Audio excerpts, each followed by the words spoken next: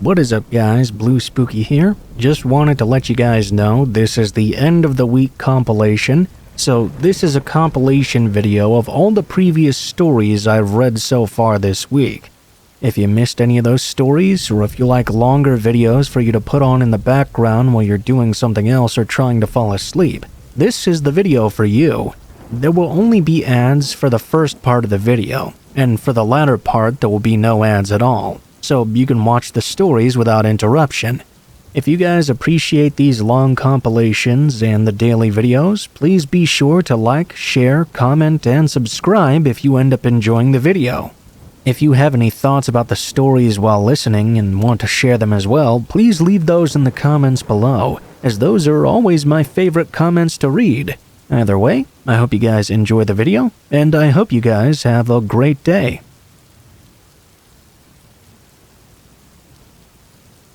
My scary story took place when I was at summer camp. It was something I went to every summer growing up, for a little more than 3 weeks at a time. I always had fun there, and it was always the highlight of my summer. There were some kids from my area who also went to the camp with me, so I always had some friends with me whenever I was there. There were also some kids I would only see once a year when I was there at the camp. I had been going so many times, though, that I knew most of these regulars very well. One year, in my early teens, a new camper showed up. He was someone I had never seen before, and he was someone I wished I'd never met either. The kid was huge, and he was a real jerk. He got off on being a really horrible bully. His name was Rex. Literally, it was the only person in my entire life I had ever met named Rex. I don't know why, but Rex took to me pretty badly in particular. I wasn't really ever bullied in my neighborhood or in school, so Rex was really the first bully I had ever come across in my life. He just loved making fun of me for some reason. For the most part, it wasn't that bad. This was summer camp after all, so more often than not, I was surrounded by a bunch of other guys my age, who were very good friends with me, and often camp counselors as well. I didn't come across Rex too often. I was also very fortunate that he stayed in a different cabin than I did, so I was safe most of the time. But bullies are often the kind of pricks who pick their times when they want to pick on their victims, and Rex was definitely no different.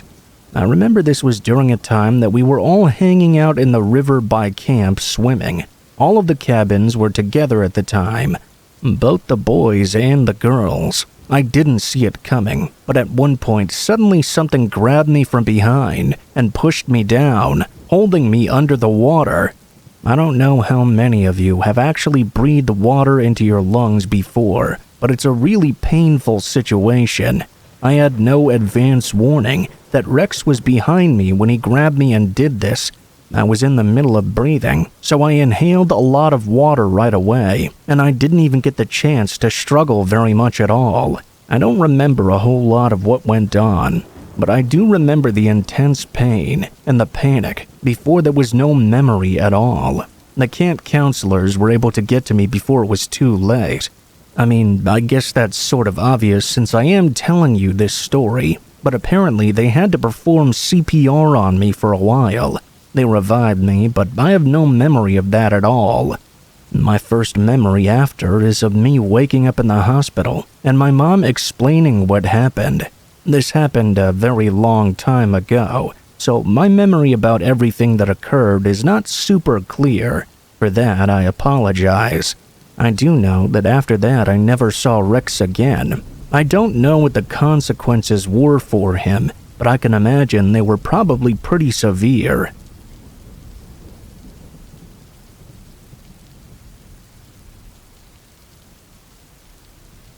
When I was 15, I was able to get my first job at a Starbucks across town from where I lived. It was the only place that would hire me, without at least a high school diploma, let alone any special skills.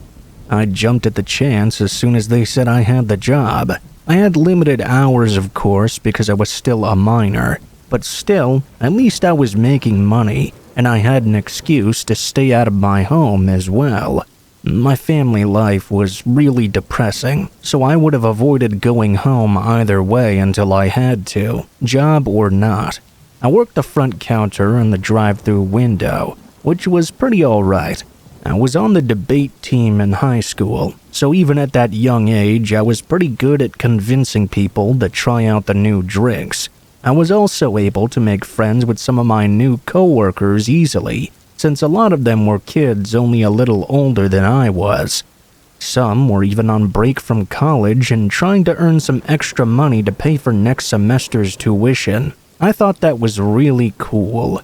The job wasn't all fun and games though, as anyone who works in service can tell you. Customers were confused even more than I was by the size names. And sometimes we got so much of a rush that my fingers felt like they had arthritis by the end of the shift. My coworkers' inside jokes made it all bearable though, and even funny sometimes, until we had to go home for the night. Something changed a few months in though, when Jerry started working there too. Jerry was a well-known older high school dropout who'd fallen on his ass a couple of times since. He was tolerated by the people around town in the hopes he'd get his act together one day. Falling on his ass likely means he was dealing drugs, but it's not something we could readily confirm. Anyway, as far as Starbucks coworkers go, Jerry had a very different vibe. He never talked to anyone unless he absolutely had to, which is a bad fit for a customer service job, as you can imagine. He was also very belligerent, often doing things wrong or slowly on purpose to piss someone off. I know it was on purpose, because he told us one of the few times he did feel like talking. That really riled up the rest of us. We were busy and we just wanted to get things done. Eventually, management had enough, and Jerry was called into the office. They told him that either he had to start keeping up or he'd be let go to find his next job.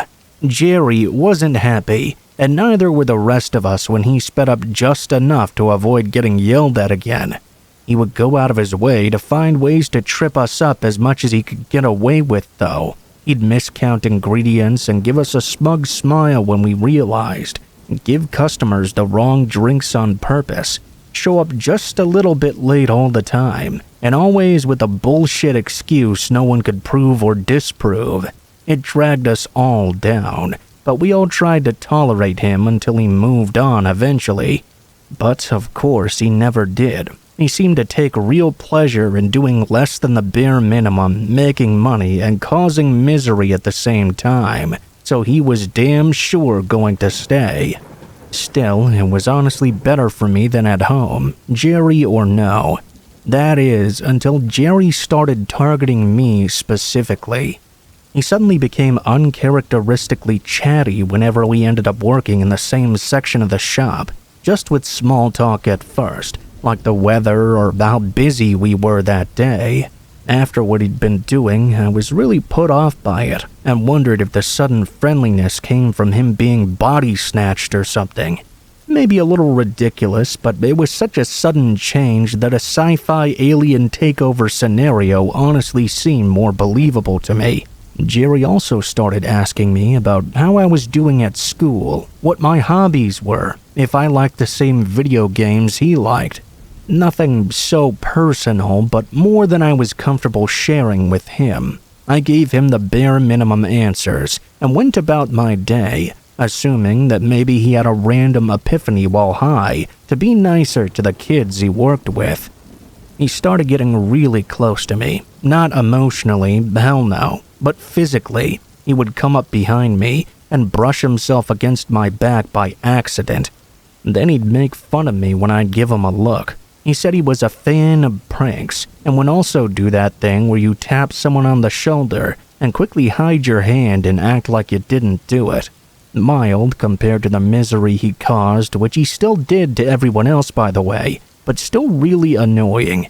He continued to ask me more personal questions until we came upon the topic of allergies. I just said I was allergic to peanuts and left it at that, which was true. I carried an EpiPen for emergencies and told Starbucks about my allergy before I signed on, so I was allowed to not deal with anything with peanuts in it.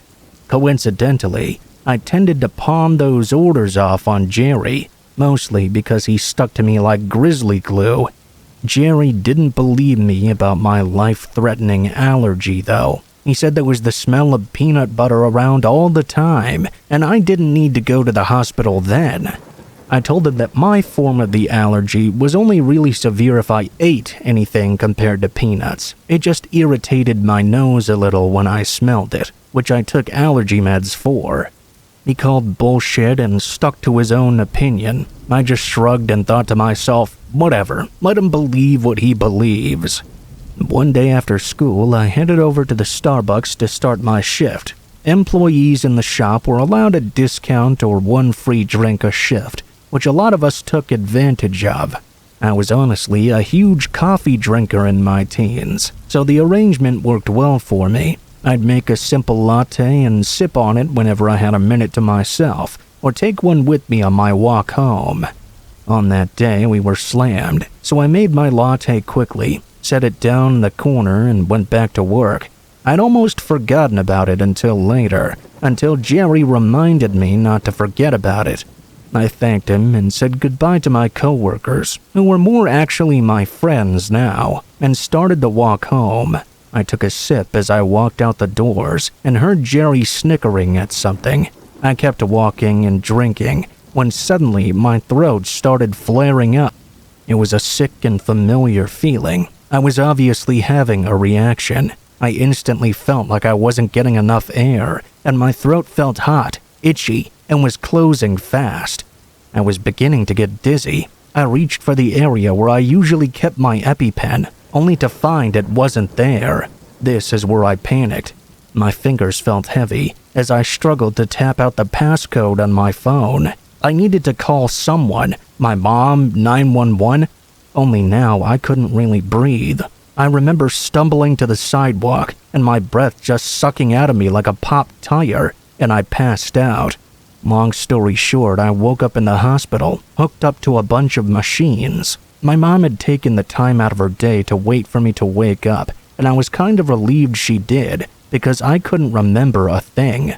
Apparently, I was lucky. Some random person happened to be driving by when they saw me collapse a bit outside of the Starbucks and brought me to the hospital themselves.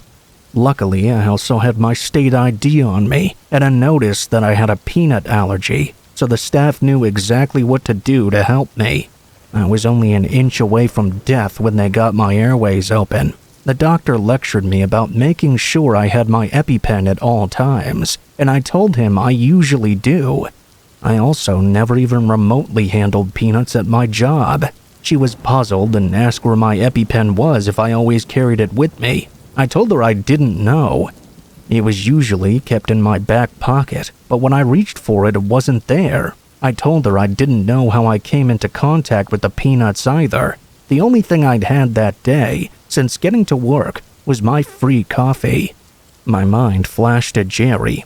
I sat upright in the hospital bed. Jerry had been around me all day and didn't believe I had a peanut allergy. He also told me not to forget my coffee when I left.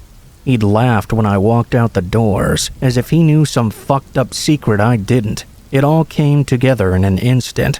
He put something in my coffee to prove me wrong.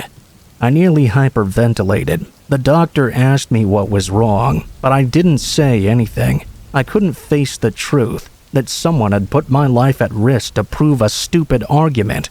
It all felt too surreal, like if I blinked I would wake up and realize it had just been a dream. As soon as I was cleared, I went home. I was given a new EpiPen and called a couple of days later to quit my job. I never want to see Jerry again, and if I do, it'll be too soon.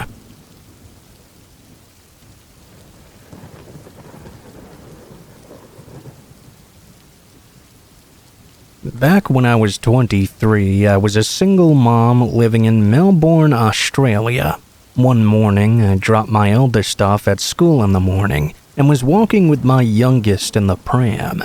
As I was walking, I saw a man stood smoking across the road.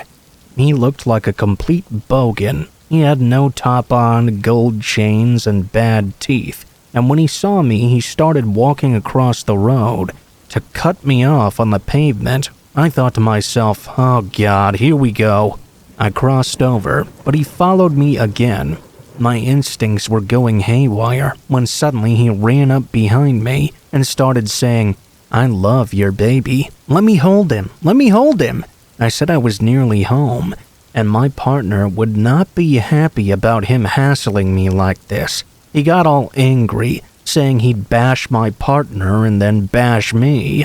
I'd never felt my body prepare me so much for a fight or flight situation before.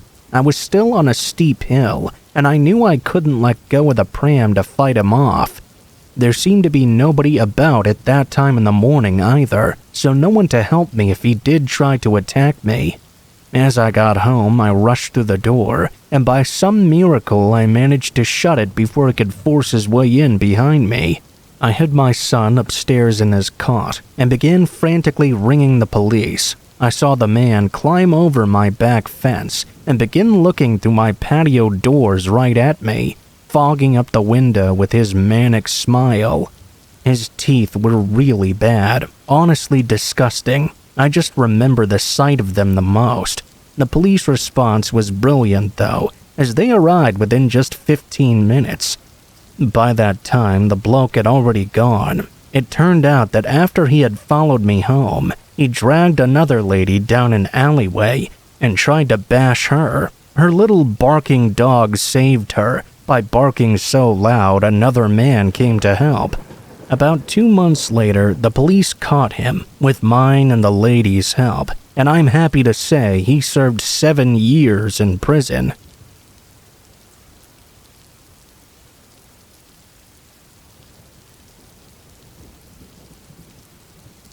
We live in the country, around 5 miles from the nearest town, but on a somewhat busy road. I remember it was around 2 a.m. one Sunday morning, and I was the only person still up. I guess our house was the only one around with the lights still on. All of a sudden, there was a knock at our living room window. I opened the curtains to see a scruffy-looking young man, dressed in all black. He was about 19 years old, and asked me if I could give him a lift to the nearest town. He mumbled something about his friends throwing him out of their car and leaving him stranded. I politely told him I had been drinking, so I couldn't drive. I suggested that instead I could phone a taxi for him if he wanted. He started getting really anxious and aggressive, saying that he couldn't get a taxi to where he wanted to go. There was something clearly not right with this guy, but I had no idea how to help him. I told him the best bet was for me to phone the police and ask them to come out and help instead. After a bit of incoherent babbling, he set off walking away from the town. He was wearing black clothes in the middle of the night on a road where every other driver was probably intoxicated, tired, or distracted. So I decided to phone the local cop shop anyway just in case. They said they would send a car out to look for him, but I never heard back from them. I couldn't sleep that night, worrying about that guy. My wife, who had woken up, heard half the conversation and couldn't sleep, worrying that he would come back and murder us both in our beds.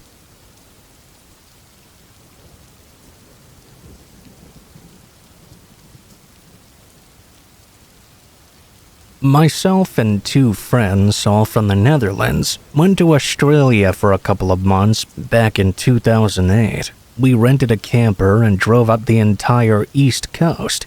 I remember one night, while we were in the middle of nowhere, we stopped at a petrol station. It was a station that kind of appeared out of nowhere, with nothing but fields around as far as the eye could see. We stopped for fuel, food, and hopefully a toilet. A freshen up break if they had a restroom as well. When we were walking into the station, everyone in there was what I think you might describe as being a hillbilly. They all just sort of stopped and looked at us as we went about our business. When I got to the till, the cashier was super non-social. He said they had a restroom and gave us the keys to it.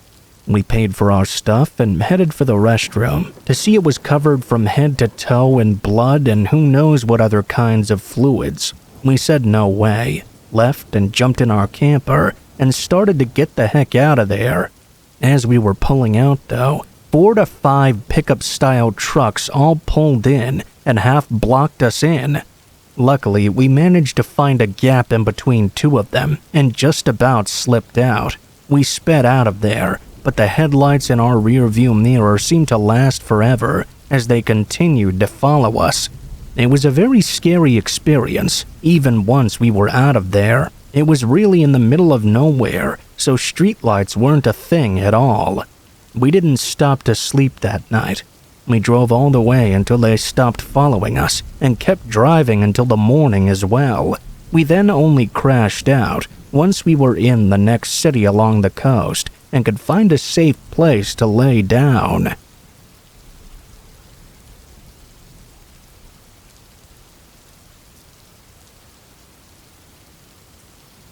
The strangest thing I can recall happening was something that happened with my daughter at a very young age. We were renting out a house that had an old barn out in the backyard. We had told our kids to stay out of the barn, but you know how children can be. When they want to get in and figure something out, they will do it. When you tell them not to do it, it will make them want to do it even more.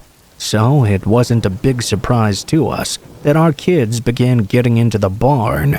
We at least made sure there wasn't anything dangerous in there that could hurt them. So whenever we found out they were in there, it wasn't as big a deal to us as it might have been before. Our 8-year-old daughter, though, one day sort of scared us. She told us that while she was out in the barn, someone had said hello and how are you to her.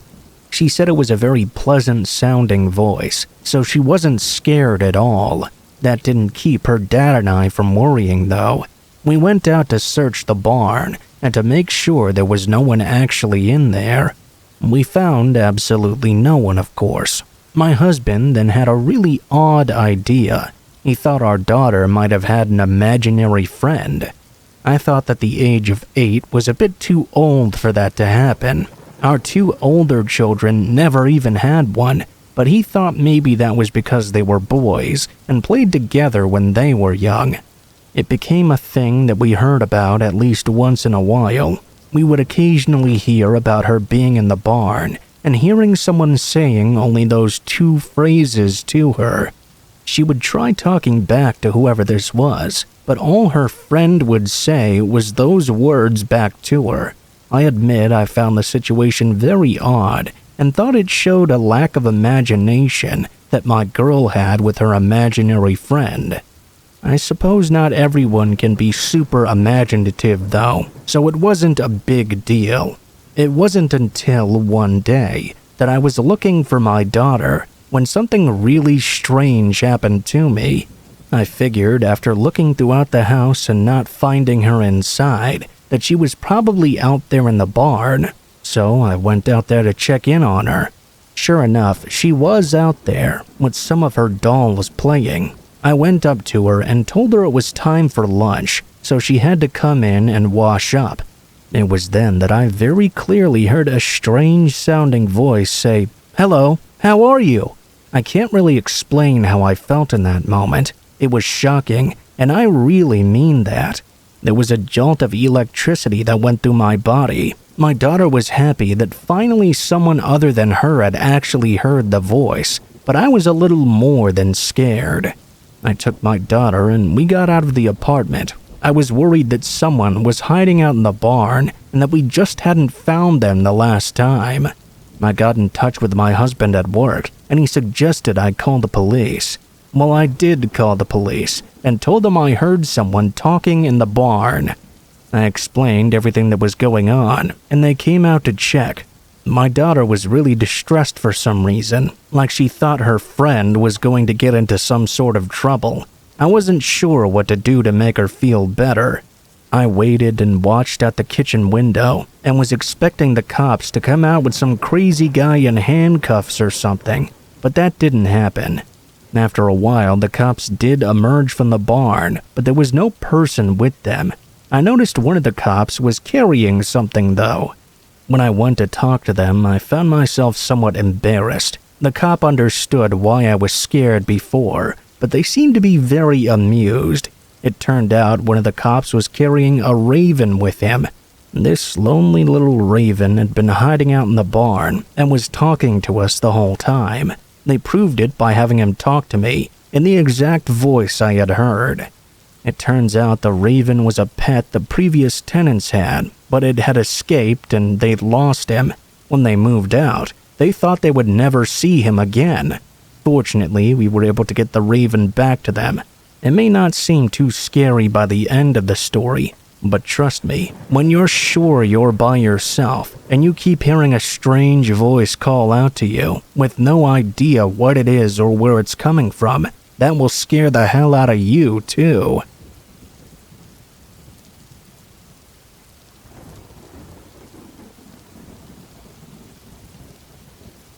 I used to go and spend time at my friend's house often when I was growing up. We both met in high school and were friends from a very young age. However, whereas I lived in town, he lived in a completely rural area. At a certain age, we began having weekend sleepovers. Our parents didn't drive us over though. We would just take the other's bus home from school on a Friday afternoon. We would be doing this sort of thing very regularly for most of our entire childhood. My buddy, Carl, and I used to explore the countryside that surrounded the house he grew up in. By the time we were in our teens, we were very familiar with it, and actually quite bored with it too. We had been out hiking in that area so many times, there weren't any areas that we didn't know by heart. When we were 14 years old, however, I had a new experience. One of our mutual friends who was 15 was driving his dad's old pickup ever since his dad got a new vehicle. He didn't have a license, but as long as we stayed in the rural areas, he wouldn't get in trouble for driving. Even though it was thrilling enough to just be sitting in the back bed of the truck drinking a beer we had stolen from Carl's dad, we also wanted to explore areas we hadn't had chances to before. So about 4 of us got together early one Saturday morning and went driving way out into the hills. We were looking for some place that was as far out as we could find, and we could be exploring what we considered to be unknown territory. We drove around quite a lot, trying to find some of the deepest woods we could find, yet still accessed by road. We ended up driving off-road when the road ended, but it still looked like other vehicles had driven along that ground. We figured that made it safe to do. Eventually, though, we went ahead and stopped the truck when the trees got too thick to really drive any further. This was easily the furthest out in the country I had ever been in my life. That excited rather than scared me, though. This gave us a completely new area to look around in. The 4 of us strayed apart from each other, while also sticking together. We made sure all of us were in vocal range, and would rarely get out of each other's sight either. We didn't know exactly what we were looking for, only that we were indeed out there looking for something. I don't know how long we were out there before Carl and I heard one of the other guys yelp. It was a weird noise he made, and it sounded like he was in distress. In that moment, he was out of sight, so we had to rush over to where we thought we heard his yelp come from. All 3 of us went over the hill we were hiking on, and stopped when we saw what made our friend call out. There were at least 7 full-grown adults, dressed in camouflage, sitting at a camp on the side of the hill. They looked like they were actually military guys, and not just a bunch of backwoods people pretending like they were. One of the guys was holding our friend who had yelped, with their hand over his mouth. The 3 of us reacted poorly. We were about to turn around and start running. I guess we selfishly only wanted to protect ourselves.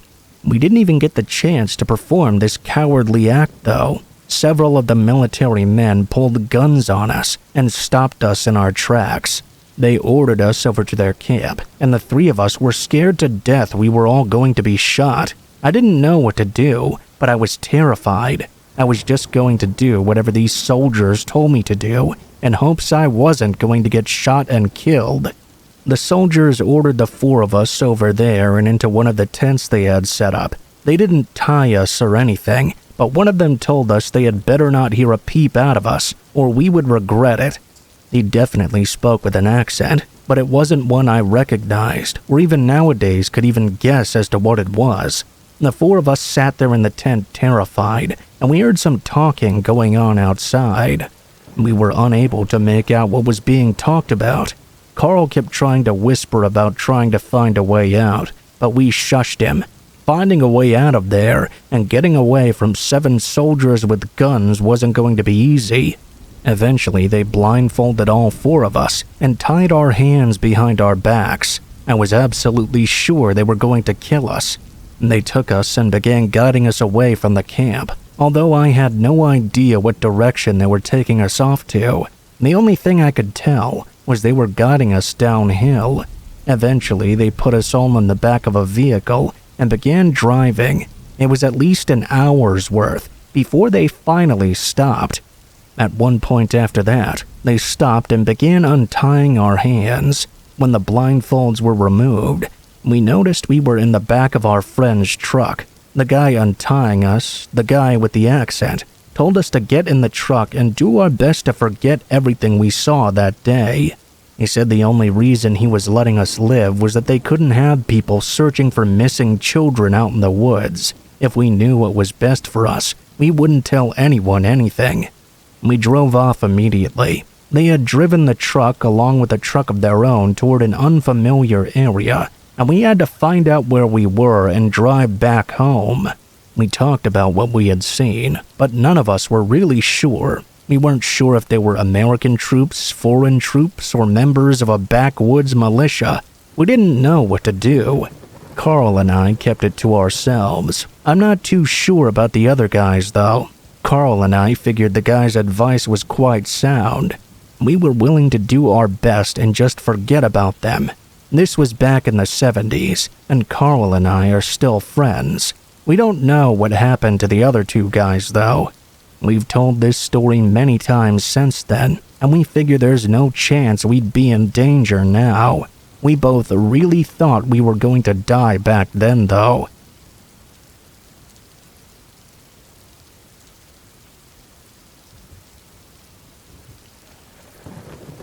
I heard this story from a good friend of mine. He isn't the type to make up stuff. Way too serious of a guy, to be honest. Anyway, my friend works in forests. He tends the natural parks and woods. I guess you could say he's a bit like a park ranger of sorts. One day, when he was out in the woods with another park employee, he heard something slightly alarming. He said that he heard the sound of someone calling someone in a faint and distant voice. He and his coworker stopped and stood in place. They tried to listen in a little closer and see if they could make out the words that were being said, or at least ascertain the direction the voice was coming from. When they paused and listened in closer, my friend was shocked to hear that it sounded like someone was calling out to him specifically. The voice was calling his name. Now who could that be? He wondered. He was about to respond with a call of his own, but his colleague stopped him. His colleague raised an arm in the air and glared at my friend. He raised a finger to his mouth to indicate the universal "be quiet" gesture. His colleague then spoke. That's what they call the caller. Most of the time, it's a phenomenon where you hear sounds and noises that sound like voices out here in the forest. In the mountains, most of the time, it sounds like a voice. At best, you might be able to make out a word perhaps, but you have to be very, very careful when it sounds like someone is calling out your name. If you go and search for the owner of that voice, you won't be coming back. That's why you get so many missing persons cases out in the elements. There's something out there, and it wants to take you away." Well, my friend was really shocked, to say the least. He really didn't expect to get some kind of weird superstition or urban legend crash course while out at work that day. I guess he's way too much of a serious guy to buy into any of that sort of thing. I think that's what caused him to respond in the way he did. "Well, where does it want to take me away then? I don't know, why don't you reply if you're that interested, or if you want to find out?"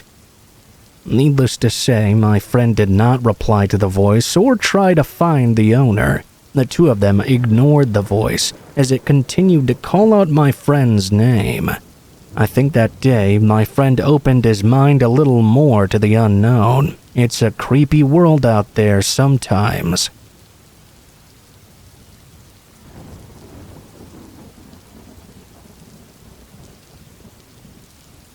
I used to work security, and several years ago I was assigned to a remote construction site where a summer camp was being built. It was quite literally in the middle of the woods, roughly 4 to 5 miles into the forest, with only a single access road. They'd been using it to haul equipment and supplies, and as such, my job was to provide overnight security, doing a foot patrol of the entire area. The patrol area covered 2 miles in all. Roughly once every hour or so, I would go back to my post in a tiny wooden shack, not much bigger than a phone booth, honestly. I'd fill in my logs and notes. Other than the occasional black bear or coyote, it was a very boring assignment, with one exception. I was doing a routine patrol one night. It was near the end of my shift at around 3 a.m. or so. I'd just passed the gate where the access road enters the site, when suddenly I heard an extremely loud and piercing scream coming from the distance down the road. It sounded like a woman screaming in absolute terror, so I immediately took off sprinting as fast as I could in that direction.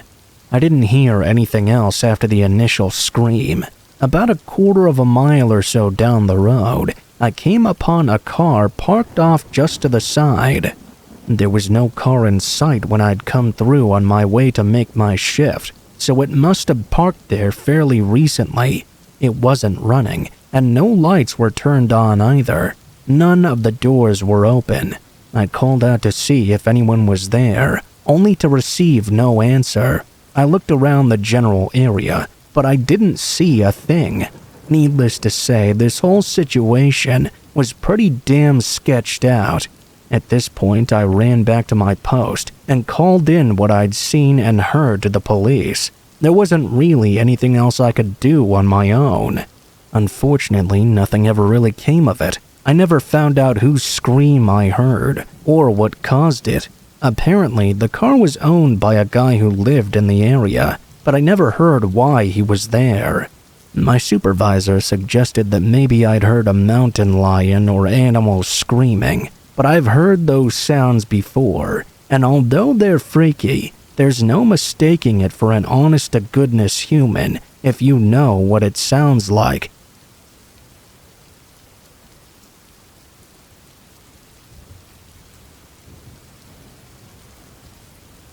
This happened to a friend of mine whilst he was attending some sort of mountain climbing club, I guess. He and some friends in the club were set up to meet at a campsite before taking off on a local mountain hike. One of the members of his team was running a bit late though, so he waited at the campsite for him to show. They were eating into their hiking time slowly though. His friend wasn't a bad climber at all. He was familiar with that particular mountain range too, so naturally the team were growing a little concerned by his extended lateness. They started to worry if maybe something had happened to him. It wasn't until it got completely dark that he finally showed up to the campsite. Everyone was relieved, but had a collective question in their minds. Where the heck have you been? When that question was asked aloud, the response the missing team member gave was nothing short of unusual. I set off early to meet you all here on time, but I ran into something I really can't explain. Did you guys pass by a spot where a broken street light was kind of flickering on and off? Did you see that? He asked. The group agreed that they'd passed the same broken light that he was talking about right now. Right, well, when I got close to that light, I saw something underneath it. It looked like the figure of a woman wearing really dirty clothes. The team members exchanged glances of concern, and some even snickered at the late team member. Well, yeah, I mean, you wouldn't expect to see a woman out on the mountain trail that far in without any gear. You know, it caught me so off guard that I didn't know what to do. I just stopped and watched for a while from a distance. At a certain point, I realized something. The woman was reappearing and disappearing at times. I know that makes no sense at all, but I don't mean it as an analogy or anything. I mean that she literally disappeared and reappeared every time the light flickered on and off. When the light was on, she wasn't there, and when the light turned off, she was. I couldn't make any sense of what I was seeing. I looked at her from so many angles as I could to try and make sure I wasn't just seeing things. I just didn't like what I was seeing. I thought, it could be a ghost or something, and there's no way in hell I'm tangling with the paranormal out in the middle of the woods. I had to make a choice, either pass right by her underneath that broken light, or go the long way around and be late. And now you know exactly what choice I made. He explained himself with a look of disappointment on his face. Everyone seemed a little concerned. I guess they weren't sure exactly what to believe. The way my friend tells this story makes it sound like after a little while they dismissed what he saw and continued on with their night. Some of his friends made fun of him for using the paranormal as an excuse for being late. They berated him and said things like, "What a lame excuse." He told me about that story 6 months ago, and I thought, yeah, cool, seems kinda creepy, but I didn't really think much more of it than that. I thought it was all said and done with, and I kind of forgot about it. So needless to say, I was more than a little surprised when my friend brought it up again this week. We met up to do a little mountain hiking of our own, and I'd actually gotten interested in mountain climbing during those 6 months that passed by. Hey, do you remember that story I told you about my mountain climbing friend and his lame excuse of the broken light? I replied, yeah, what about it? Is that why you were late? He was late, by the way. It was quite annoying to me. No, I saw it too. I smiled and exhaled through my nose, expecting this to be the punchline of some lame joke he was trying to set up. The only thing was, his face didn't show any signs of humor. He wasn't kidding, and to be honest, he looked a little pale. We were in the same place his friend said he'd seen it, and we were going on a hike in the same mountain course, so it did kind of make sense he went by that same area. He was very serious. There was definitely a woman who appeared and disappeared on the mountain trail beneath that flickering light. It was just like his friend had said. Like his friend, he was way too scared to go anywhere near her. He also described her appearance as shadowy and said she was wearing filthy clothes. I've known this friend for years, and he never came out with anything like this before. I still don't know whether or not to believe him. I mean, is this just some kind of sorry I'm late excuse that mountain hikers use? Or is there really an apparition on this mountain trail? Perhaps the spirit of a hiker who perished in the elements or something. Well, apparently multiple people I know have seen this woman. I don't know if there are others out there, and the truth remains a mystery to me.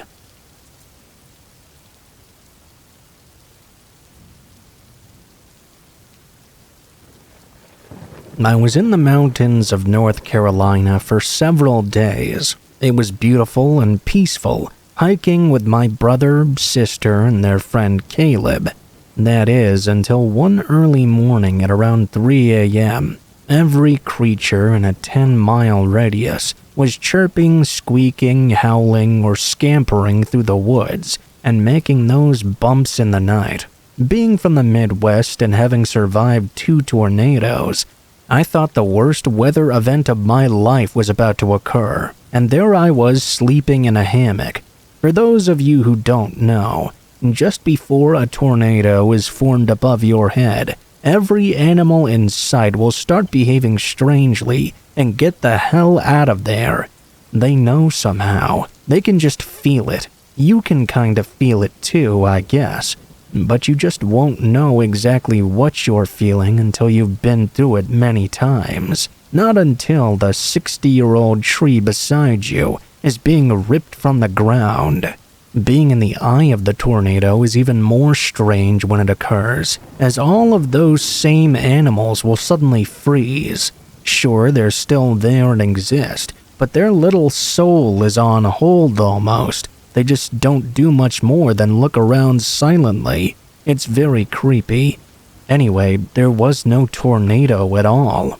At 3 a.m., the fire we'd made was just down to embers, and the roaring thunder of animals freaking out surrounded me. I peeked my head out of the hammock, imagining getting my face smashed in by the first softball-sized hail or something. That would be just my luck for looking. But no. To my surprise, there was no bad weather at all, no storm or looming catastrophe. It was just a beautiful night, aside from all the animals going crazy. My brother peeked his head out of the hammock above me and looked down to see if I was awake. When he saw my eyes as wide as saucers, he whispered, "What the hell is going on out there?" I replied that I really didn't know, but I wished I was up there in his hammock instead of being on the ground level. Being on the ground level usually is best for guys my size, around 235 pounds. I lacked the grace to climb up hammock ropes and jump into bed 8 feet off the ground. The terrifying, creepy sounds continued for about 30 seconds and then suddenly stopped altogether. It was like there was a sweeping effect going on. The outside of the radius stopped first, and the creatures closer to us stopped one by one, until it was all silent around us. It was almost synchronized. It was so crazy. My brother and I freaked out. After 5 minutes of absolute silence, we got out of the hammocks and started the fire again. This time, we made sure it was big enough to light up 100 feet out. The last thing we needed was Bigfoot or some other weird stuff going down right now. My brother went to check up on the ridge for my sister and Caleb. They were about 60 feet uphill from our hammocks. Caleb always wanted to be at the highest possible safe spot so he could watch the sun rise from his hammock. As soon as my brother got there, he yelled a shrieking kind of yell for me, the kind I had only heard twice before. Once when his friend got his bike handle lodged into his stomach about an inch deep, and once when he split his own head open. I ran up the ridge with an axe in hand, first aid in my left, and flashlight in my teeth, expecting the worst. When I arrived at Caleb's bottom bunk, he was in a state of shock, eyes wide open, shivering and shaking as he was staring down the valley. Wouldn't you know it, my sister hadn't even woken up. She had her headphones in all night, listening to folk music apparently. She hates the sounds of animals and prefers to have a controlled mental state. We woke her up, and she had no idea what was going on. We eventually got Caleb down to the fire and wrapped him up in some blankets. I gave him a shot of whiskey to sip on, but he mostly just held it and stared into the fire the whole night. It was all just too weird for sleep. Finally, he laid down next to the fire and fell asleep at around 5 a.m. The sun came up, and my siblings and I decided to leave the fire and go see the sunrise from the ridge. We all sat in Caleb's hammock, still bewildered as to what occurred the night before. Caleb had really picked out the best spot you could imagine. My brother then spotted something strange, though. "What's that?" he said, pointing down the valley. Right there on the bank of the river was something we couldn't quite make out. We noticed there was some sort of clearing down there. We decided to go check it out, but one of us had to stay with Caleb. My sister volunteered, as she really hates creepy things. She didn't want us to go down, but we insisted. I left her my axe and emergency GPS signal device and told her to scream if she needed us, not to hesitate to use her pepper spray either. My brother and I hiked down to the river. It took about 20 minutes. When we arrived, we felt very uncomfortable. There were no animals around, no birds, no squirrels, nothing. The clearing on the riverbank was about 100 yards upstream. We took to the higher side of the bank to keep our distance. I don't think either of us actually expected anything to go down, but we wanted to remain cautious just in case. When we were around 50 yards away at a slight elevation to the clearing, we pulled out our phones to take pictures. Our phones were dead though. Mine is known to die, but I have an external battery pack that attaches that I know was fully charged. My brother's phone was always reliable, and usually he had his portable solar charger attached too, but it was dead as well. We both tried to hold our power buttons to no avail. It was about 100 feet across, this clearing, in the shape of a triangle. All of the bushes and plants that typically grew alongside the river had been flattened. There were even some mature bushes that typically stand about 6 to 8 feet tall that were lying flat as well, as if something in a triangle shape had bent down as close to the ground as it could get.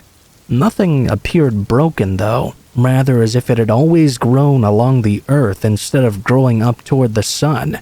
When we got back to camp, Caleb was awake, and my sister had a weird look on her face. Caleb was being totally normal. "Hey bro, you alright?" my brother asked. "Yeah, I'm doing fine. Missed the sunrise. I guess I needed the sleep." We looked at him concerned. He was eating a breakfast bar and heating up some coffee. We sat down across from him, and I asked him, do you remember that weird stuff from last night?" He looked puzzled. My brother added some more. "You know, when the animals all freaked out, and we found you?" He looked so confused. My sister said, "Caleb, stop playing." He asked what we were talking about. My brother said he was so messed up last night, and Caleb laughed and responded, "Yeah, I figured I had to be, 'cause I've never slept next to the fire all wrapped up in blankets." We continued to probe him, but he seemed to have no memory whatsoever. As far as he was concerned, he had too many drinks and slept next to the fire. We told him our story, and each of us agreed, but he had no recollection. We told him about the strange spot next to the river and how our phones wouldn't turn on. When we pulled out our phones to show him, they turned on once more. My brother had 67%, and I had 41. That gave us the creeps real quick. We decided to pack up camp and get the hell away from this weird spot. Before we did a final sweep, Caleb asked if we'd seen his camera. He had a nice DSLR Sony with a very good lens, but it was gone. The weirdest part is that he slept with it in his hammock every single time he went camping, and we'd never seen it not on his body. He even specifically remembered taking it to bed and tucking it into his bag, putting the lens in its special sleeve. It's like a ritual for him. We searched around the ridge, all around the fire, and in between the two spots, but it was nowhere to be found.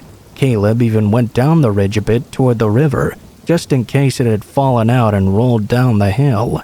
It was nowhere to be seen. We had to leave, and my siblings and I agreed to pitch in and buy him a new one if he would just get out of there. About 3 miles and an hour later, my brother turned to me on the trail and said, "Do you think he tried to take a picture of something he wasn't supposed to see?" The creepiest feeling swept over me, and I replied, "Let's just forget about how messed up this all was and get the hell away from here." He nodded in agreement. It's been a few years now, and we haven't heard or seen from Caleb in at least 8 months. No one has.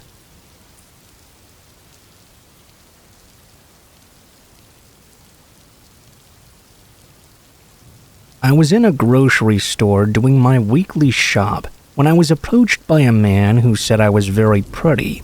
He asked for my number. No intros, no asking me how I was doing, just getting straight into it. I politely declined him and said I was not interested. He became very persistent though, so I ended up telling him to instead give me his number. so I could end this interaction as soon as possible. He gave me his number and I went back to shopping without incident, or so I thought. It turns out the man was keeping an eye on me the entire time. He watched me as I was walking up and down the different aisles. As I was getting ready to head to the checkout, he decided to approach me again. This time he was super angry and even started to yell at me, asking why I won't just give him my number. I decided to be direct and told him I would not just give him my number. I told him I'd said I wasn't interested and I would not be giving my number to a total stranger. He really took issue with this. He became furious and had to be removed from the store entirely. When I walked to my car, he ended up following me, even out of the parking lot. I was on my own street when I noticed I was still being followed by him. I drove past my house and started driving toward the police station in my city. He followed me the entire way there until he realized I was turning into the station. Then he finally sped off. Luckily, I haven't seen him again since then.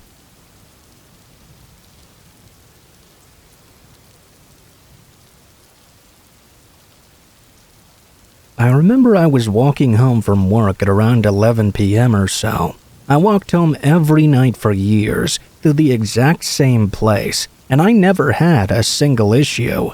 I never listened to my music too loud just in case though. For about a mile on this day, I could hear someone yelling behind me. They weren't that close to me though, and I couldn't make out anything they were saying, so initially I didn't think they were talking to me. I started to get a really bad vibe though, and decided to mute my music for a bit. I heard the voice getting closer and closer, but still couldn't make anything out. That was until I heard a really distinct, "I just really don't like people." I turned around and suddenly saw this skinny man just sprinting at me full force from behind. I remember his arms were flailing behind him uncontrollably. I quickly made to cross the street to see if he would follow behind me. I turned to stare at him as he continued to run right up to me and got in my face. As he stopped in front of me, there was a weird tension in the air. Calmly and very suddenly, he said to me, "That's exactly what I would have done," and then continued on, turning left and running to the train station about a block ahead. It gave me the most unsettling feeling, and I was definitely ready to fight if I needed to. The guy had the most whacked out vibe I'd probably ever seen. Most likely he was on something.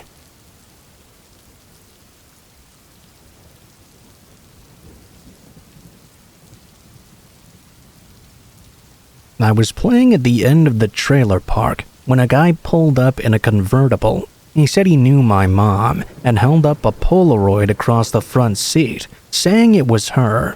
I saw the lady in the picture didn't have the right hair color, so I said, "That's not my mom." He simply said, "Sure it is," and then told me to get into his car. I said no and started backing away, and he got very frustrated. He insisted I should come closer so I could take a look at the picture better and be sure that it wasn't her. I said no and that I was actually going to get lunch with my mom right now. He gave a fake smile and left, so I turned around.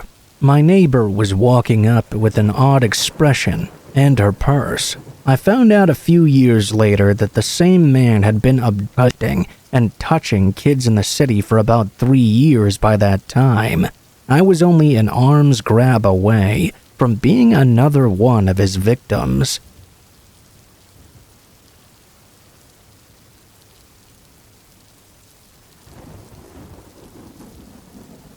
I had just gotten home from work and was sitting back on the couch with a movie on. It was storming outside and it was Friday, so what better to do than stay up late and watch some TV? I had the window curtains open in case any lightning started up. I was hoping to catch some cool sights outside. It doesn't really rain very often where I live, so nights like these are really rare, and they always get me so excited. As the night went on, just at about midnight, I noticed something strange outside my window, just down the street. There was a man walking down the sidewalk. He had no hood or coat on and was completely soaked. He walked up to one of the houses and onto their porch. I couldn't see too much through the rain. It was quite dark as well. It looked like he was waiting for them to answer the door, though. After about a minute, he walked down the sidewalk again and continued further down the street. I couldn't see any further from where I was, but seeing this man's actions gave me an uneasy feeling. At this time of night and in this kind of inclement weather, it just wasn't normal to be walking around and up to people's houses. I closed the curtains by the window, just so that if he came to my house later, he wouldn't see me inside. Only about 15 minutes passed by before there was a sound outside my house. I could hear someone walking up my driveway and right up to my front door. There was no knock or doorbell ring, though. I heard them moving around, walking across my porch and then back down to one of the windows, then going back to the door. By now, I was really confused. I wanted to look out the peephole, but I was worried they'd somehow notice my presence. I waited, and after a minute, there were no more sounds. I quietly walked up to the door and looked out. It was the man I'd seen earlier. He was just standing there, completely still at the edge of my porch, looking at my door with a blank expression. I watched him for a few seconds before I got really creeped out and backed away. It was now that I started to think that calling the police might be worth it, especially if he was going around to other people's houses and doing the same thing. I turned to get my phone, but just as I did so, I heard the sound of footsteps departing. I looked out again. The man was gone. After giving it some further thought, I still felt this was just too creepy to not inform the police. Whatever this man was doing, it was something that was not normal. I called them and let them know about it. They said they would send an officer out to patrol the neighborhood and see if they could get the man to stop or explain what he was doing. That was about all that could be done at the time, though. I thanked them and hung up. I checked out the door one more time before going out to the couch. The whole thing had really worn me out. It was taking away the relaxing part of my relaxing night and just making me exhausted. I shut everything off and went downstairs to get in bed. As soon as I got in and turned off the lights, a loud thump sounded from downstairs. I sat up, and the sound came again. It was loud, like someone smashing something against the wall. I got up and ran to the top of the stairs. Now hearing it for the third time, I realized it was the front door. Someone was bashing something against it, like they were trying to forcefully break it down. I walked down a few steps and peeked over, seeing the door violently shaking every time they hit it. It looked like they were just a few hits away from breaking it down. Now absolutely terrified, I locked myself in the bedroom and called the police again. The operator said that an officer was in the neighborhood and would be here in just a minute. Through the sound of their voice, though, I heard the wood shattering and the door slamming against the ground. Footsteps quickly moved throughout the downstairs, going into every room without stopping. They began moving up the stairs, but were cut off from their advance by the officer pulling in and running up to the house. The intruder immediately turned around and ran for the back door. As the officer came in, he yelled at him to get down. Apparently, they had trouble getting the back door open. The officer was able to rush him and get him down into the car. The man looked like a psycho up close and refused to say anything, not even a single word. His intentions were clear, though. He was carrying a heavy hammer and had a bunch of zip ties in his pocket. That doesn't exactly sound like a coincidence. Considering what he was doing, why did he choose to go for my house? That isn't clear, though what likely saved me was calling the police that first time. If I hadn't, the officer wouldn't have already been in the neighborhood and so close by. He likely would have gotten there far too late to save me, or for me to have ever been seen alive again.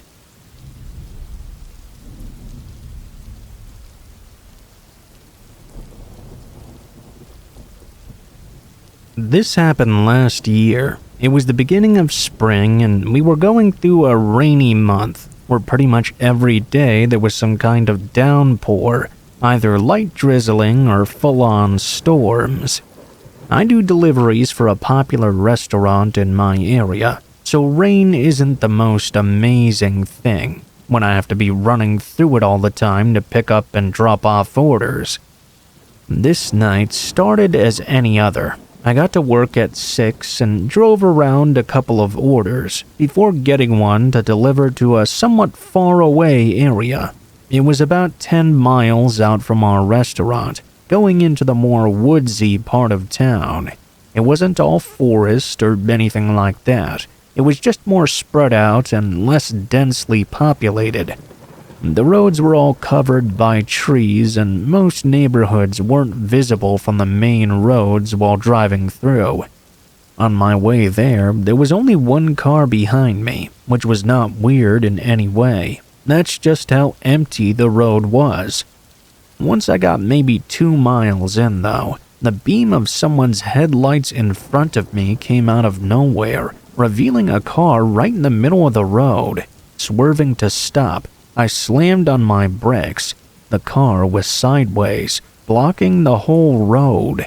The guy behind me did the same, stopping so close to me that I was surprised we didn't collide. After the initial moments of shock, I looked up at the car in the middle of the road. It was a beat-up-looking sedan, and they had their brights on, making it too blinding to see who was in the car. I'd say that whoever was in there had to have been falling asleep at the wheel or something, maybe just not paying attention. Well, I would have said that, but they seemed to have intentionally left their headlights off until the very last moment, when they turned to block the road. I didn't see where they'd come from. It was too dark, and I wasn't sure if they'd been driving down the road or if they'd come out from a side road. The car behind me laid on their horn, clearly frustrated by whatever this was. I probably should have been more skeptical, but in the moment when something crazy like this happens, it's hard to think straight. Either way, the car behind me was too close for me to move back, and the car in front of me was blocking the whole way forward. I couldn't do anything unless one of them moved. After a while of the guy honking behind me, he stopped and got out of his car. I looked in the mirror and saw a large man begin walking through the rain. He looked completely furious. He passed right by my car and walked up to the other one. He stood at their window angrily yelling at whoever was in there, but with the rain I could barely hear what he was saying. I couldn't hear anything of what the other person was saying either, if they were even responding. I saw the man outside bang on the window a few times as he yelled and yelled, but then suddenly he stopped altogether and went completely quiet. He slowly backed away from the window, then nervously walked back to his car. As he was getting in the driver's side, the other car door opened and a man stepped out, wearing a thick hoodie that covered most of his face. I was now getting really freaked out. I still had no way of leaving at all, other than running my car out into the woods, which was probably a horrible idea. I sat there and watched as the man quickly made his way up to the car behind me. Just as he got to the door, the car floored it backwards and their tires screeched as they slid against the pavement. They lost control and slid off the side of the road. They made it past a few trees before slamming into one further into the woods. The man that was still on the road turned and looked at my car, making eye contact with me in my side mirror. I put my car in reverse and pressed on the gas, backing out past him. I then turned around and sped off. I obviously called the police, but I still had no idea what was going on there that night. An officer got to the scene about 15 minutes after I'd left. The only thing they found there was the car wedged in the woods against a tree. The other car was long gone. and neither of the men could be found. I think we can all assume what probably happened without even having any reasoning to go off of, but there are still a million questions that need answers. All I can say is that if the other guy behind me wasn't there, I would likely be in whatever place he's in right now.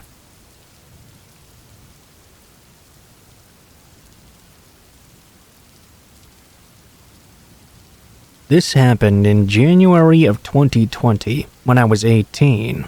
Over winter break, I had signed up for DoorDash, since a couple of my friends were also doing it. I didn't really need the money, as I was in high school and still living with my parents, but it was more to just have something to do. As a kid, a couple $100 a week was pretty damn nice.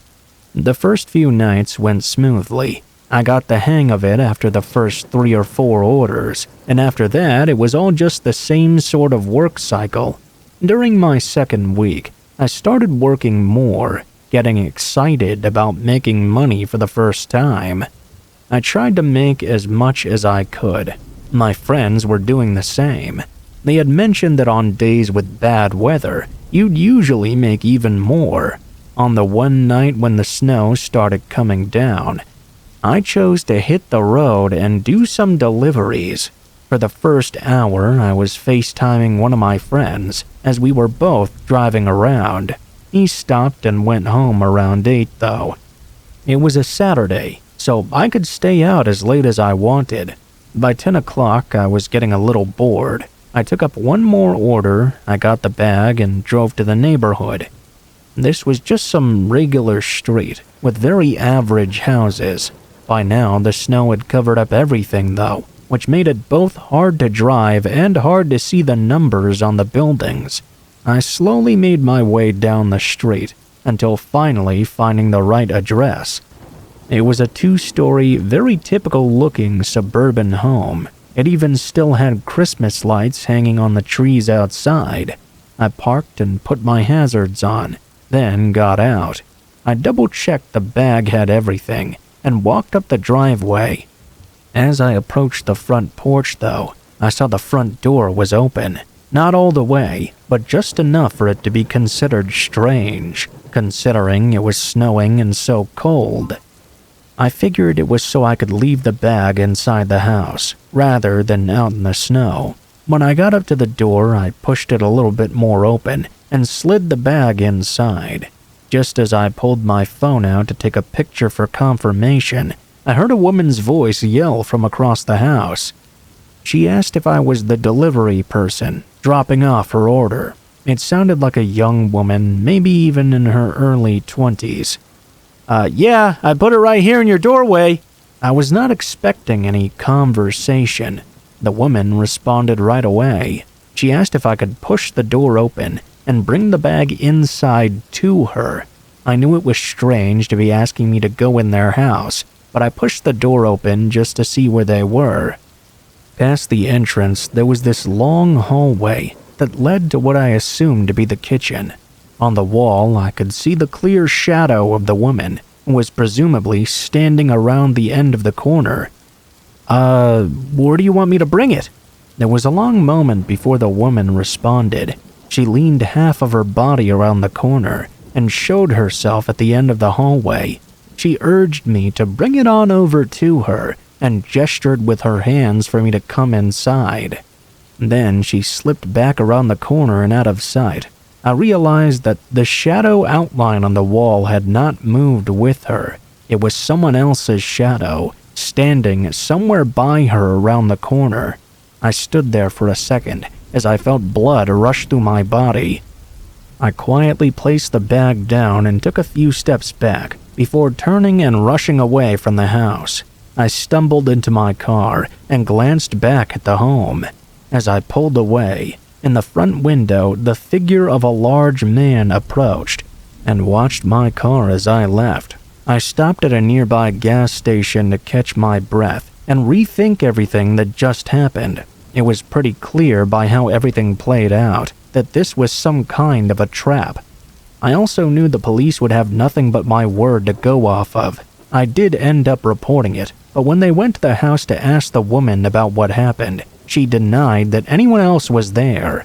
They denied the officers access to search the home for anyone else too. Like I said, the police were unable to do anything at the time. What the woman and the man were trying to do by getting me inside their house is unknown.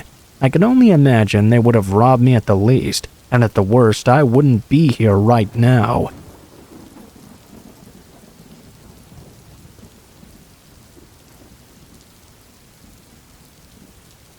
This happened March of last year. I was living in a really cheap apartment complex. It was all I could afford at the time. The apartment was tiny and my neighbors were a lot older than me. The vibe of the building was very much single dudes. One night in March at around 2 a.m., I was lying on my bed reading a book. I have a habit of staying up late. All of a sudden, I heard a loud banging sound at the door. Someone was trying my door handle as well. It sounded like someone was trying to kick the door in. I could hear it shaking with the impact. I thought it was someone annoyed and making some sort of complaint about noise, but I hadn't made a single sound in the last 2 hours. I didn't have the TV on and I wasn't playing music either. I'm not ashamed to say I was absolutely bricking it at this point. It was really frightening. I managed to muster up enough courage to creep over to the door and put my eye to the peephole. I saw a guy out there I had never seen before. He looked to be about 50 years old and had this totally insane look on his face. I didn't understand why this guy was so pissed off. I hadn't ever had any trouble with any of the residents here. I didn't really want to do so now either, but after 5 agonizing minutes, it was clear this guy was not going to give up hammering on the door. I thought it would be better to talk to this idiot. Before he woke up the whole damn building, I put the chain on the door and slowly opened it. The instant I inched the door open, a knife jutted through the gap. It danced its way toward me. I pushed on the door as hard as I could, and thankfully the owner of the knife seemed to be weaker than me. The door closed shut the whole way, and everything fell silent. I didn't get a good look at the guy's face. I shouted through the door, "Hey, what the fuck was that?" I never got a reply. I just heard someone board the elevator, and it departing. Could it be that someone had mistaken my room for another? Did someone on this floor have a grudge against another person? What kind of grudge provokes a spontaneous knife attack? I thought the residents here were all older anyway. None of this made any sense. Everyone in the building seemed mostly nice, and there had never been any trouble as far as I knew. I just couldn't figure it out. I couldn't do much about it either. I decided I couldn't do anything but get some rest. I had to work the next day anyway. Yes, I know I should have called the police, but I didn't do so. The following night, or if I should more accurately say the following morning, the same thing happened again. The same psycho showed up at my door, knife in hand. I was scared and angry now. The adrenaline was really pumping through me. "What are you doing? You've got the wrong guy. Who does this at this time of night?" I shouted all kinds of stuff, hoping something would make sense to this guy out there. I grabbed a big piece of wood. It was part of a shelf that had recently come down. I was ready to knock some sense into this guy. I was also ready to call the police. I just didn't know which was going to be the most effective first. I decided to take one more look out the peephole. The guy was just kind of standing there in a daze. I got a good chance to look at his face, and that's when I began to recognize him from somewhere. I had only ever bumped into him in the lobby a couple of times. He always made small talk with me and seemed like a really nice older guy. He'd even asked me if I wanted to have dinner with him one of those times. Well, I was really glad I didn't accept that invitation now. I think he lived somewhere below me. I couldn't get my head around this. Why was he now just randomly attacking me? I called the police right away. I kept silent all the while he continued to hammer on my door and try the lock. Anyway, to cut an incredibly frustrating story short, the guy was interviewed by the police when they arrived. I gave my statement, but as far as I can tell, he made it out like he was totally innocent. He pretended he knew nothing about what happened. The cops patronized me and kept asking me if I was under the influence. They warned me not to lie to the cops. Well, I knew what I'd seen. What frightened me the most is that he got away with it so easily. Would he do it again? The police wouldn't do anything about him, I realized. I bumped into him a couple more times before I moved out. He would just smile at me and put his hands in his pockets. I've been struggling to find a reason for his resentment towards me, but I could come up with nothing. Maybe it's because I was young or something. Keep an eye on your neighbors. That old saying, a wolf in sheep's clothing, can really be more true than you realize.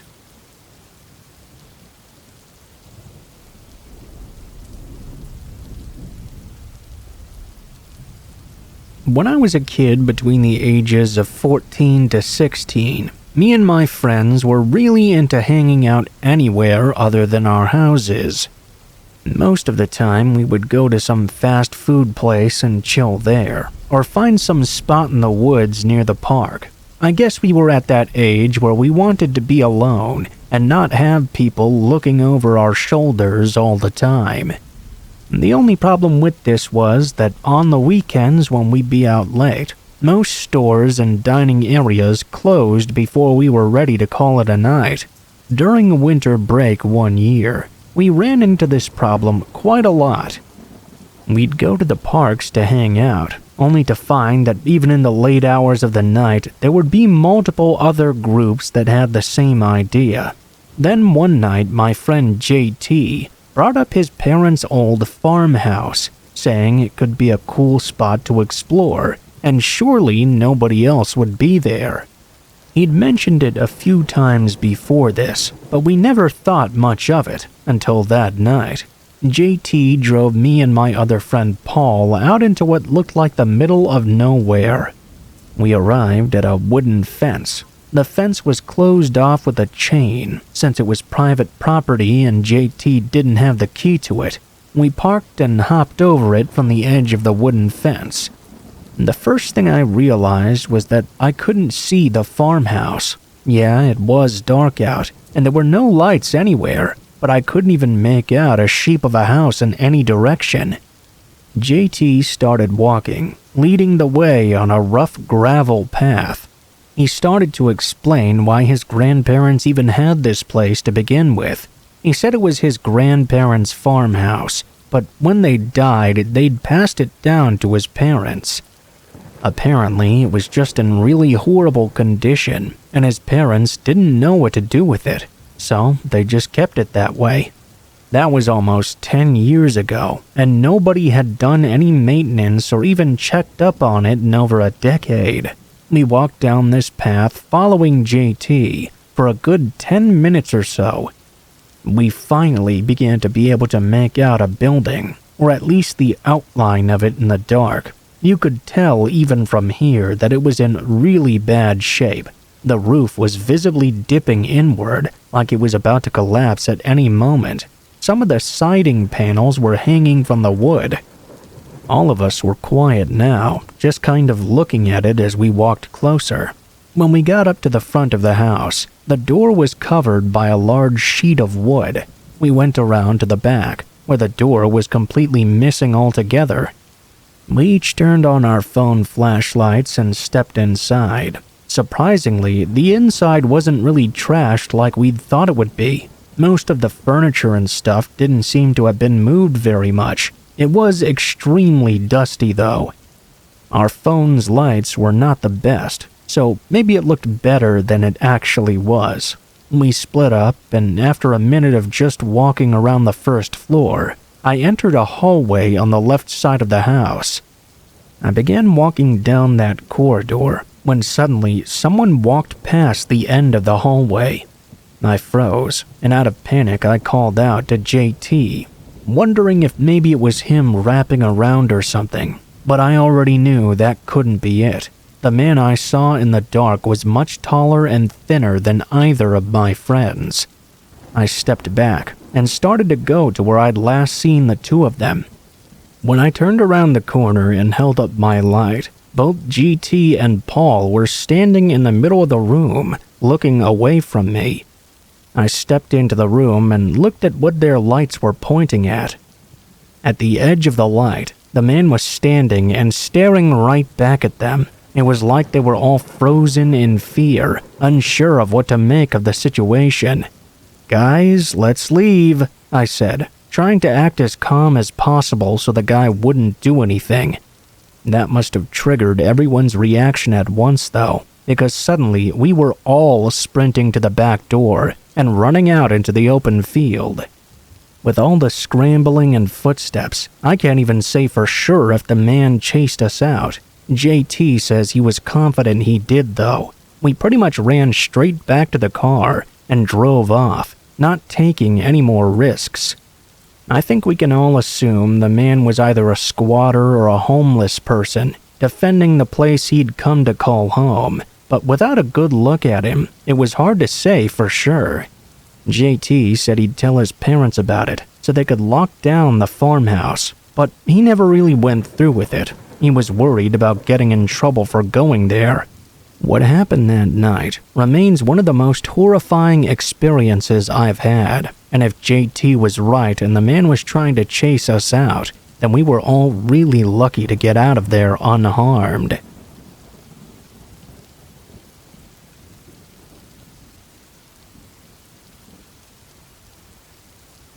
Not more than a week or two ago, I hiked out on a long trail in the dense woods behind my town. I lived in a really close-knit town with just under 1,000 people, so we were pretty far out from any big populated cities. The woods on the outskirts were very flat, no mountains or hills of any sort, but there were a few ponds and some small rivers running through the middle. I was heading out to one of those rivers. I'd been there before a few times, though I'd never had the chance to camp out there. That was until this day. As I could recall from the previous times, I knew it was about a 3-hour walk almost perfectly north. As I walked between the trees, it was very quiet, aside from the birds and other animals rustling the leaves around me. There were no other people or hikers at all, and I didn't plan on seeing anyone either. This was not even a trail, it was just open woodland. As I was about 45 minutes out from the river, though, I suddenly stumbled into someone. We were both walking toward each other, and it seemed like neither of us had noticed each other until we were just a few feet away, separated by only a few trees. I know I must have had a confused and almost nervous look. I found it really unusual to run into someone off-trail in the middle of the woods like this. The man had just about the same look. I was about to break the silence and offer a hello, but after a second his face shifted into a nervous smile, and he turned to walk off to the side. I followed his lead and kept walking past, but I looked back once I got a bit further away. I saw the man was no longer walking, but was running away now, not making a single sound. When running into each other, it gave me a somewhat unsettling feeling, but seeing him run off like that only made it even stranger. It was like the man did not want to be seen there. Whatever the case, I decided to mind my own business and continued making my way to the river. This was no campsite or anything, obviously, so I just plopped my bag and tent down on the flattest area I could find. Then I went to get a fire going. Since the sun was just about to set, I tossed in a bunch of random sticks and twigs that were around, and made sure it would burn for a couple of hours at least. I was hoping to stay up and wait until the stars came out, so I could do some stargazing away from town. I could often get a good view of the Milky Way, which was a sight I never wanted to miss out on. Hours passed by while I was sitting and waiting, until a very distinct sound came through the quiet woods behind me. Footsteps, slow and careful ones. I turned and looked, not making out much in the darkness as I gazed around.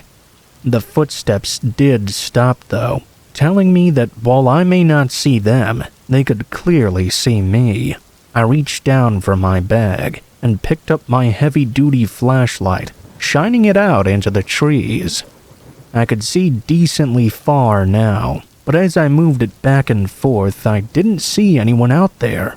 I felt my heart rate increasing a bit as the unsettling feeling came over me again. "Anyone out there?" I waited for a moment with no response, then tried again. "Hello?" Not even the sound of another footstep. After a moment of contemplation, I started to walk toward where I'd heard the sound from. Maybe there was a chance I was mistaken, but I needed to be sure. I carefully stepped out through the woods, keeping my flashlight steadily pointing ahead. I got to where I thought the sound was coming from. I moved the light to my left, looking behind each tree. Needless to say, I was caught by surprise when the light suddenly revealed a large man in hiding. It was the one I'd run into only a few hours ago. He was no more than 20 feet away, but even with the light now on him, he stood perfectly still. In an act of quick thinking, I tried not to react and continued to move my flashlight across the woods, hoping he might think I didn't see him somehow. I then began walking back to the tent, trying to act as unbothered as possible. I picked up my bag and looked around once more, before quickly leaving my tent and campfire behind. I walked into the woods following the river's side. Once I felt I'd made enough distance between us, I started running as far and fast as I could until I was without a doubt away from that man. I found a spot to rest at with a good view and sat there wide awake until sunrise. I don't think the man followed me that far, as I was able to make it out without hearing or seeing the man again. I'm not sure why exactly he was out there, or why he showed up and hid by my campsite at night, but I never went back to retrieve my tent, in fear that I might find out if I did so.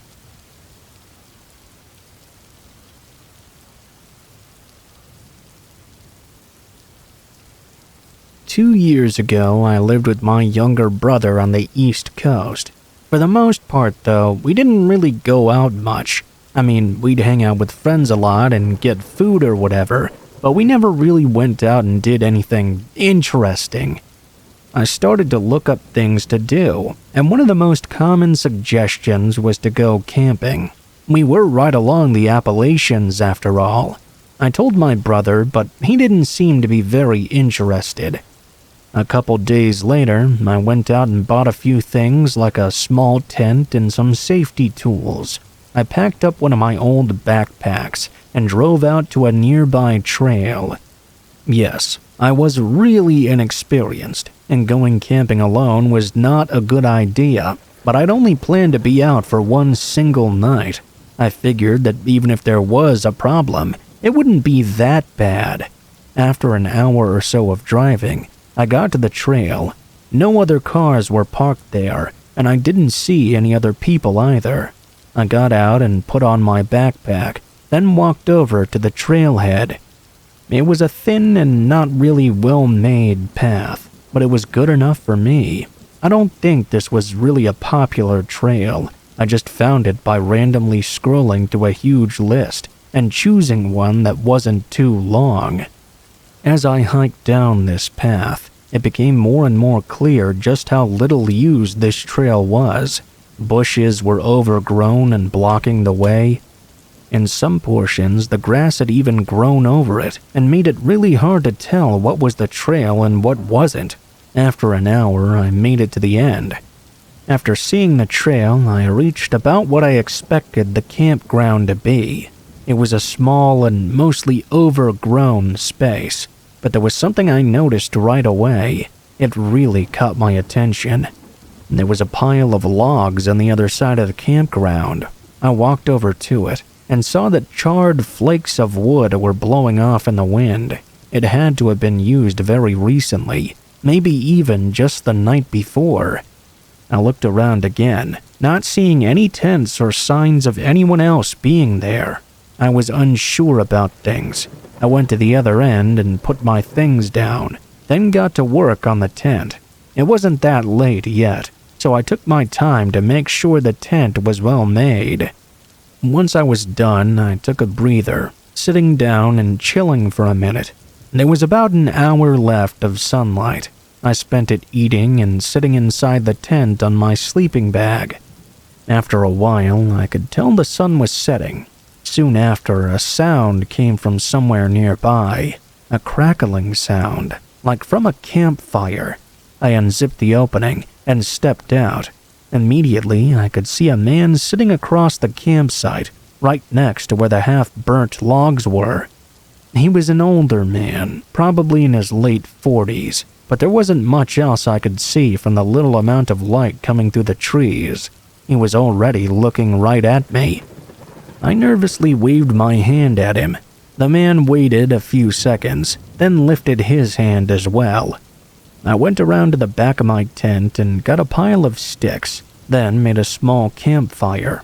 It only took a few minutes before it was completely dark out there. The only lights were from our campfires.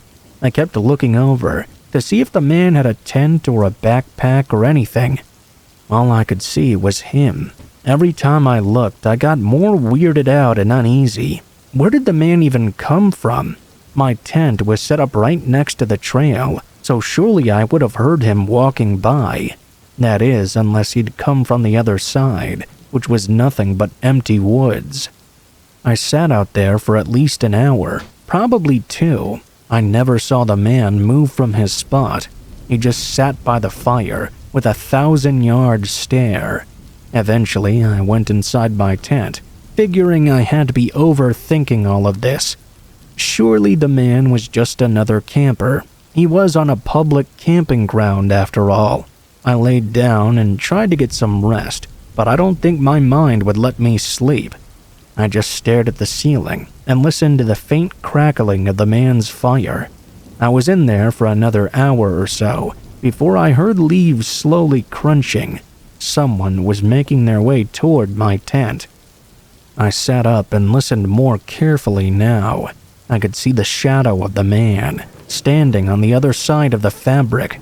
My whole body froze, watching him just stand out there. He didn't move at all, and didn't speak either. Just as suddenly as he'd walked up to me, his shadow started moving away. I heard the leaves crunch into the distance. I quickly unzipped the tent and looked out. The campground was empty. The man was gone, having left only the burning logs as his remnants. I started to pack up, shoving the tent into its holder, and even breaking some of the rods just to move faster. I left without ever seeing the man come back. As for why he was out there, or what he was trying to do, I really don't know.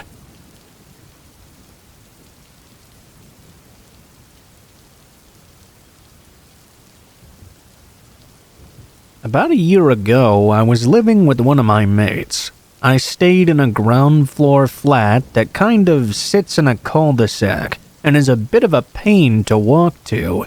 It's kind of detached from the community. The only times I felt completely safe there were during sunlight hours, depending on the time of year, of course. The block of flats is arranged in an L-like shape. Our entrance sits right inside the 90-degree angle. Inside the main building, there's a flat either side and stairs in front. The immediate entrance hall is very dark. I feel like the lights kinda choose when and when not they feel like working sometimes. The flats are all very basic. A hallway, 2 small double bedrooms, a bathroom, a decent living room, and a small kitchen. The hallway itself is quite long, and the living room is right at the end of it. Both bedrooms face each other, so we could talk to each other from within our doorways. If that makes sense. I'm telling you all this to help you picture the incident. It was around 11 o'clock or 11:30 at night perhaps. My flatmate was in her room, presumably asleep. She had this bad habit of leaving things unlocked every now and then.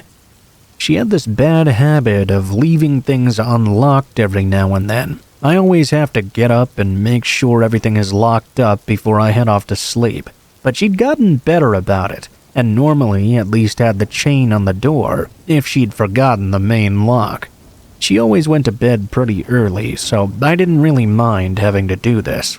I was in the living room and decided to grab a pint of water before heading to bed myself. I went into the kitchen, which was attached to the living room. I switched on the kitchen light and filled up a glass. The car park in front of our flat was very dark, and I remember this eerie feeling coming over me. I couldn't quite say why. I just felt like something was really off here. The kind of feeling you get when you switch the light off and feel the need to run up the stairs. Anyway, I took a couple sips and filled the glass a little more, then went to head out of the kitchen. To my surprise, I heard the front doorbell ring. I froze. I didn't even know we had a doorbell. That tells you how many visitors we usually got. About 10 seconds passed before the letterbox was hit twice and my stomach sank. I felt trapped in the kitchen. Important to note two things here. If you step out of the kitchen area, it puts you in perfect line with the hallway if the living room door is open, which it was. And two, our front door had a bloody window on it, so you could see the silhouettes of anyone outside or in. We did have a cute gray curtain across the front, but it was pretty see-through. I grabbed my phone and called my mate who was in her room, right next to the front door. "Did you hear that?"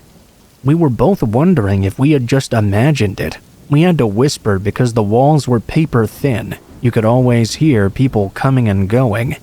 She crept out to her bedroom doorway, but couldn't go forward because then she'd be in direct sight of the window. I edged my way out of the kitchen, keeping flat against the wall.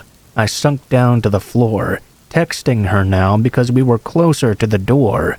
We didn't want whoever was outside to hear us. Another thing you should note is this person must have buzzed other flats to get into the building, because they sure didn't buzz ours. I reckon they must have seen me through the kitchen window. Lying in a kind of army crawl, I could see the silhouette of a tall, bald man. He chapped the letterbox again, but just stood there. Terrified, I mouthed to my mate, "Did you remember to lock the door?" She said no. The chain wasn't on the door either. It was now or never, I supposed. I crawled as low as I could to my bedroom, grabbed my keys, and crawled over to the door. I frantically shoved the keys in and twisted, at the same time putting the chain on. It was a noisy affair, and obviously the man noticed I was there now. As I desperately tried to twist the crappy old-school key into the lock, I finally got it. I was terrified to stand up. My mate poked her head out of her room to see if he wasn't there anymore. She was kind of half-stoned, so she kind of fell asleep and went back to bed. But something was nagging at me, though, really badly. Remember how I said you could easily hear people coming and going? Well, it was really quiet, and not once did either of us hear the building's main door open or close. This was someone who was from our building. We had one person across from us, two people above us, and two above them. Two of those flats were students. Our neighbor was a 98-year-old woman. It was a couple with a short, long-haired and chill guy, so nobody we knew lived there matched the frame of the man in our flat window. I stayed up until I couldn't anymore, keeping my room door shut and keeping my hockey stick next to my bed. I realized about a month after this that the service button to the front main building was broken, and anybody could come right in if they pressed it. If they were very quiet, you wouldn't even know they had slipped inside. I think the person must have saw me in the kitchen in the light and thought to try their luck that night. It easily could have been a different story had I not managed to lock the door in time. Always lock your doors, heck, double lock even, no matter how safe you reckon your area is. We have no idea to this day who that man was, nor why he was there. Obviously, we never saw him again, and we never heard anyone use our doorbell again.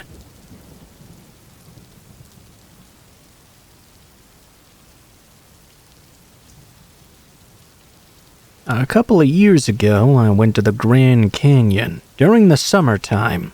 I went there on a road trip with my best friend Amanda. I had never been to the Grand Canyon before, but she had been there once when she was younger. We drove on this one road for a long time that was supposed to lead to the park. Once we entered, we followed another road into one of the main parking lots. I was surprised at just how big the park was. There were various campsites on it, and several trails as well. When we got there, there were quite a few other people. We went down one trail to see the actual canyon. There are several walking trails alongside it, and many different lookout areas as well. We walked along it and stopped at several of those lookout spots, many of which were pretty crowded. At probably the second or third one we stopped at, I got approached by this random guy. He was a man that was sort of big with dark hair. He said hello to me and told me his name was Joe. He then asked me if me and Amanda would be interested in going on a tour and said that he led a guided tour around these parts.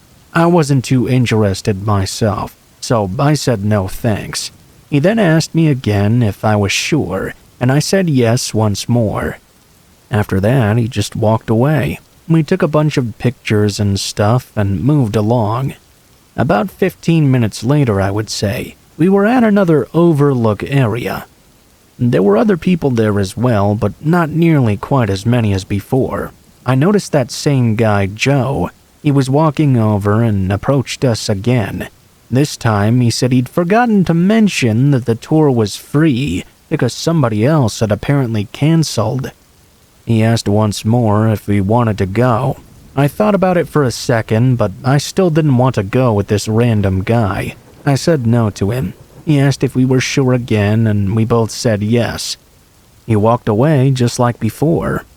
This whole thing seemed a little bit strange, especially because he didn't bother to ask anybody else. He just asked us and then walked away. Amanda and I stayed at the lookout spot for a couple more minutes after that. We kept walking along the canyon and looking out at different viewpoints. I remember that sometime later, we stopped at another spot and saw Joe yet again, a little ways away. I was afraid he was going to approach us once more, but he didn't do so. He was with another guy, and they were just kind of standing around acting shady. Amanda and I walked in a different direction. There were a few paths that went through some nearby areas, and not as many people were on these ones. We walked down a couple of them. I remember that about halfway down one of them, I saw Joe again. He was walking a ways behind us, and that's when I started to get really weirded out by him. It still didn't seem like a huge deal. There were still some other people around, and the paths were not super avoided or anything. We later went back to the canyon again, and didn't see him. We finished up at the gift shop, and each of us got some souvenirs. Out of nowhere, guess who I noticed again? It was Joe. He was with his friend from earlier. He didn't try to approach us, but it was a strange coincidence seeing him everywhere we'd gone throughout the entire day. Whatever tours they were supposed to be giving, they were apparently not doing so. By the time we got our souvenirs, it was starting to get late out. The sun was setting, and we decided to drive back. Our hotel was over an hour away. We went back to my car and what I assume is the main parking lot. As we were getting in and preparing to leave, I saw the two guys once again. They were a long ways away and just entering the lot. I kept an eye on them because I was very suspicious at this point. I noticed them begin observing us. They went over to an old SUV, which was parked on the other side of the lot. Is that what they were supposed to be giving tours in? I wasn't really buying the whole tour story at all. I was feeling really glad we hadn't said yes to them. We got inside my car and started to leave. As we were driving down the road, though, the SUV the guys were driving followed in right behind us. If my memory is correct, there's really just one main highway that leads to and from the Grand Canyon. There isn't a whole lot on it for like an hour either, though. Just outside the park area, there are a few restaurants and gas stations, so we decided to stop and grab some gas. My car's tank was a little low, and we didn't know where the next opportunity to fill up would be. We didn't know if the guys would continue to follow us either. As we pulled into the gas station, they pulled in right behind us. Now we were really concerned. I started filling my car with gas, and the SUV parked in a spot on the side. Nobody attempted to get out and refuel or anything. I finished up. Amanda and I decided to go inside the store. The gas station was pretty large inside. We were browsing around through some stuff to idle time when we noticed the same two men sneaking inside. We tried to avoid them, and they didn't seem to be trying to approach us or anything, but I knew this wasn't a coincidence. We got a few things and left the store. As we left, we noticed the guys immediately leaving right behind us. We hurried and jumped into the car. The guys went back to their SUV.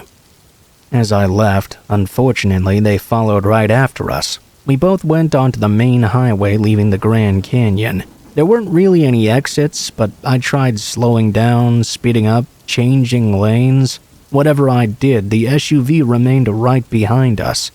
We were thinking of what to do. After a while, we got the idea to drive to a police station directly. Unfortunately, there was not one for a while. Over the next few minutes, things remained the same. We drove with them following us until we were finally off the highway. We then headed to the nearest police station. Luckily, the SUV did not attempt to follow us into the station itself. After that, we reported what happened. We gave a description of the guys. However, we did not get their license plate number. After that, we made it back to our hotel just fine. I'm really glad we got away from those guys. Who knows what they were planning?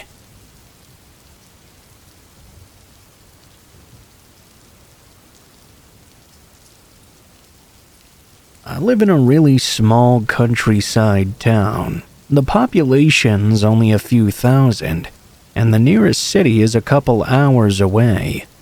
Most of the people that live here are quite close. With there being so few people around, everyone knew everyone, and everyone knew everything that was going on in town as well. At the time, I was in high school and had a best friend named Chris that I'd hang out with pretty much every day. During mid-fall, there was a lot of talk about this empty farmhouse in the town that people were keen on exploring. I was never one to do those sorts of things, but Chris was, and I'd be lying if I said I wasn't the least bit curious. Supposedly, this farmhouse had been left behind by the owners years ago. Left to rot on the edge of town for the past 5 years. Being in high school, the rumors of it spread like wildfire. People were telling stories about it, daring others to explore it. It was on one weekend night that Chris brought it up to me as well. We had nothing else to do really, and Chris seemed really excited to see what everyone was talking about. After finding a couple flashlights, we got in the car and drove to the farmhouse. We only knew which road it was on, but it wasn't very hard to find from the road. You could see the rotting house in the distance. We couldn't find the driveway up to it, though. It was likely it had long since been overgrown, might not even exist anymore. We parked on the road and started walking through the field towards this house. It was almost 1 a.m., so the moon was lighting up the field just enough for us to navigate through. As we got closer, it almost felt like the night got quieter and quieter around us until we reached its area. The house had weeds infesting the whole yard, and vines growing through the wooden panels on the outside. Chris led the way, walking around to the front where the door was missing. That gave us easy enough access inside. We stepped in and started walking through the rooms, looking at the trash on the ground and the decaying interior. It made both of us wonder why it had been abandoned to begin with. After a minute or two, though, we'd seen everything on the first floor. We moved up to the second. It was much darker upstairs. There were no windows to let in the moonlight. We both turned on our flashlights and shined them around. There were only 2 rooms up there, one on the left side of the hallway and the other on the right side. Chris went up to the left, finding that the door was locked. While he was struggling with that door, I went over to the other room. It happened to be unlocked. It was entirely empty, having mold covering the ceiling and nothing more. There was a single window with slabs of wood nailed across it. Curious, I went up to it. Why would they need to block an upstairs window? I crouched down to investigate and looked in between the 2 slabs to see what was outside. Maybe it had access to the roof or something. It didn't, though. This was just an ordinary window facing the field we'd come from. As I looked out into the moonlit grass, I saw a figure walking toward the farmhouse, not too far away. I left the window and whispered to Chris that someone was coming. My heartbeat was already speeding up. I think it was seeing the figure being all alone that really freaked me out, though. Knowing this was not another group of kids just exploring this place. Chris looked nervous too. He walked over to the window to see for himself, but we immediately stopped at the sound of footsteps entering the house downstairs. We froze in place, standing in the middle of the empty room, too scared to even take a step and risk being found. The person walked slowly through the first floor, going to the stairs and beginning to walk up. Both Chris and I stared at the open doorway, listening as the footsteps approached the top. They started coming even closer, until the large figure of a man appeared in front of us. He was facing the other way, unlocking the locked door. As he stood in that dark hallway just 4 or 5 feet away from us, I held my breath in my hands, hoping he would not turn around. When he opened the door, I immediately locked eyes with another man who had been waiting inside that room. Our gaze was broken as the man went into the room and closed the door behind him. We heard them whispering immediately after. Chris and I made our move, sprinting into the hallway and down the stairs. We heard the door swing open and footsteps charging out behind us. We fled the house and ran for the field. We didn't stop until we got to the car, driving away as fast as we could. The whole ride back to my house, neither of us said a single word. We were both just in shock, taking everything in. We had no idea what was going on in that house or who those men were, but out of fear of getting in trouble for trespassing, we did not call the police. We were stupid to have even gone there in the first place. I won't defend any of my actions, but I feel like there was something more sinister going on at that farmhouse. A month after that incident, the house was bought and torn down with no reason given. Whether or not something was really going on in there, we'll never be able to find out now, that's for sure.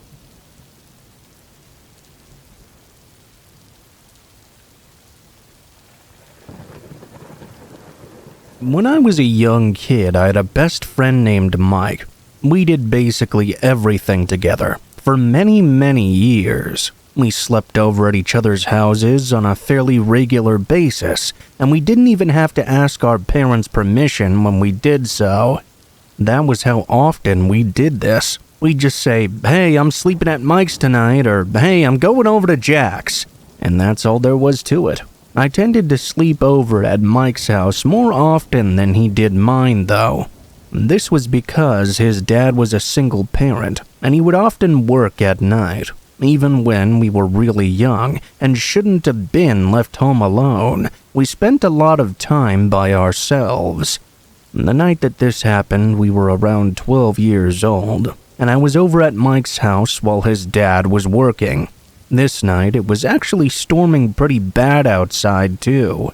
Me and Mike both actually really liked storms, so that was no big deal to us. It also put us in a real spooky mood, so we were telling each other creepy stories.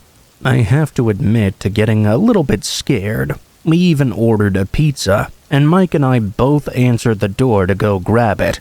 The delivery guy was some new guy, and not the normal guy at the local pizza place that we normally had.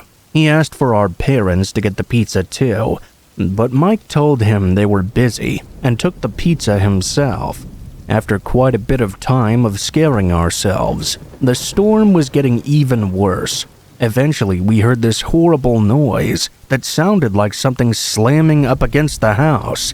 It caused us both to jump, and I was definitely scared. Mike told me it was probably just the door to the basement. He said the door didn't latch very well, and occasionally, when it was very windy, it would get blown open and then slam shut again. It was pretty windy outside that night, so I guessed his explanation made sense. We were eating pizza in Mike's bedroom and playing some video games when I decided I wanted to get some pop to drink. Mike decided to come with me. We had scared each other so much that I don't think either of us wanted to be by ourselves at that point.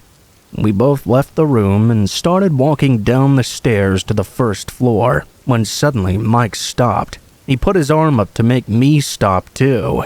The staircase led to the kitchen, which was in the back of the house. He pointed over to the door, and I saw what he did. The door was broken. The area around the knob and the lock had been destroyed, and the door swayed in the wind, slamming shut hard again. That was the noise we had just heard. If that wasn't scary enough, there was a flash of lightning which brightened up the entire house in that moment. In the brief second that everything was illuminated, I could see the shadow of a person on the wall of the kitchen. The living room was adjacent to the kitchen, which meant that someone was lurking around in the living room of the house. We tried to be quiet as the two of us turned and hurried our way back up the stairs. There was enough thunder going on that it was easy for the sounds of us moving about to be drowned out. We made it back to the room and locked ourselves in. I brought up that if the intruder was able to break open the kitchen door, then he would have no problem breaking open the bedroom door either. Mike just told me to shut up. We called Mike's dad and told him what was going on. He told us to hide in the room and not make a sound, and that he would come home right away. Mike and I got into his bedroom closet and hid inside, listening to the storm around us while we waited to see what would happen. It didn't take long before we heard a loud pounding on Mike's bedroom door. At first, we thought it was whoever this intruder was, until Mike's dad called out to us. Both of us jumped up and ran to the door to let him in. For those wondering why we called Mike's dad and not the police, well, Mike's dad is a police officer. He got to the house quickly with his partner before the intruder had a chance to escape, and easily apprehended him. The intruder turned out to be the new pizza delivery guy. I guess when we answered the door, he made the correct assumption that we were home by ourselves, so he broke in to do who knows what. We stayed home by ourselves after that still, but we started making frozen pizza instead.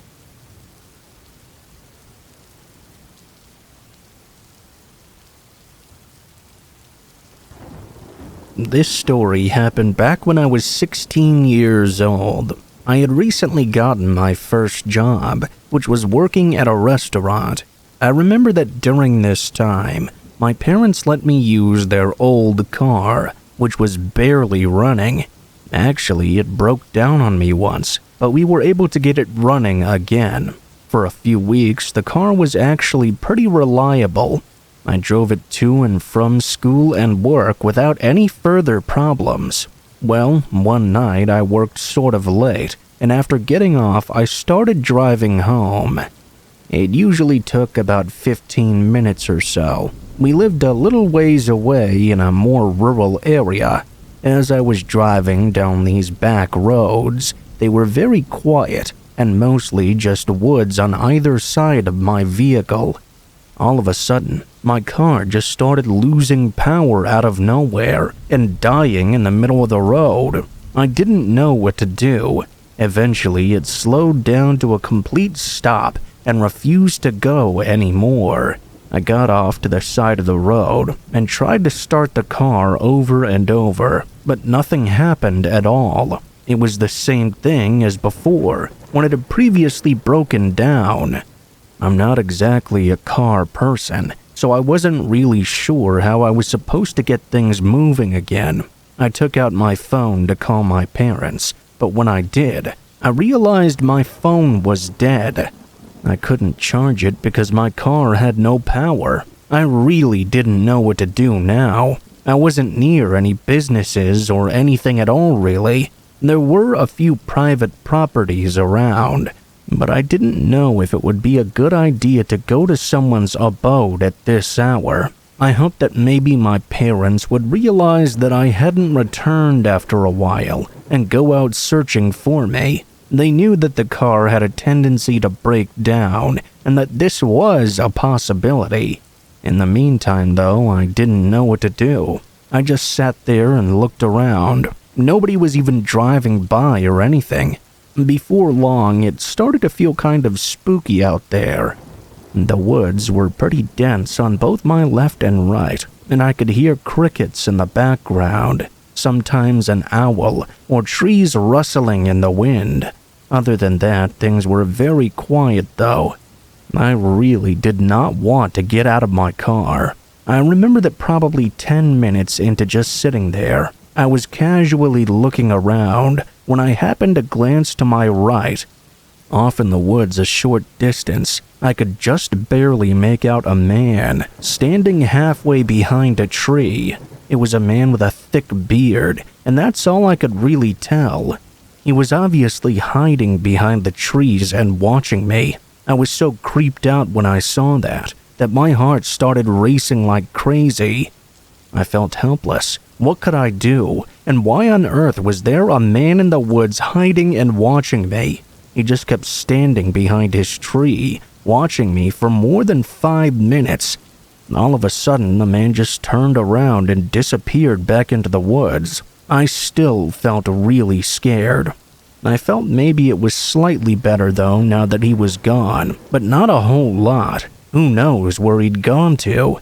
Probably 10 minutes went by, with me just sitting there and constantly looking around. I kept wondering if the man would return. Just as I was starting to feel slightly better, I looked over to my right and saw the man once more. This time, though, he emerged fully from the woods and began slowly walking toward me. I watched him go all the way to the edge of the ditch on the side of the road. Now he was less than 10 feet away from me. The bearded man walked to my passenger side door and tried opening it. He then calmly walked around to my driver's door and tried opening that too. I was so scared that I just ducked and covered. I buried my face in my hands and tried not to look. I heard him poking around my car for a little while. He tried just about every single door and even tried to pry open one of the windows. He came over to my driver's side again and started banging on the window with both fists. The entire time he didn't say a single word. I looked over and saw his creepy face looking right at me. It was probably the most scared I've ever been. I truly didn't know what was going to happen. At least my car had been locked, but I couldn't drive it to get out of here, and he might be able to break in. After banging on my driver's window for quite a while, the man stopped and started circling to the other side of my car again. When he made it around, I saw headlights in the distance behind me. This made me feel slightly better. As they approached, I heard the sound of a car honking over and over again.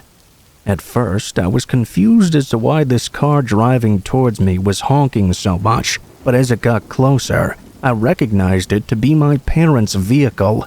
The man looked stunned like a deer in the headlights before turning and running away from my car and disappearing back into the woods. My parents' SUV pulled over to the side of the road behind me, and I got out and ran over to them. I jumped inside their vehicle, and they asked me what was going on. I told them how my car had broken down and my phone was dead. This random guy just came out of the woods. We were all safely inside my parents' vehicle now, and they called the police and reported that suspicious man. He did not come back out of the woods, and we stayed there until the police arrived. When they got there, we spoke with the officers and also arranged for a tow truck to come and grab my car. Meanwhile, they searched the woods, but were unable to locate this mysterious man. It really creeps me out, knowing that he got away. I mean, I don't even know where he came from, or what he was even trying to do. It still creeps me out just thinking back to it. I'm just glad that I'm okay in the end.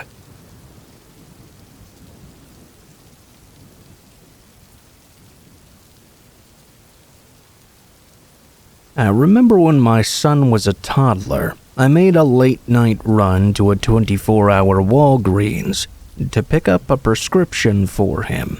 We live in an urban area where Walgreens was busy at that time of night. It was also right next to a metro stop and was not a place where most people drove. Parking was super limited as a result. I ended up parking at a curb a bit away from the store. I remember that once I got back to my vehicle, a youngish, very normal-looking man approached me out of nowhere and came right up to my window. I rolled it down slightly, and he started to speak to me. "Hey, I think I know you from such and such place. Do you remember me?" I had actually been to that place that he mentioned before, and it was a popular spot as well.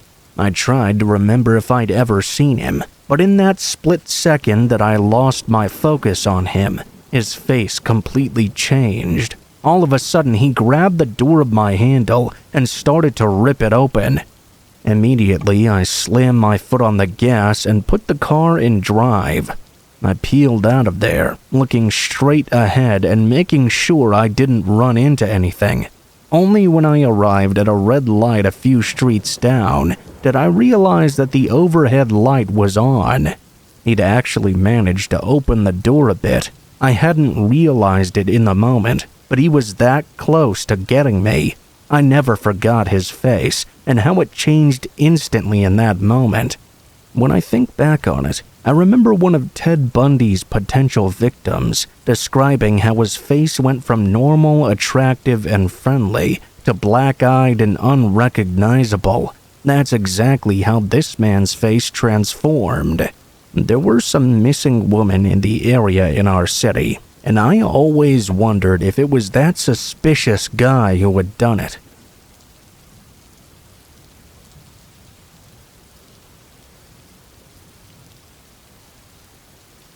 I remember I was in Vienna during Christmas break. There's a very large open-air market in the middle of the city, and thousands of people were milling about, eating, drinking, and shopping. It was the evening when a very attractive blonde woman bumped into me. In accented English, she apologized, and I said no worries. We started chatting, and she said she was there for New Year's, visiting a friend of hers. I mentioned that I'm American, but Polish in heritage, and we continued to talk for several minutes. The woman said she was hungry and wanted to get some food, so I offered to buy her a slice of pizza at a booth. I got one for both of us. She took a bite and immediately said she didn't like it, and suggested we go to a place away from the town center. Something about how quickly she rejected the food, though, which was actually quite good in my opinion, made me feel slightly uneasy. I wished her a pleasant evening and walked away. I walked around the town center for a while, when I coincidentally observed her walking down a back alley. I observed her conversing with two large men hiding inside of it, and very quickly, I realized that she was trying to bait me and draw me down that alley so they could at the very least mug me, or maybe do something even worse. I don't think it's just Spider-Man that has a sixth sense. Sometimes you can definitely tell when something is not right.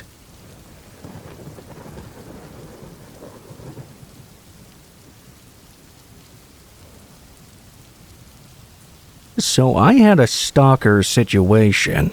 I used to work at Walmart, and while I was working, one time a guy came in and said hello to me. I was sort of weirded out because he knew my full name. I sort of recognized him, and he said he went to high school with me. I tried to think a bit, and it started to click. I thought I did remember seeing him back in school once or twice. We talked for a bit, and he seemed like a nice enough guy. The next day, I got a friend request on Facebook. I added him and didn't think anything of it. A few days later, though, some of the other people I was friends with on Facebook sent me a message asking who this guy was. He was sending them all friend requests and messages asking for more information on me. I never kept my personal phone number on Facebook either, but somehow he managed to obtain it and began calling and texting me. He even retrieved my email somehow as well. He sent me this long letter about how he didn't actually go to school with me, but he always loved me and wanted to marry me, and how perfect we were for each other. He asked who all the guys were that I was friends with, and said that it should just be me and him. It took me really off guard, since we'd only talked for the first time a few nights ago apparently. I responded politely and told him I had a boyfriend. I said it seemed like he was a nice guy, but I didn't feel that way about him, and we didn't know each other well enough. Well, that was a bad choice of words. He started showing up everywhere. When I was out shopping, when I was eating at a restaurant, when I was walking around town. Even if I didn't see him there, he would still send me an email about if I enjoyed this activity with this person that I was with. I finally told this guy he needed to leave me alone. He sent me this long-winded email about how he was going to make me pay. He was going to have his way with me and then get rid of me. I refused to give him a chance, and so he would make me give him one. He said all the other typical stuff too about what a selfish bitch I was. He then laid out my schedule and routine precisely. There was nowhere I went that he couldn't find me. I ended up calling the police and actually got a restraining order against this guy. He got into some trouble as well, but I'm not really sure how much. I was scared for a while after that he would return and begin his stalking once more, but thankfully I've not heard from him since then.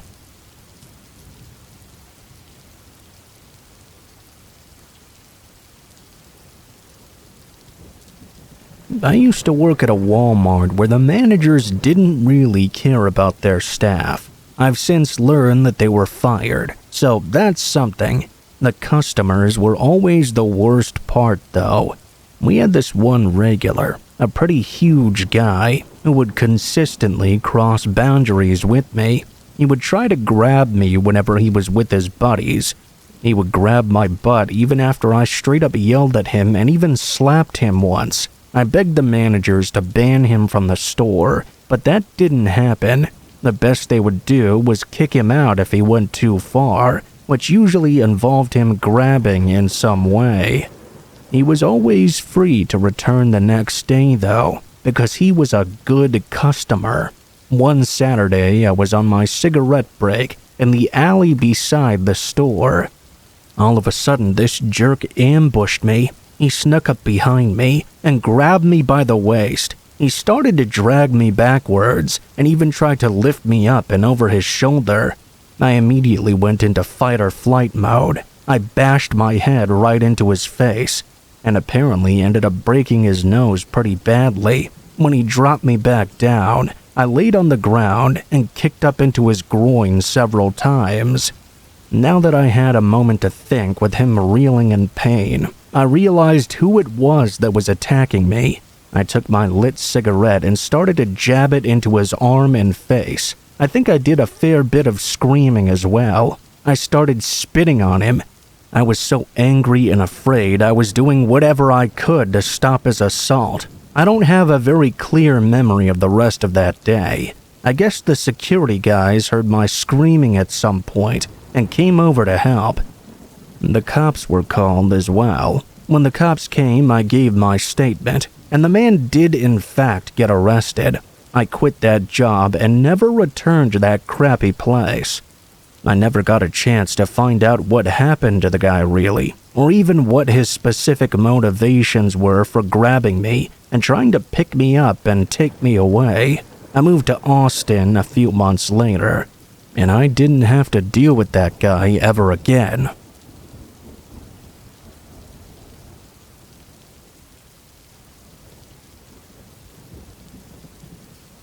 This was late at night. I was driving out of a Walmart parking lot when on the way out, someone tried to cut me off while I was making a turn. This almost resulted in our cars crashing. The other driver was obviously very upset and started following me, flashing his lights to blind me. They forced me to park my car by blocking it. This guy got out of his vehicle with another man and grabbed a screwdriver. They ran over and tried to open my door, which I managed to get locked just in time. He tried smashing my window, but I wasn't so foolish as to get out of my car and risk being stabbed now. I reached for my phone and started calling a few of my buddies who lived nearby. Some strangers started running over to the guy too. He and his friends saw they were very quickly becoming outnumbered and decided to escape in their vehicle. Overall, it was a very scary experience. I only just managed to lock my door in time. If I had done it any slower, that man would have plunged his screwdriver directly into my neck over something that was all his fault in the first place.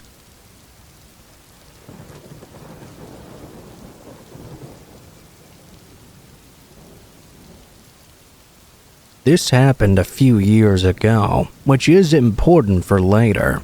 I was walking my dog like I always did. We stayed in a small town where nothing ever happened, and most people would be in past 7 p.m. I used to walk my dog every evening at around 6 or so not very many people were out. I walked that way every day, and I really enjoyed the peace and quiet. Usually, I would go with my mom, but that night I went by myself because she just so happened to be busy. I was walking by the main road, and on the other side of the path was a shop. My dog decided to do his business on the ground right outside. Embarrassed, I started to clean up after him when I saw a silver car pull up and stop outside of the shop. At first, I assumed it was someone that was going to go inside and buy something. I picked it up and stood up straight and was about to continue on walking when the man in the car rolled down his window and called out to me. I could tell that he had an accent and thought he must be on a holiday or something and need directions. In the passenger seat was another man holding a notepad and a pen. In the back was a dog cage. I said hi, and he asked where a certain hotel was. I told him where. He thanked me, and just as I was about to walk off, he asked me, "How much for your dog there?" I stopped and looked at him confused, and he said it again. I told him that obviously she wasn't for sale. I noticed the man in the passenger seat was writing down something in that notebook of his. The man laughed and said he loved dogs. Then, in a dead serious voice, asked how much it would be to purchase me then.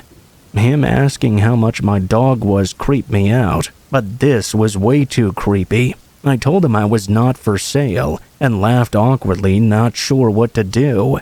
Again, the man in the passenger seat wrote something down in his notebook. After a moment of awkward silence, he laughed back.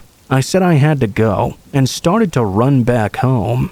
When I turned around the corner, I looked behind me and saw the car was now following me. I didn't want to go straight home because then they would know where my house was. I went down an alleyway where a car couldn't follow, and I managed to just about lose them. About a year after that, I was in a Zoom call. A guy from another town not far from mine and a few other people were telling each other weird things that had happened to us. The man mentioned that he was walking his dog when a silver car pulled up next to him and started asking weird questions about his dog. Then they asked the guy if he had any sisters for sale. I told him that's exactly what happened to me. We both knew it was the same man. He also noted the man with the notepad in the passenger seat and the dog cage in back as well. What really made me want to share this story, though, is a few months ago this year, my mom's friend said her friend was out walking her dog when a man in a silver car did the same thing to her and began to follow her. This time, though, it followed her all the way to her brother's house, and they even got out and tried to go inside. When her brother emerged, though, the men got back into their car and fled.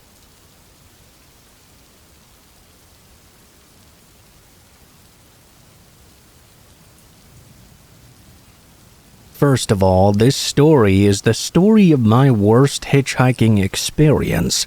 This incident was sketchy as fuck, but I still wouldn't give up my love for hitchhiking. I'm a 21-year-old and was 20 at the time. I'm from Finland, by the way. Anyway, on to the story. This happened on the 2nd of December last year in Kalamata, Greece. I had been hitchhiking for quite a while at that point. I had started from Budapest and hitchhiked through 7 different countries with only positive outcomes. This story begins around 11 a.m. on a Saturday. Some hours before, I had woken in my hammock, strung up behind the castle ruins in the only place that had trees that weren't someone's private property. I was tired from lack of sleep, caused by the cold night and early waking. After a quick tour of the town and some breakfast, it was time for some more hitchhiking. I made a sign with the words Athens and Sparta in Greek. I was standing by a road leading to a roundabout, where the first exit goes toward Areopoli, and the second towards Sparta, and the third towards Athens. A lot of cars drove by, but nearly all of them took the first exit. It took at least an hour for the first car to stop. It was this small, quite old and worn-out white car, and driving it was an older guy around 60 or so, who looked a little bit dirty. He didn't really speak English, but I could tell he was going to the same area I was headed. I was a bit frustrated by the fact that pretty much all the cars were going toward a different area, so I thought this might be my only chance and jumped in. We were trying to have a conversation, but without a shared language that wasn't really possible. We did manage to introduce ourselves, and I tried to explain where I was from. He smoked and offered me a cigarette too, but I refused. We drove just shy of 6 kilometers or so before the guy suddenly made a left turn and we ended up in his yard. He stopped the car, got out, and signaled me to follow. Without any way to leave this situation, there wasn't much I could do but do so. I took my bags and felt a little confused. It was a small house on the mountain, surrounded by sheep and olive trees. There was a dog sleeping in the sun that didn't seem to be bothered by our presence at all. He walked to his balcony that surrounded his house. I put my bags down and joined him on the balcony. He lit up another cigarette and asked if I wanted to eat something or maybe take a shower. I refused, and with the help of Google Translate, I asked why we weren't going to Sparta. He told me I could sleep at his house, and he'd drive me there tomorrow. I explained I would like to get there today, so staying at his place was not really an option. I pointed out that there were not many vehicles going past his home and only some 4 to 5 hours of daylight left. Every minute was valuable to me now. He didn't really seem to understand me. I got up and walked through the door to grab my bags. I put my backpack on and picked up my other bag. I turned over and saw him inside. I tried to walk out, but he stopped me. He locked the door and turned toward me. At the moment, I was not panicking or anything. I didn't know what exactly he was doing. He jokingly offered me some food. I kept saying no to him, but he didn't care. Now he got up right in front of me, and I was starting to feel very disturbed. He suddenly grabbed me by the crotch, and I could feel this cold, tingling sensation shivering through my body as my hair stood on end. I started to raise my fist in order to hit him. We stood like this for a couple of seconds, and thank God he let go. I was still feeling the urge to hit him, but I didn't. I managed to slip past him and unlock the door, and I was free just as suddenly as I'd been locked up. I walked out feeling creeped out by the experience. I walked past the dog to the road, where I saw 2 pickup trucks on the other side. The trucks were surrounded by a group of hunters carrying shotguns on their shoulders. That made me feel a lot safer. I kept walking by the road for a while before a car passed me by. It was quite warm and in the middle of nowhere. I emptied one of my water bottles and turned it upside down, showing it to the cars passing by so they would think I was out of water. That worked, and the second car stopped. I got to Sparta and later that day to Athens safely, but I felt disgusting until I got to take a shower. All the kindness I had experienced while hitchhiking before this event made me too comfortable, and I let my guard down.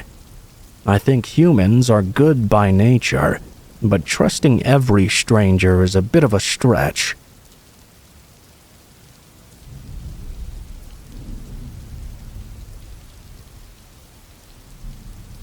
Hi all, 34 and female, and not really looking for advice. I just wanted to share my story.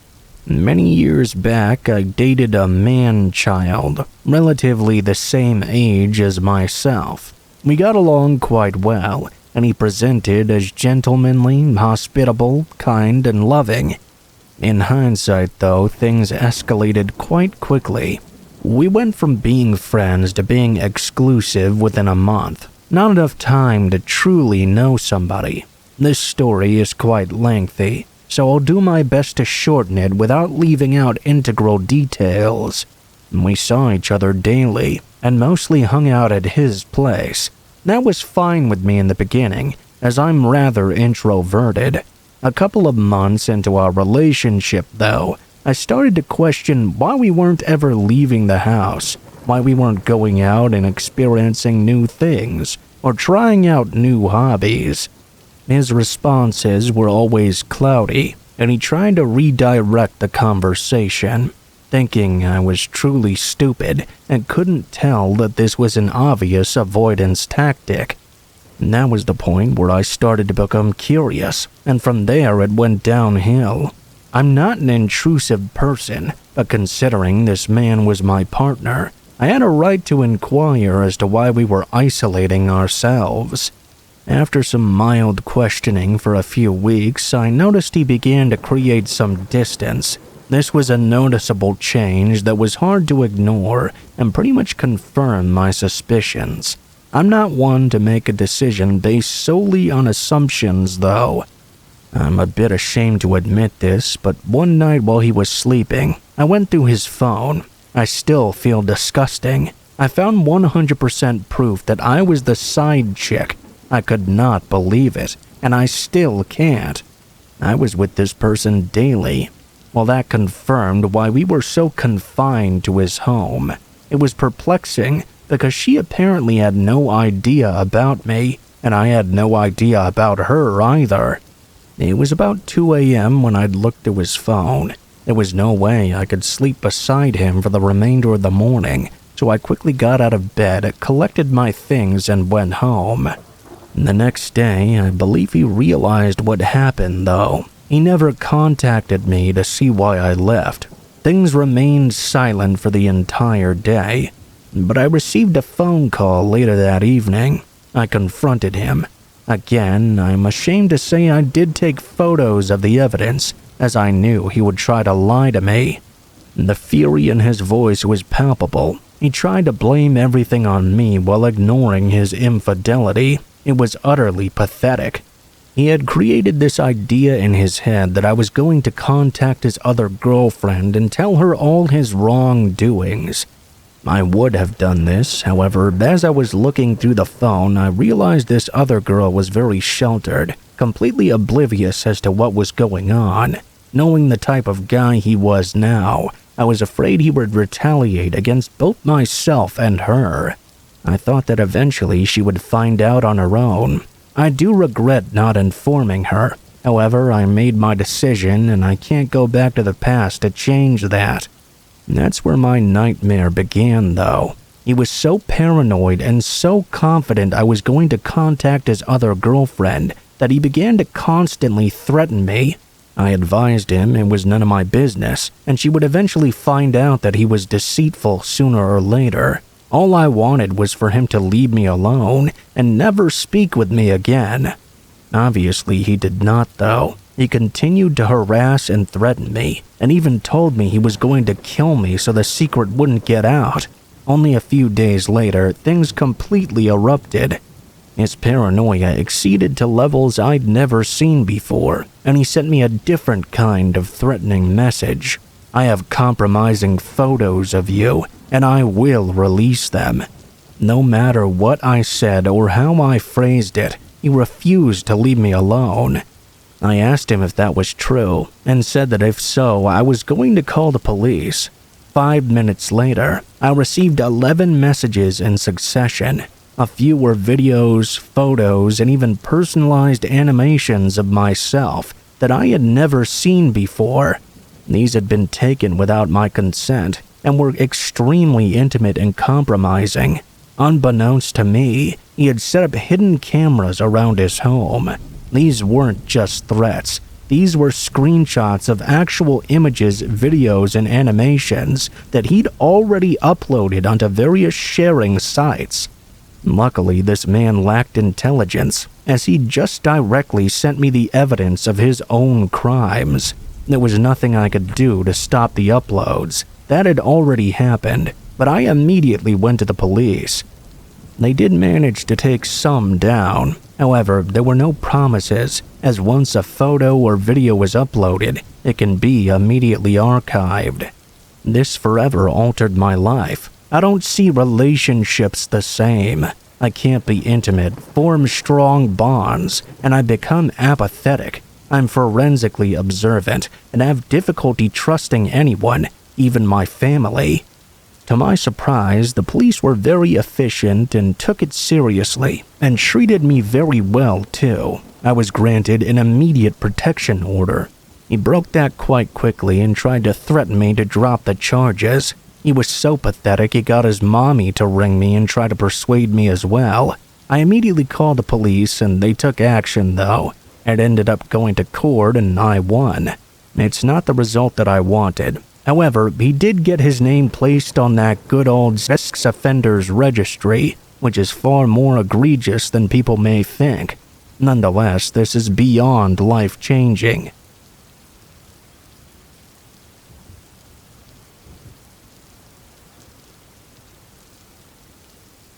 Hello, my name is Christoph, and I'm a high school student in my first year. I'm 16 years old. This story took place during the second week of Easter vacation in 2023 when I was about 15. I want to mention that it happened in my mother's house as well. At the time, my mother had decided to renovate the kitchen because it was getting somewhat outdated. There was this blonde guy with blue eyes who came in to start the work, which involved putting up plastic sheets on the walls and a divider in my living room, which was next to the kitchen. At the end of the day, I had to go to the dentist to pick up a dental impression, and my mother informed the worker that we would be back in 1 hour and 30 minutes. However, since the appointment was just to pick up an item, we ended up returning much sooner, only after 45 minutes or so. On the way back, my mother suggested getting kebabs and doing a good deed by dropping off the worker at the train station. When I returned to offer him a ride, I noticed he was very uneasy, with a nervous smile. He insisted everything was fine though. I told him we could give him a ride, and he agreed. Along the way, he explained his name was Brian, and that he was originally from Moldova. He mentioned that he lived alone in Paris, but had 2 children living in his home country. We arrived at the station, dropped him off, grabbed our kebabs, and went home. After finishing eating, I decided to take a bath, as I loved doing that all the time. This time, to my dismay, the water turned from hot to cold pretty quickly. I spent 2 hours in lukewarm water, then got out and returned to my upstairs room. Upon opening the door, though, I noticed my PC was open and turned on to my lock screen wallpaper, even though I distinctly remembered closing it before going downstairs.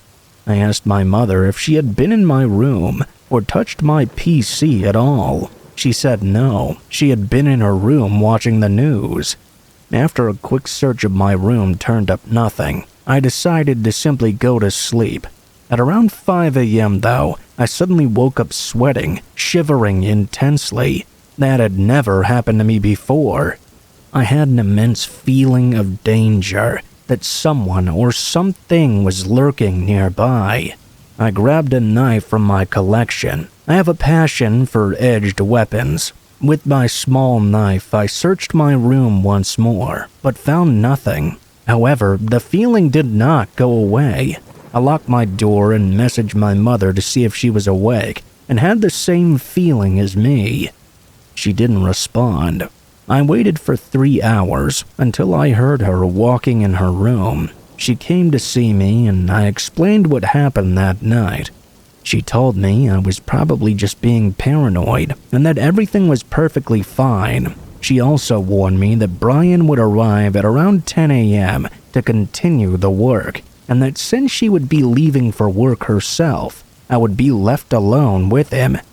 She assured me that I wouldn't need to go downstairs to let him in, because she had told him she kept the keys in a woodshed next to the door. She went to work and I went back to sleep, locking my door. I woke up at 11:30 and went downstairs to make some food in the basement, because the kitchen was under construction. When I didn't find Brian there, I didn't immediately think much of it. I went back upstairs and ran into him, but as soon as I saw him, my bad feeling returned. He tried to talk to me, but I ended the conversation and went back to my locked room. 10 minutes later, Brian knocked on my door, asking for help carrying something. I didn't respond because I really didn't want to see him again. He started trying to open my door and even began kicking it and slamming himself against it. My first instinct was to grab a knife and lock myself in the bathroom and call the police. I explained in a panic what was happening, and the woman on the line said she was sending 2 cars, which would arrive in approximately 10 minutes. While waiting, Brian managed to break down my door and enter my room, and began breaking down the bathroom door as well. I told him I'd already called the police, and they would be arriving at any minute. I was also armed with a knife, and I would not hesitate to use it against him. Upon hearing this, he stopped banging on the door and left. The police arrived and caught Brian just as he was attempting to flee. My mother immediately came home, saw me, and burst into tears, telling me she should have listened to me. A few days later, the police called to explain that Brian was wanted for abduction, identity theft, torture, and even murder. I believe the bad feeling I had during the night was him returning and hiding outside my room in the house. He knew where the spare keys were hidden. He's now in prison though, and I hope to never see him again. Thank you for listening to my story. It's amazing how our instincts can be very useful. I'm glad I was able to lock my door, because previously I couldn't. as I didn't have a key. I also think my weird passion for knives, because I don't know if Brian would have left if I hadn't mentioned it, especially thanks to the police, who arrived very quickly and caught him.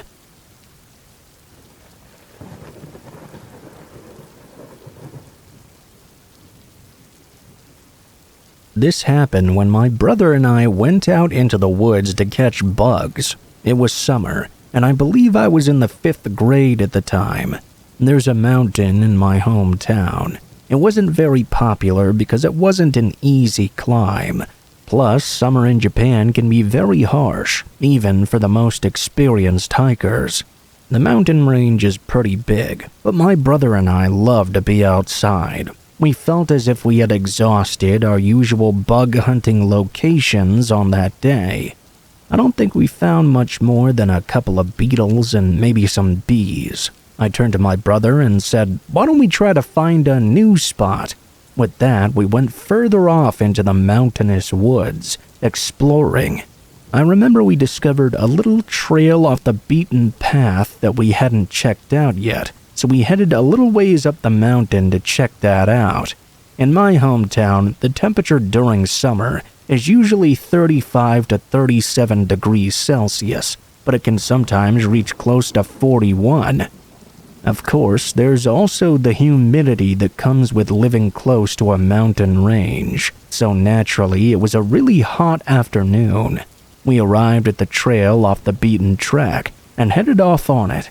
As we got a little deeper into the brush, out away from the main trail, I noticed there was something different about this area.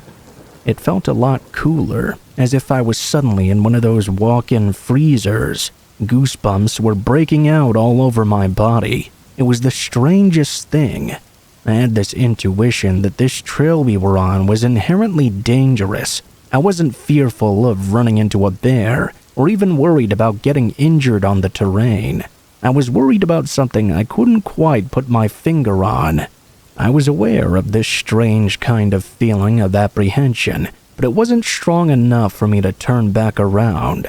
I felt for sure that my brother and I would find some interesting bugs out here.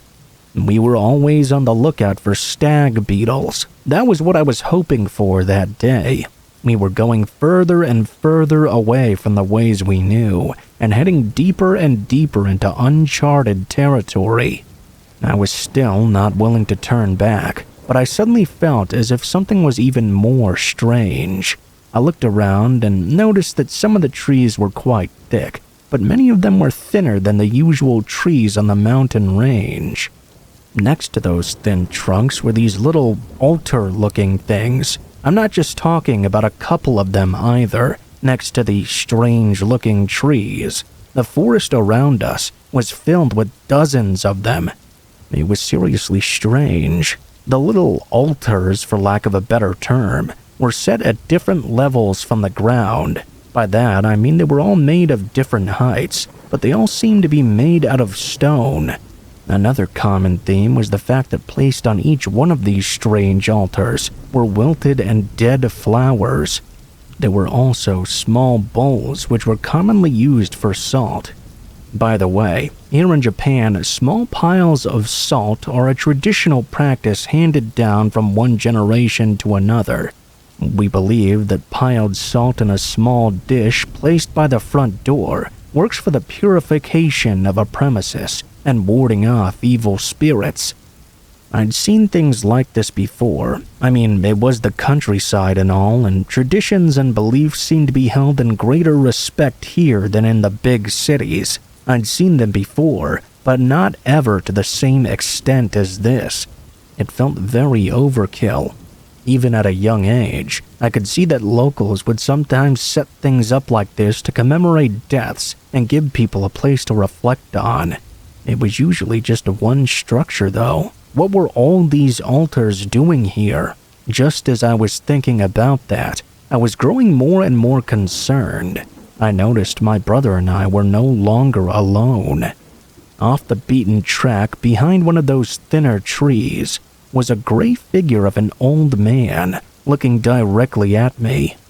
There wasn't much space for the man to hide behind a tree that thin, and something looked seriously wrong with him.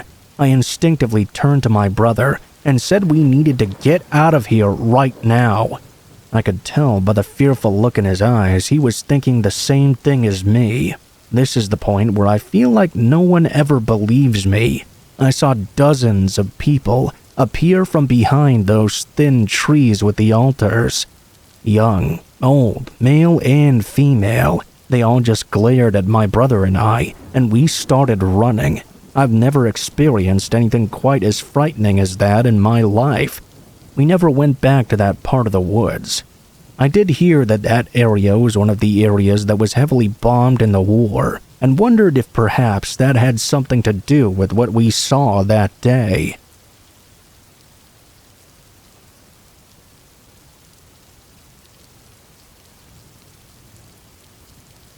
This is the weirdest damn story to ever happen to me. Personally, I've never had a supernatural experience before, and this also wasn't that. But somehow I think this was even stranger than seeing a ghost would have been. I was at my cousin Nathan's house for one summer. I enjoyed being there. We were about the same age, so we spent a lot of our time together. My aunt and uncle both worked evening shifts and lived about 40 minutes out of town. We had the evenings to do whatever we wanted to do, basically. As fun as that might sound to some, we never really got into any real trouble. There was one night, though, when we were watching some movies, that a thunderstorm rolled into the area. Unlike where I live now, the storms back then lasted for quite a while and could get really ferocious at points. The lightning was bright, and the thunder was extremely loud. We were watching scary movies, which I always figured boys of that age tend to do. The storm amplified even more just how scared we were getting, but maybe because we weren't alone and had done this many times before, we weren't truly worried about anything. Suddenly, after a bolt of lightning lit up the outside, I heard Nathan yell. When I asked him what was wrong, he said it looked like there was someone outside the window watching us. Of course, I thought he was joking and just trying to scare me, but he did sound pretty terrified. When I looked over in that direction, I thought I could see the figure outside too. Quickly, Nathan jumped up and ran to the door, locking it. The figure moved away from the window as quickly as Nathan had got up. I wondered if the figure had made a dash to get to the door. The question was immediately answered when a loud pounding began. Of course, there was no way we were going to open the door. We were both scared out of our minds. We asked who was there through the closed door, but the man didn't identify himself. He just started yelling in this crazy-sounding voice, "Let me in. I want to get in!" He didn't sound scared or anything. It was not a plea. It was a demand. "No fucking way!" Nathan yelled back. The man began pounding on the door even harder before he stopped altogether. We saw him move away from the door and realized he might be moving around to the back of the house. Both Nathan and I ran to the back door and got there just in time to lock it too. But unlike the small windows on the front door, the back door had much bigger ones. We were able to see the man and his appearance, and that made the whole thing even creepier. He had a scraggly gray beard and long wild hair. When he saw us, he grinned a nearly toothless grin. A man pounded on the door once again, demanding we let him in right now. He began slamming on the glass, and we thought he was trying to break it. I ran and grabbed a large kitchen knife, while Nathan ran out of the room. I brandished the knife at the man and told him he'd better leave right now, but he kept pounding on the window, finally causing it to break in. I think he managed to cut himself, though, because he suddenly yelled out in pain. That didn't keep him from reaching for the door handle, though, to try and unlock the door. And that's when I heard a bang that was not thunder at all. Looking to the side of me with my ears ringing, I saw that Nathan had gotten himself one of his dad's guns. He must have fired it, but I don't know if he hit the man or the door. The man quickly withdrew his hand and moved away.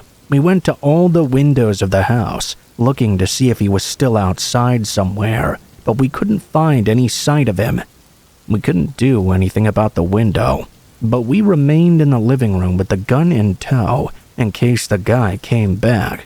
We must have scared him off though, because he never appeared again. I thought Nathan would get in trouble for using the gun without permission, but his parents were just happy we were not hurt.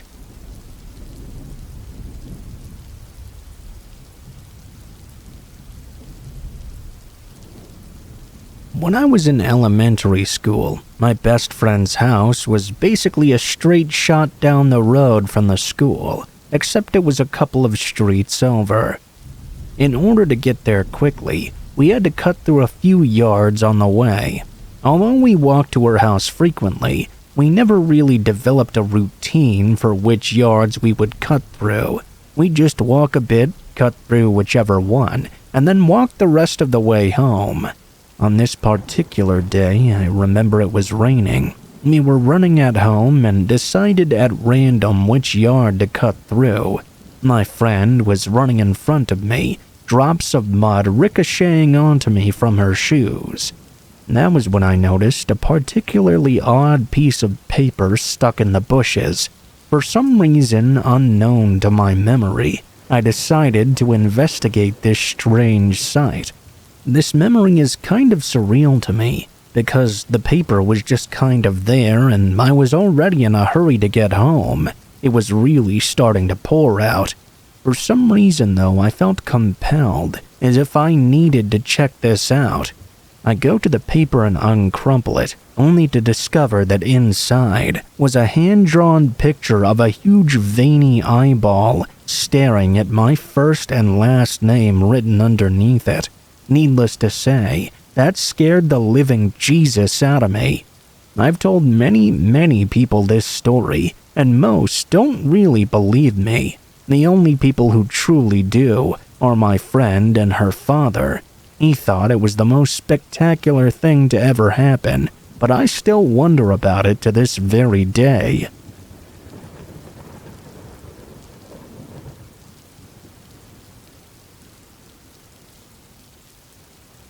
Strap in, this is a decently long one. I'm a 23-year-old woman, and this story is about a 33-year-old man. Let's call him Greg. I met him at the gym about a year back or so. I used to go to the gym with my mother, and being an introvert, I very seldom used to engage with or even talk to people. Being in the gym since the last 2 years, I had seen Greg work out and never really caught him staring or even looking in my direction. He was a well-educated, well-spoken man, and I assumed that interacting with him would not pose any threat to me. One day, Greg just randomly walked up to me at the gym and asked to add me on Facebook so he could promote some things regarding his business. I didn't really think much of it, as I'm barely active on the platform anyway. I let him add me. Slowly, our interactions grew in the gym, as well as on social media. I was going through a rough patch, so I would often find myself looking for a friend or perhaps even more. From the very beginning, my mother did not seem to like Greg. She felt that something was off about him. Regardless, I chose to meet him and another mutual friend of ours from the gym for coffee. I wasn't romantically inclined towards Greg, but I wasn't totally opposed to it either. At coffee, our conversations were quite general. But on text, Greg would casually flirt with me a lot. I would just ignore it, but that turned out to be a big mistake. The more I spoke to Greg and the more I found out about him, the more I realized I didn't see any kind of future with him in it, not even as a friend. Eventually, I started backing off, and took longer and longer to reply to his messages. I didn't want to blatantly confront him. After all, we did go to the same gym, and I wanted to avoid any hostility. Greg also slowly backed off as well, and we stopped talking altogether. Fast forward 6 months. I got my dream job and posted about it on Facebook. Greg congratulated me and told me he was proud of me. I gave him the benefit of the doubt and started replying to his texts again. He immediately began making flirtatious remarks toward me, but this time I told him flat out that made me uncomfortable, and I didn't want to be involved with him romantically or sexually. Subsequently, the conversations died down, and we parted on what I thought were cordial terms. He would often send me messages asking for feedback on some of his work, but I would generally ignore them. Now, in July of this year, Greg messaged me once more, asking for some feedback. He also sent another message asking whether I would like to withdraw from his broadcast list. I respectfully told him I would like to withdraw, since I didn't think I was qualified enough to give him appropriate feedback anyway. He went completely off on me, sending a bunch of messages, most of which I did not understand. I asked for context, and he told me I was only getting that over a call. I agreed. Another mistake. We spoke for 2 hours, wherein I made it very clear that he was only a friend and nothing more. He agreed and was very respectful throughout. Because of that, I assumed there was no harm in simply talking to him. For a couple of weeks, we spoke as friends before he started proposing me being a future work partner for a music venture. I was hesitant and would shoot his invitations to meet down by making various excuses. After about 3 weeks of this, he began making sexual remarks toward me. It made me uncomfortable, and I told him that I didn't want to talk to him anymore since we weren't on the same page. He started to get angry. He told me that if I wouldn't meet him, he didn't want to talk to me anymore either. I thought to myself, good riddance. I was getting increasingly tired of him calling me throughout the day and talking always about his inflated self-image. He told me something like he'd contact me after a year and we could meet then if I reconsidered my feelings toward him. I was growing impatient. I just wanted him out of my life. I was off my phone the next day for 6 to 7 hours. When I came back, I was welcomed to numerous missed calls and messages, most of which were threatening in nature. He threatened to show up to my house and kill me and my family. This is when I realized I may need to involve my family and the police. I told my parents everything. They didn't immediately contact the police, though. These could just be empty threats from a man who wouldn't take no for an answer. The following day, Greg got my parents' numbers and started sending them threatening messages, claiming he would abduct me if they didn't make me marry him. We contacted the police. They went straight to Greg's home to investigate. But seeing his behavior, out on the roof half naked, screaming at the sky, they declared him mentally unfit and told us he could not be arrested. We withdrew the complaint and contacted higher law authorities. Whilst we were awaiting a response, Greg allegedly committed a crime in a 5-star hotel. He attacked a female employee and a guest with a knife and tried to rape the employee. Consequently, an FIR was filed, which led to Greg being admitted to a mental institution. He stayed there for a couple of days and now walks completely free. We were able to file another complaint against him, which was taken more seriously this time. However, we were advised not to create a case, as he would easily get off on bail. So he still roams free and still continues to contact me from unknown numbers every once in a while, making me feel like I'm under constant threat whenever I'm outside my house.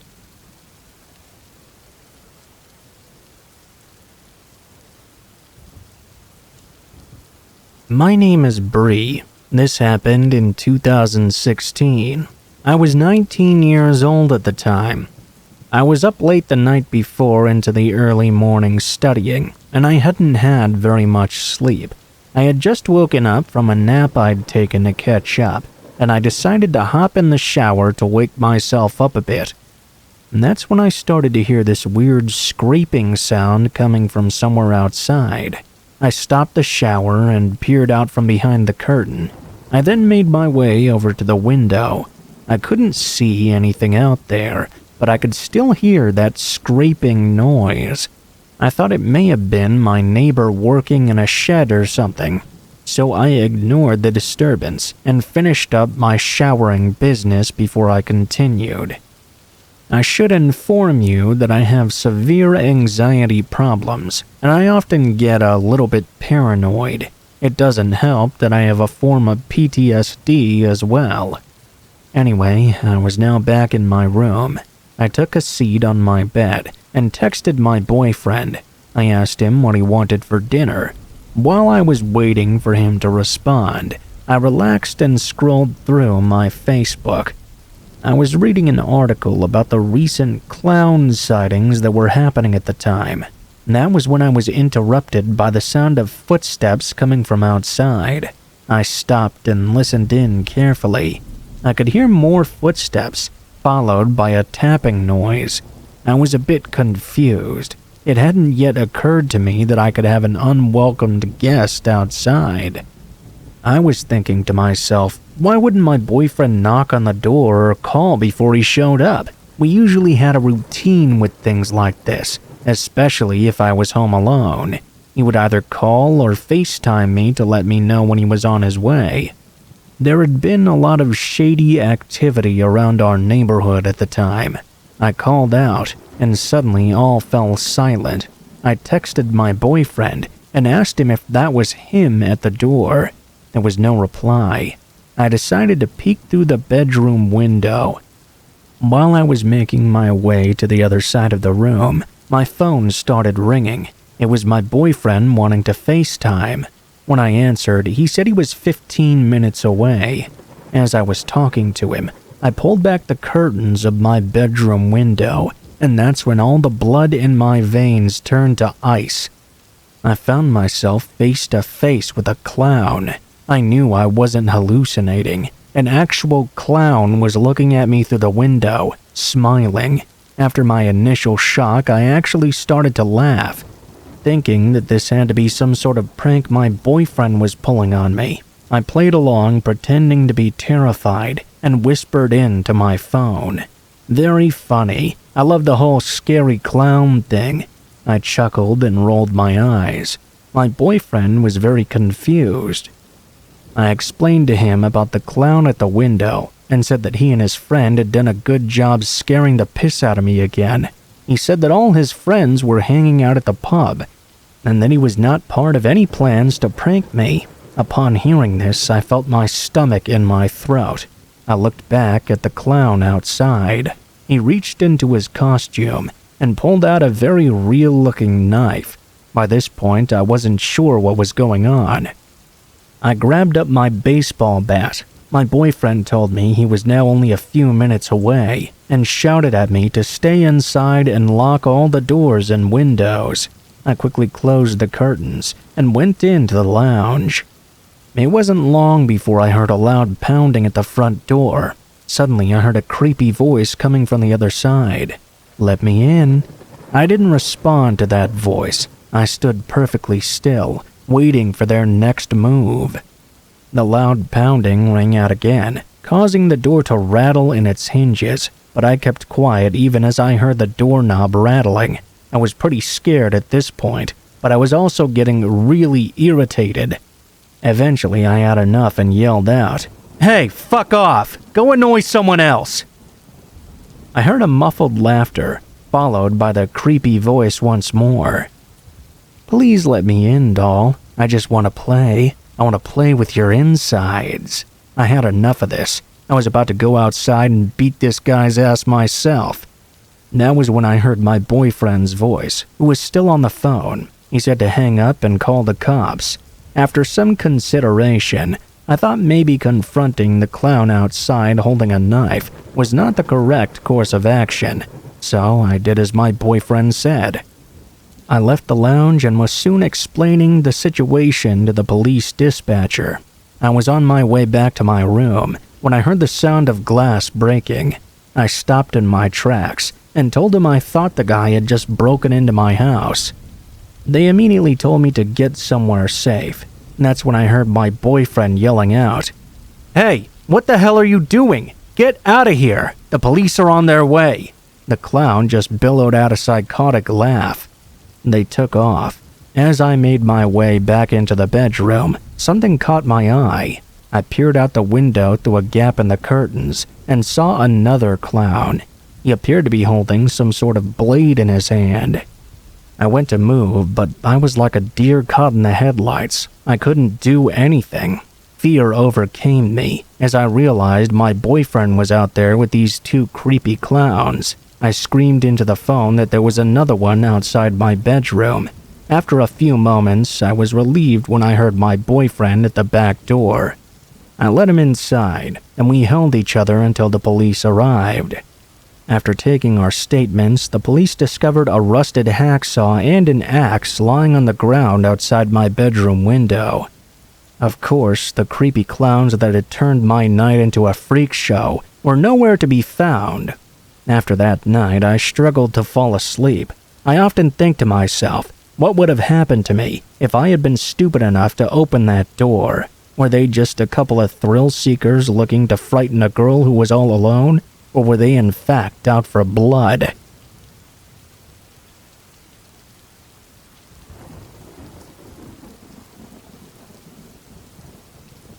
Okay, so buckle up because this is going to get weird. This isn't something unknown amongst my friends and the people local to me, as I live in quite a small town.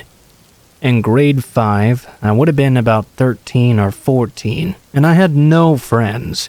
I was and still am kind of weird, and it tended to throw people off.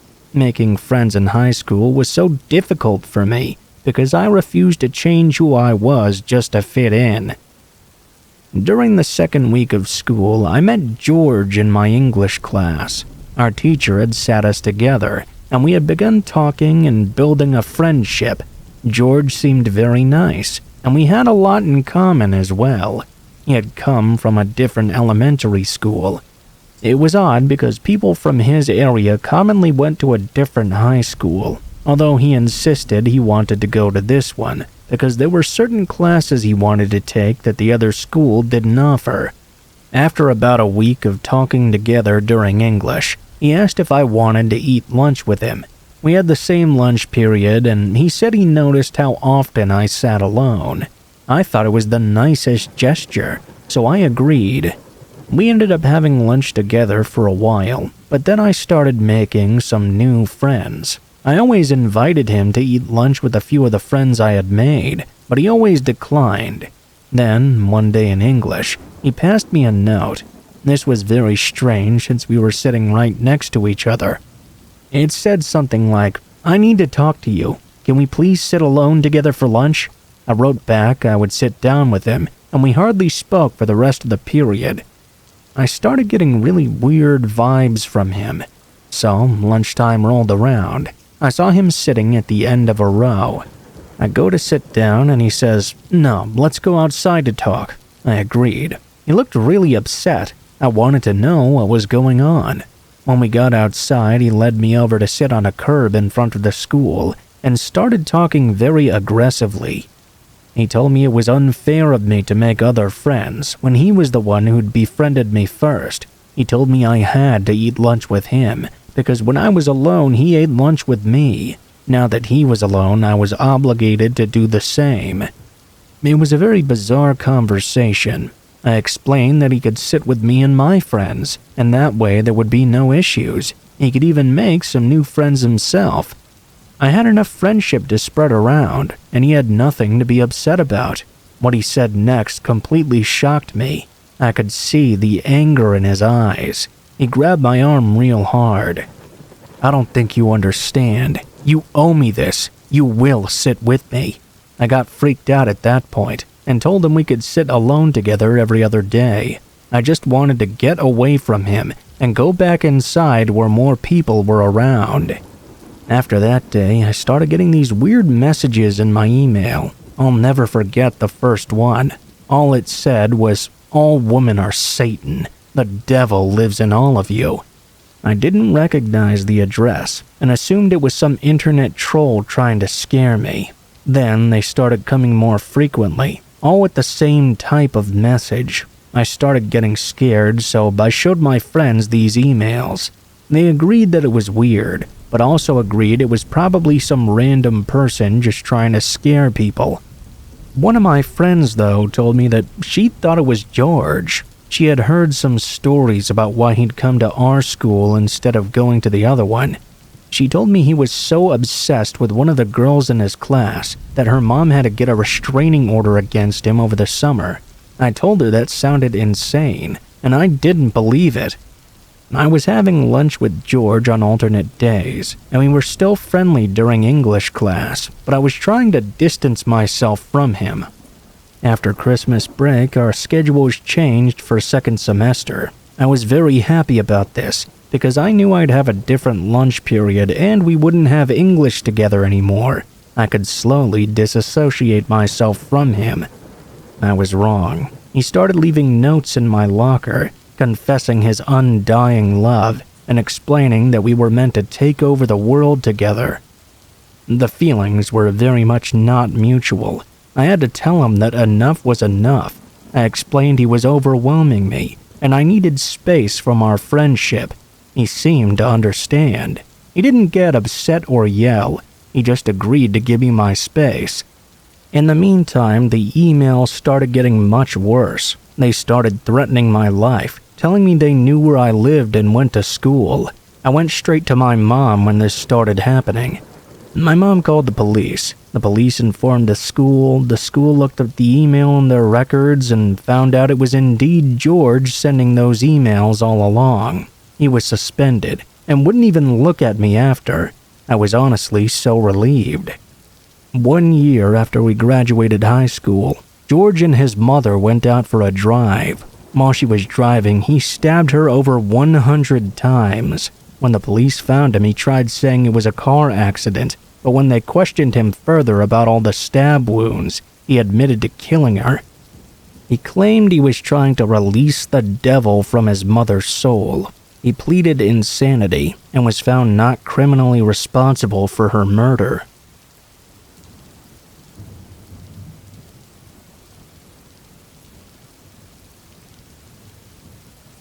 It was Halloween night in Shibuya. If you've seen the news reports or been there in person, you'll know all about the huge gatherings of people in fancy dress costumes. Maybe not this year though, I guess. I want to tell you about the scariest thing that's ever happened to me back in 2017. I'm a woman, by the way. My friends and I decided we would go to Shibuya in costume. We saw hundreds of others, all gathered around the famous crossing, dressed up in their Halloween finest. The October air was full of enthusiasm for the holiday. It was so crammed with so many people. As we walked across the crossing, I could smell sweat and alcohol. My feet were being trampled on over and over. There was garbage everywhere. I was kind of regretting coming at this point. The oncoming crowd pushed past me, and it separated me from my friends. I started searching for them as best I could, but when everyone's wearing masks and costumes, it's difficult. Everyone around was just completely drunk and stumbling everywhere. I didn't stand a chance of finding them like this. I decided to find a less crowded area, and there I would try to text or call them. Before I knew it, I had entered an empty back alley with no one around. I took a deep breath and tried to calm down and compose myself. I was pretty annoyed at the situation. I could hear the noise coming from the crossing area still. As I started to calm down, a shabby man began to amble towards me and sat down close by. Had he been there the whole time, I wondered? I couldn't figure out if he was in a costume or what he was supposed to be. He looked kind of like a shaman or something. He had long, greasy hair. I looked closer, and honestly, it looked like he was wearing bits of costume he'd found out on the street. Some parts were like a witch's costume. Then there were the bright polka dot tights, a fancy hat, other parts that looked like a clown's costume. Very weird. Nothing about his costume matched at all. As he stared at me, I just ignored him. I tried to walk away and past him, and then he did something I really didn't expect. He shot right up to his feet and grabbed my arm hard. He blocked my path and whispered in my ear, "Give me some candy." I couldn't move at all. I tried to wriggle free from his grasp, but he was so strong. His words were slurred, and he sounded in a daze. It was truly horrifying. I didn't know what else to do, so I rooted through my bag looking for something to give him. "Haven't you heard of trick or treat? You don't want a trick, do you?" He was slurring. It was at this point I noticed he'd pulled his hand out of the pocket of his hoodie, and he was brandishing a knife. I didn't know if it was one of those fake knives or not, but I surely didn't want to find out. Sweat was running down my face. He chuckled and repeated again and again his trick or treat. I was still blindly searching in my bag for some candy when I saw someone dressed as a police officer. I screamed for help at the officer. He looked my way and walked down the alley towards us. The weird guy who had a hold of me just stared at the oncoming person. "Thank God I'm saved," I thought to myself as he walked over. "What's the matter, miss?" the guy called out as he approached. "Are you not giving this man his candy?" He gave a smile and pulled a gun out of his side holster. He aimed at my head. "Trick or treat." He grinned. I'd never felt so helpless in my life. I felt betrayed and alone. I felt as if this was the end for me. I didn't know what to do. There was no one around, and everyone in earshot would never hear me if I screamed. They might not even hear the sound of the gun. I was still absent-mindedly rooting through my bag when my finger touched something. Just as the man with the gun approached me and put his hand on my wrist, I flung it out of my bag onto the floor. They both let go of me and scrabbled around on the floor to reach this thing. I ran as fast as I could back to the crowd of people, and eventually I was reunited with my friends.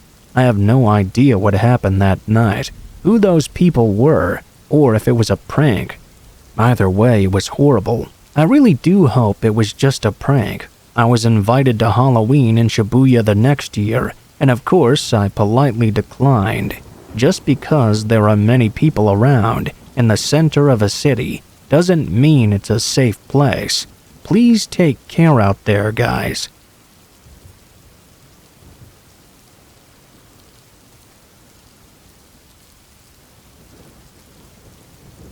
Way back in 2013, I was 22 years old. I wanted to sell an old computer I had. It wasn't good enough to take into a shop or anything. It was kind of a piece of junk that I thought someone else could find use of. At the time, Craigslist was the only place I really knew of that you could post and sell things on. Honestly, I'd never heard any bad things happening from it. It seemed like an easy-to-access site that people nearby could get discounts from, and I trusted the area I lived in as well. I really had no second thoughts when I listed the PC on the site. It only took a day before I received an email from someone willing to pay me that listed price. Of course, that's assuming it worked as I said it did.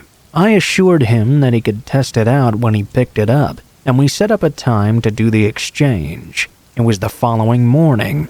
He said his name was Cameron, and he'd send me an email when he was on his way over. On the next day, I got up early and waited until 11 a.m. when he was supposed to show up. I was expecting his email to say he was coming, but he never sent anything. At 11:15, with still no email and no signs of him even coming, I decided to open up the blinds and watch TV, while keeping an eye outside just in case he did show up. There was nothing until about 11:45. From the corner of my eye, I saw a car slowly coming down the road and up to the front of my house. They stopped right on the curb, keeping the car running. Thinking that must be him, I paused the TV and waited, but several minutes passed by, and the car didn't move or turn off. Suddenly, they turned back onto the road and drove away. I got up and went over to the window, looking out and not really understanding what that just was. I didn't know if it was Cameron or just some random person that just happened to coincidentally stop there for some reason. I closed the blinds and sent an email, asking if he was coming or not. There was never any response. After an hour, I was done waiting. I went on with my day, forgetting about the whole thing.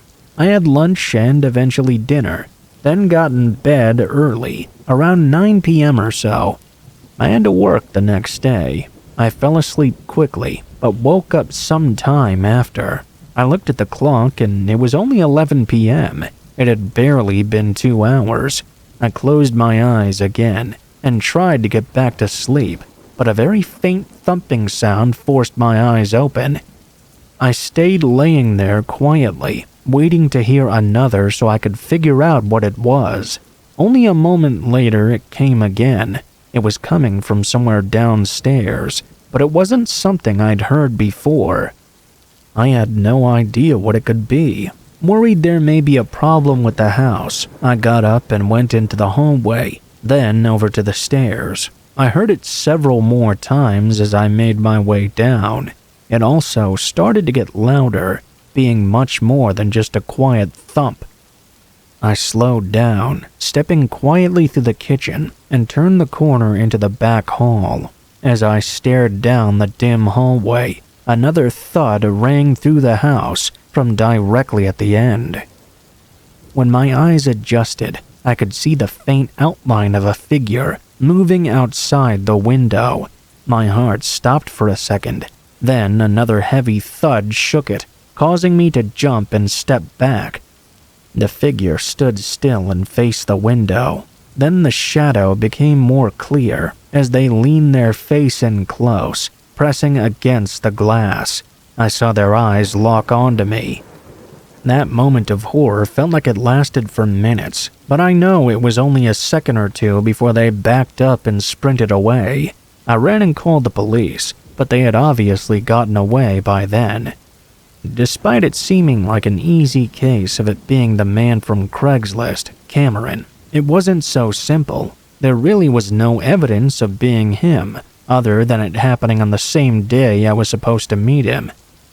I don't know what that person wanted either, but the bolt holding the window down had divots on the outside, as if they were trying to break it out of the windowsill. I never found out anything else, but I also never took to using Craigslist again.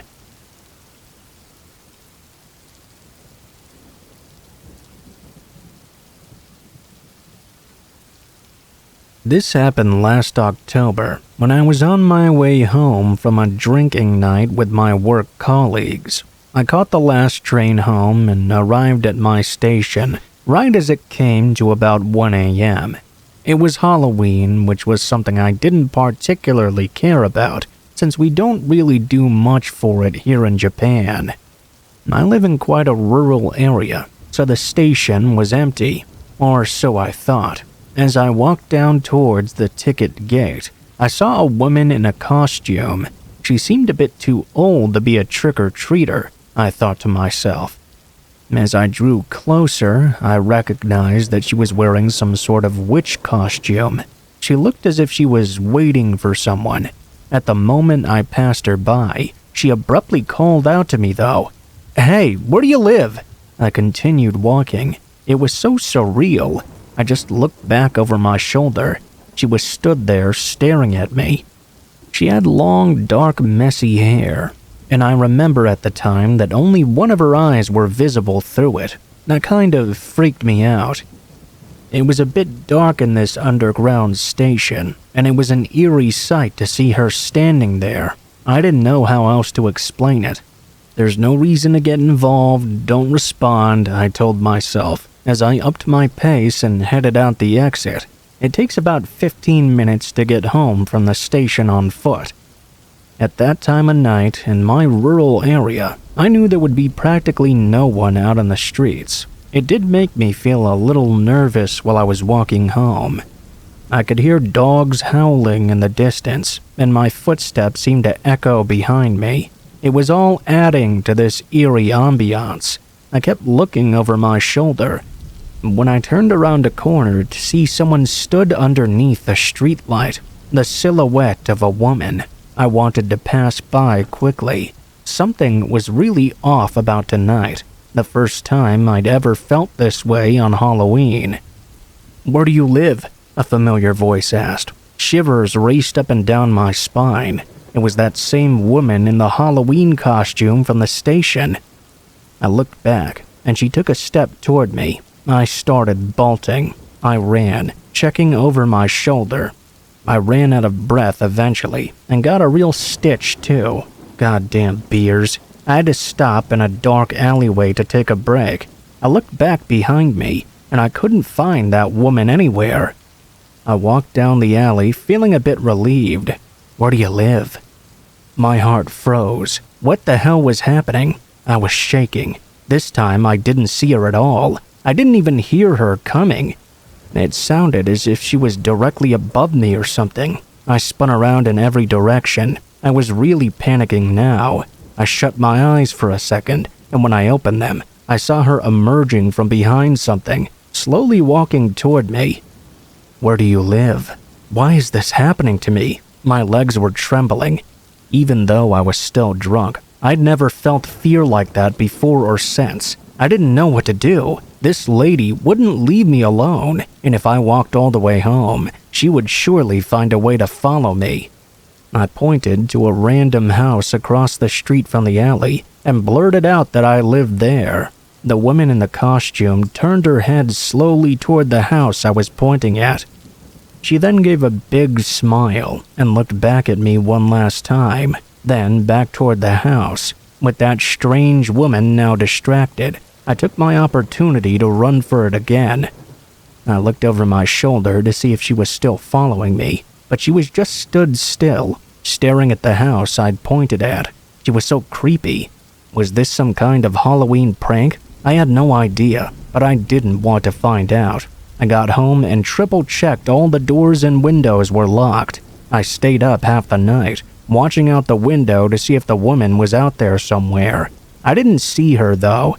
Time went by, but I couldn't forget about that strange experience. I can't really remember her face that well, and my memory's a little bit hazy from being drunk. I still get shivers every now and then when I think about that night. A few weeks after the incident on a Sunday, I was taking a walk with my daughter in the neighborhood. I noticed a moving truck, and the truck was parked right outside the house I'd pointed at that day. I remembered that woman's voice, asking me where I lived. I shuddered. I thought to myself at the time, surely it's a coincidence. The people who lived there were just moving out for something else. But honestly, I wondered if maybe she did something to them that made them want to move out. The owners of the house came out holding boxes and looked exhausted and miserable. Something must have happened there. I could still hear that woman's voice ringing in my head. "Where do you live?" I grabbed my child's hand and started to walk away as fast as I could. I don't go anywhere near that area now, if I can avoid it.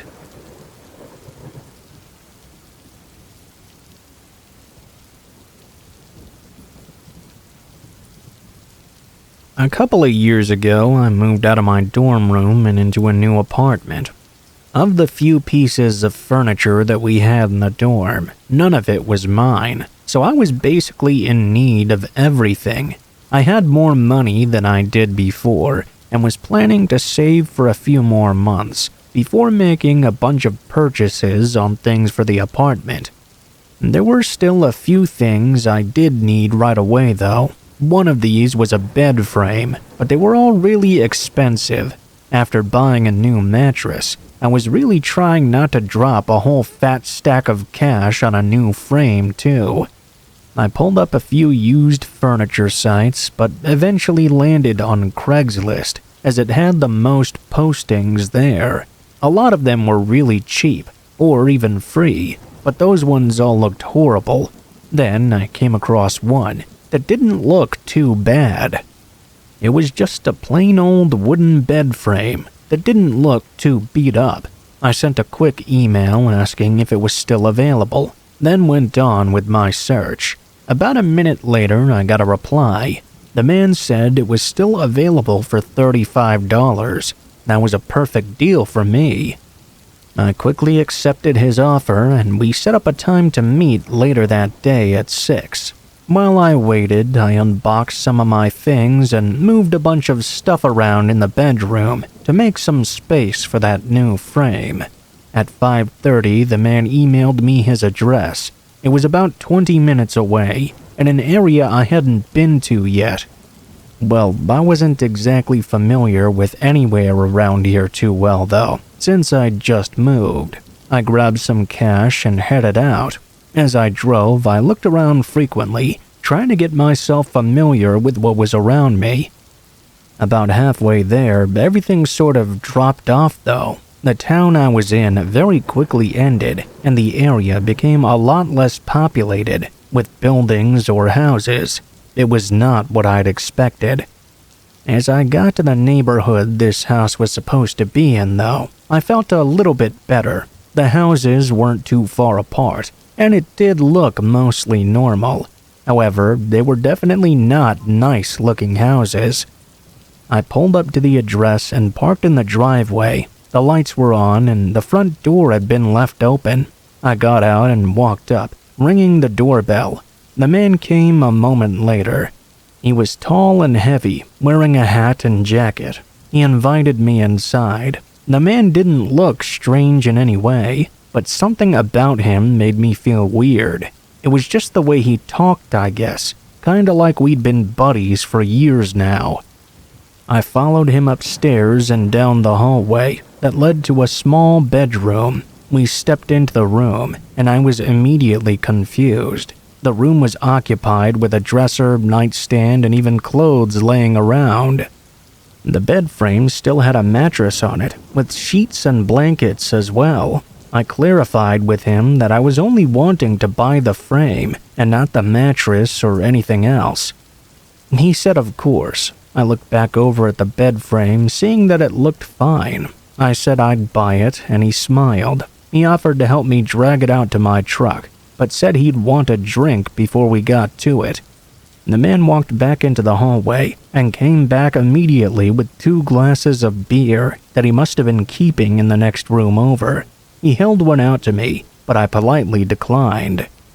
The man looked very confused. "Come on, it'll be fun." He acted like we might as well hang out since we were already here. I told him I was really busy that night, and I just wanted to buy the bed frame and get out of there. He was being really pushy though. His smile became noticeably less genuine as he urged me to have a sip of this drink with him. I quickly stepped past him and out into the hallway, not wanting to be cornered into that small room. I told him I was going to leave. I turned to walk out, and he immediately changed his attitude. He started being overly nice, apologizing and asking if I wanted to take the bed frame for free even. I ignored him and began walking faster down the stairs. I heard the man coming after me down the hallway. I was able to get out before he caught up to me, and I saw him standing at the front door as I pulled away. Maybe he was just some lonely guy living out there that wanted a buddy to hang out with, but that was all just a little too strange. I mean, the supposed bed frame and room it was in were clearly in use by someone. When I got home that night, I checked the posting again, but it was deleted. From my memory, though, I knew the bed frame was shown by itself with no mattress or anything on it. Now that I thought about it, that made it even stranger that it wasn't like that when I got there, considering his intent had been to sell it. But whatever that man was up to, I didn't like it, so I just got out of there.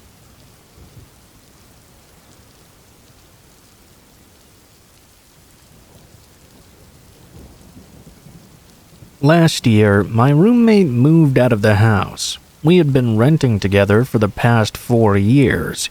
By then, both of us had gotten better jobs and were getting paid much more. The house we lived in wasn't the best, so it was only a matter of time before one of us moved out to get their own place. After he moved, though, I was able to use more of the space in the house. and actually just decided to stay there for another year or two. This happened during that time, sometime in early December. Our area was going through a week of some pretty bad snowstorms, and the office I worked at allowed us to work from home for a few days, if we wanted to. Obviously, I chose to take them up on that offer. I used my old roommate's bedroom as an office and worked all throughout the day. At one point while I was working, though, there was a knock at the front door. I left the room to check who this was. There was a man on the porch in a heavy winter jacket. He didn't seem to be a worker or a delivery person of any kind, just some regular old Joe. I opened the door, getting hit by a rush of snow and wind. Yeah? How can I help you?"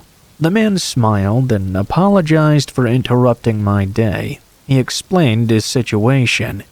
He said his car had gotten stuck in the snow right on the side of the road next to my house, and he didn't have a phone on him. He asked if he could borrow mine to call someone for help. Obviously skeptical, I told him to give me a moment. I then closed my door and went to the other side of the house. I looked out the window at the road he was supposedly stuck on. There was a small SUV out there that looked like it had slidden on some ice onto the curb and gotten stuck in the snowbank. Now that I was pretty sure he was not lying about that, I grabbed a jacket and put on some shoes. Then I went back to the front door. I was still a bit skeptical, of course, but I stood on the porch with him as he used my phone to call his brother, just so that if he tried to run with it or anything, I could chase after him and prevent him from leaving. After a quick call, the man simply handed my phone back and thanked me, then walked away.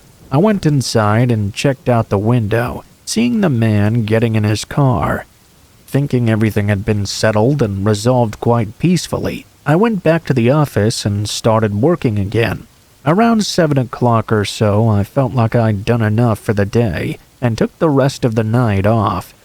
It was then that I remembered about that man in his car from earlier. I went to check and see if he'd gotten the help he needed, and was surprised to find that car was still there. I could see the man moving around inside of it. It had been almost 3 hours by then, which made me wonder how he was still stuck there. Maybe he was waiting for his brother to get off work and pick him up or something? I didn't know. I went to the kitchen and made some dinner, then sat down on the couch to watch some TV. I stayed up until about 9:30, then went upstairs to shower and get ready for bed. I turned the water on and hopped in the shower, but after a few minutes, there was a sudden and abrupt banging on the front door. It was loud and harsh, and completely jump-scared me. I was put into a fear-induced frozen state for a moment. The banging was so hard it was actually shaking the walls. Even across the entire house, I could still hear that it was coming from the front door. They were hitting it non-stop. I could even hear them aggressively shaking the door handle. It was such a sudden burst of chaos that I wasn't sure what to make of it. I turned off the shower and quickly got dressed, but as I left my room and walked down the hallway, everything stopped altogether. It was now completely silent. No more sounds at all. I stopped in place, hearing only the wind from outside, and feeling a bit of eeriness set in. I slowly walked downstairs and up to the front door. Nobody was there anymore. I quickly ran to the window and saw that car was still there. The man was no longer inside of it, though. Not knowing what was going on, I simply decided to call the police. When they came, they noticed multiple sets of shoe prints in the snow, but they were covered up by the storm soon after. They took the license plate of the car, though, and found a picture of the owner. From what I could tell, it was the same guy I'd helped on my porch. In the following days, they waited for him to return, but as far as I know, he never did. It's really disturbing to think about what could have happened that night right outside my door. Was it that same man desperately trying to get in for some reason? Or was it someone with malicious intent? It seems that most people I've told this story, including the police, think the man was running from someone and trying to get help. But what happened afterwards is very much up for debate. Nothing is really known about where that man is now, or what he was running from. They're just a few questions on a long list that will probably never be answered.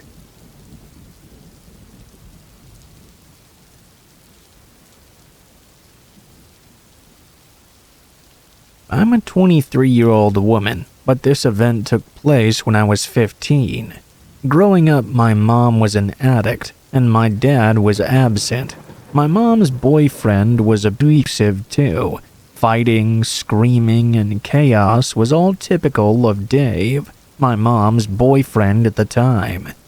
He was deep into drugs as well as my mom, and there'd be random strangers constantly coming in and out of the house at all hours of the day, due to the absence of any proper guardianship. I'm sure you can guess that I ended up in with the wrong crowd by age 13. I was sneaking out to meet boys, drinking, smoking, and doing other things a typical 13-year-old kid should never do. When I was 15, I met this guy named Tyler. I'm using his real name because fuck him.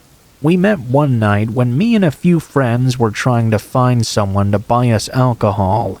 Being stupid teenagers, we would usually just ask strangers who were going into the store. Tyler was the first person we'd asked that night. He said yes and got our drinks for us, then met us in the parking lot where we were waiting for him. He asked us where we were headed and what we were getting into tonight. One of my friends, who we'll call Sarah, told him we were just hanging out and walking around. We lived in a big city with lots of busy streets, so we'd usually just kinda walk around until we found something that caught our interest. On this night, it was already past 10 p.m. Everywhere was closing and the roads were emptying quickly as well. Tyler then invited us to join him in his car and drive around. Us being stupid kids went with him. Sarah and our other friend, who we'll call Kate, sat in the back together. I was up in the front passenger seat. At the time, I was really excited to sit by him. I thought he was a hot older guy with a car. I was way too naive to realize this guy was actually a creep. At first, I thought the drive was quite fun. He took us along a back road that went alongside a river, with trees and railroad tracks on the other side. He drove fast, and had his music turned up so loud it was shaking the entire car. He started smoking a blunt and we all joined in on it. Honestly, it was a good time. I didn't see the danger I was putting myself in, or the reckless behavior of this mysterious man that we'd just left with. I'd been sipping on my drink during the drive. At one point, he told me to chug it, which I stupidly did. I was only a 92-pound child, so inevitably I got blasted. That night is pretty faded in some parts. I remember him placing his hand on my thigh throughout the drive. I didn't mind in that state of mind because I really thought I liked him. By the end of the night, Sarah and Kate had to head off home, and Tyler said he'd drop us all off at the store we'd met at before. I got out of the car and he asked me for my phone number. I gave it to him and he kissed me before I got out. I started walking home with my friends. The rest of the night completely blurs out. The next morning, when I checked my phone, I had a text from him. It said something along the lines of, "I want to see you again. I had a real good time." Again, being a naive 15-year-old, I was very happy about this. The following weekend, we all met up again, and he bought us some more drinks. We went for a ride, and he drove fast and played loud music. We smoked and drank again, except this time he grabbed my hand the entire time. This became our routine quickly. He'd pick us up nearly every weekend for months on end. Tyler and I eventually began dating, even though I knew nothing about him. He'd never talk about himself, because all we'd do was drive and listen to loud music. Again, I didn't see an issue with it. I thought this man was awesome. until this happened. One of the weekends we were all supposed to meet, I got a text from him, asking if it could just be me and him this time. Luckily, my instincts actually kicked in, and I told him I wasn't feeling well. I didn't want to ditch my friends. They were already on their way to meet me. The night went on as normal, us girls hanging out on my porch and gossiping, when suddenly his car drove really slowly past my house. He didn't stop, but instead kept going down the road. Immediately, I got a kind of weird feeling. Within 2 minutes, I'd received a message from him. "Why did you lie to me?" I replied, "I'm not lying, they just came to bring me some snacks. They were checking in on me, you know?" I was definitely continuing to lie. I remember him getting really upset. He should be the one to bring me things. He should be the one to check up on me. I was feeling a little guilty until Kate asked me, "Hey, has he been here before? How did he know where you live?" That's when my brain finally started to think, hey, something's not right about that. Obviously, we always met him at the store. He'd never picked me up or dropped me off at my house, and we'd never talked about where we lived. I texted him again. I asked him how he knew where I was. He played it off like he'd accidentally stumbled down my street, and just so happened to be driving very slowly by my house specifically. Whatever. I didn't reply. I had been distracted by my friends. Eventually they left and I went back inside, getting ready for bed. I showered, brushed my teeth, turned on the TV. The sounds of whatever my mom and her people were doing downstairs in the basement were ringing throughout the house. I remember waking up at 4:12 a.m. I checked my phone to see what time it was. I'd been woken up by a notification text from Taylor. "Hey, can you meet me?" It was sent just shortly ago. I texted back telling him I was sleeping, but he insisted on seeing me. I had to firmly reply no before turning my phone on Do Not Disturb.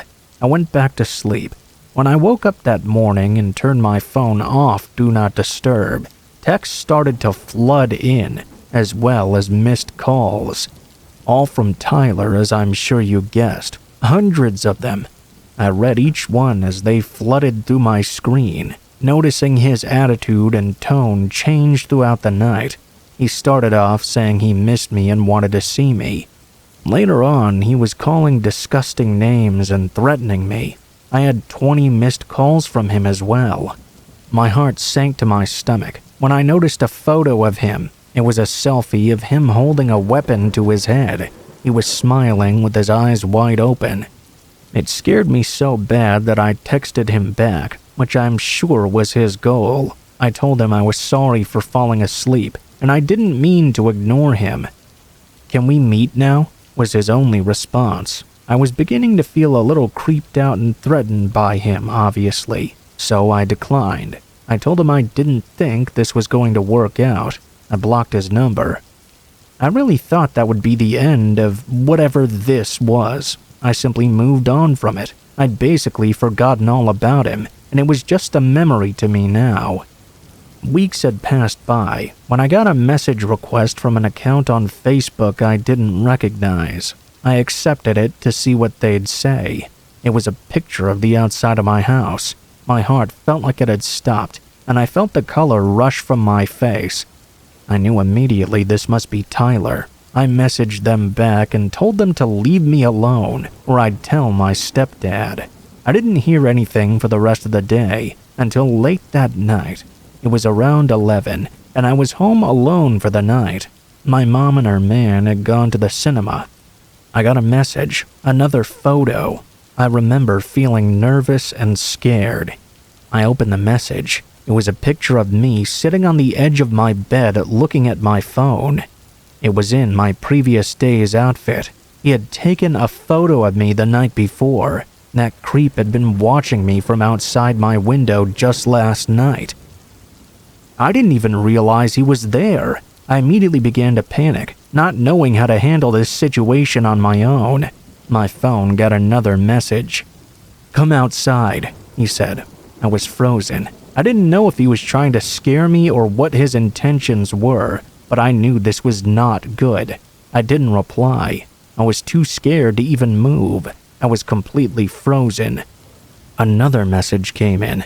"Hey, I'm at your front door." I checked my Ring camera, and sure enough, there he was standing right on my front porch, phone in hand. He was typing something out as I watched. I was so scared that I called the police, and they told me to stay in my room and lock my door. The whole time, he continued telling me to come out and meet him. I even heard him try to get in a few times. After about 5 minutes of complete and utter terror, I heard the police sirens nearing my house. I felt a rush of relief come over me, because I knew this was almost over.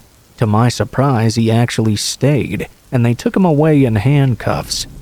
He's still doing time for all the crimes they caught him in. They found weapons, sex toys, drugs, and a gun in his car, along with all the messages he'd sent me. They charged him extra for me being a minor. When I finally found out his age, it made me sick to even think of it. He was almost 30 years old at that time. I was 15. My mom eventually went to rehab and is doing much better. We moved away from that city, and I'm now engaged to a wonderful and loving man. We have a child on the way. My life has gotten a lot better, and I'm happy now, but I can't help but feel an overwhelming amount of fear whenever I think of Tyler. Will he try to find me again when he's released? Will he still be obsessed with me? Or will he do this again to another naive child? Girls and boys out there, please hang out with people your own age. Don't do what I did.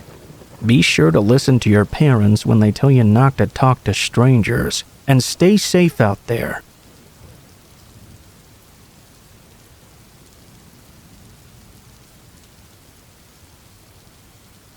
I live in Irvine, California, which, if you don't know, is the safest large city over 200,000 people in the United States. My whole life, I was never worried about a break-in or anything like that, until one horrifying day. I was lying in bed on a Saturday morning, sleeping in. Suddenly, my dad sprinted into the room and handed me a wooden baseball bat. He was completely out of breath. "Don't leave this room, and don't let anyone touch you."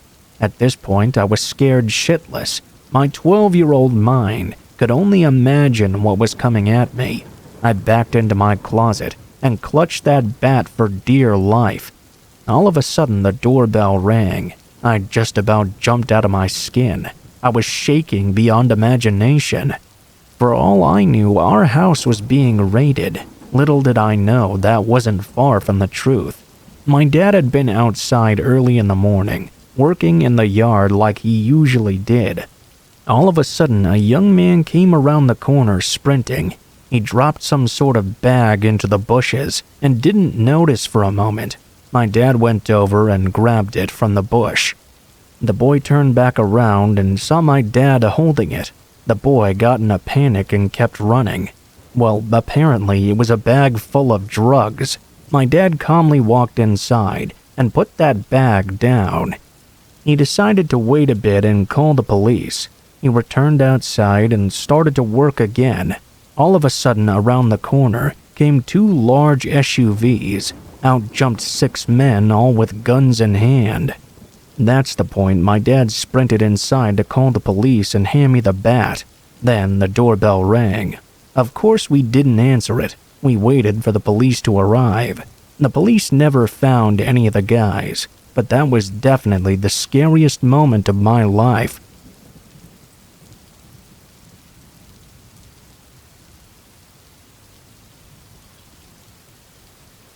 This happened like 12 years ago. I was 14 and my sister was 12. It was during summer vacation. We were hanging out, just the 2 of us outside, midday. We lived in a smallish town, where during the weekdays it was pretty empty because adults were all at work. Anyway, we'd just been messing around, picking flowers and doing some other random crap, when we decided to cut through a massive field of undeveloped land on the edge of our suburb. It was technically a shortcut to get home, but it wasn't the best idea. It was really bumpy, potted land that other kids and teens had left all sorts of shit laying in, while our bad decision came back around and bit us. We hadn't even made it very far into the field when my sister got two bad things at once. Some sort of twisted metal, perhaps an old piece of a tool, had pierced right through her foam flip-flop and into her foot. Right after this happened, she shrieked, jerked, and twisted that ankle on uneven ground. She started crying and howling. Of course, I was worried. The metal hadn't gone too deep, thankfully, and I was able to stop the bleeding with the hem of my shirt, but she couldn't walk anymore, obviously. Our parents weren't available, didn't know where we were, and this was before I had a cell phone. Well, crap. My sister was still on the ground crying. I was trying to calm her down when something made me feel the need to look up. It was the feeling of us being watched.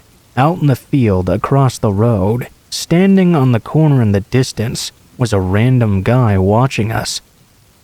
He was too far away for me to see him clearly. All I could tell for sure was that he was blonde and adult and dressed way too warmly for July. He was all alone, stood stock still just staring at us. I've always been a skittish horse, so I looked back at my sister and said to get on my back. I was carrying her home and we were leaving right now. I had to carefully pick my way through this stupid field in my own crappy flip-flops, with my crying sister on my back. Luckily, she was tiny. I wasn't exactly a linebacker myself. It had rained a couple of days ago, and the field had puddles of slimy water in the low spots. We were both wet and soaking from her falling when she got hurt. I swiveled back to check if the man was still watching us, and he was.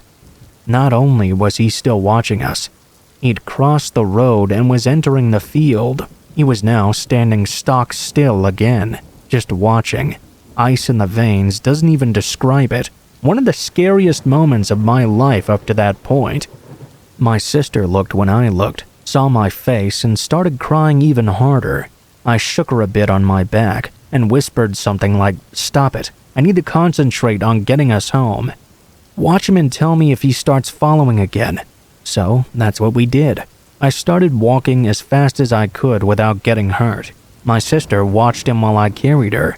After a minute, she started whispering to me that he was moving again. "How fast?" "Just walking." "Is he watching us?" "Yes." I told her to tell me if anything changed and kept going. I stomped through puddles I couldn't see into when I had to, hoping there was nothing sharp in them. I lost a flip-flop in the mud, but I just kept going. We were about 3/4 of the way through the massive field when my sister whispered what I least wanted to hear. He was chasing us. I turned us right around so we were facing him head-on and yelled as loud as I could, "Hey, we see you! Fuck off and leave us alone or I'll call the cops!" There was no response. He stopped when I stopped, but gave no sign of acknowledging he'd heard me. I turned around again and kept going. My sister was shaking like a leaf, just saying my name over and over again. It was awful, but there was nothing I could do but to keep going. He started following again, this time at a slower pace. I finally made it to our suburb and out of the muddy field, on to solid concrete. I told my sister to hold on as tight as she could, and I booked it. I was running with her on my back as fast as I could manage. We couldn't see the man anymore. We didn't know what he was doing or where he was. I was going to make it to our house or die trying. Every muscle hurt from carrying her so far. My bare foot was all busted up from the road, but I didn't stop. I kept moving with my sister looking behind us. It felt like my heart was going to burst. The fear and suspense was awful. After what felt like forever, I made it to our house, ran across the yard, up the drive, put down my sister who'd started crying again. My hands were shaking so badly I could barely use my key. We made it in safely and called my mom. She had us lock every door and window and came rushing home, but nothing happened after. The man never found us, and we never saw him again after that. And that's the end. I have no idea who he was or why he was following us like that, but it gives me chills to this day. The way he'd stop when I stopped, the way he ignored my yelling, I don't know what he wanted or what he was doing, and I don't ever want to know.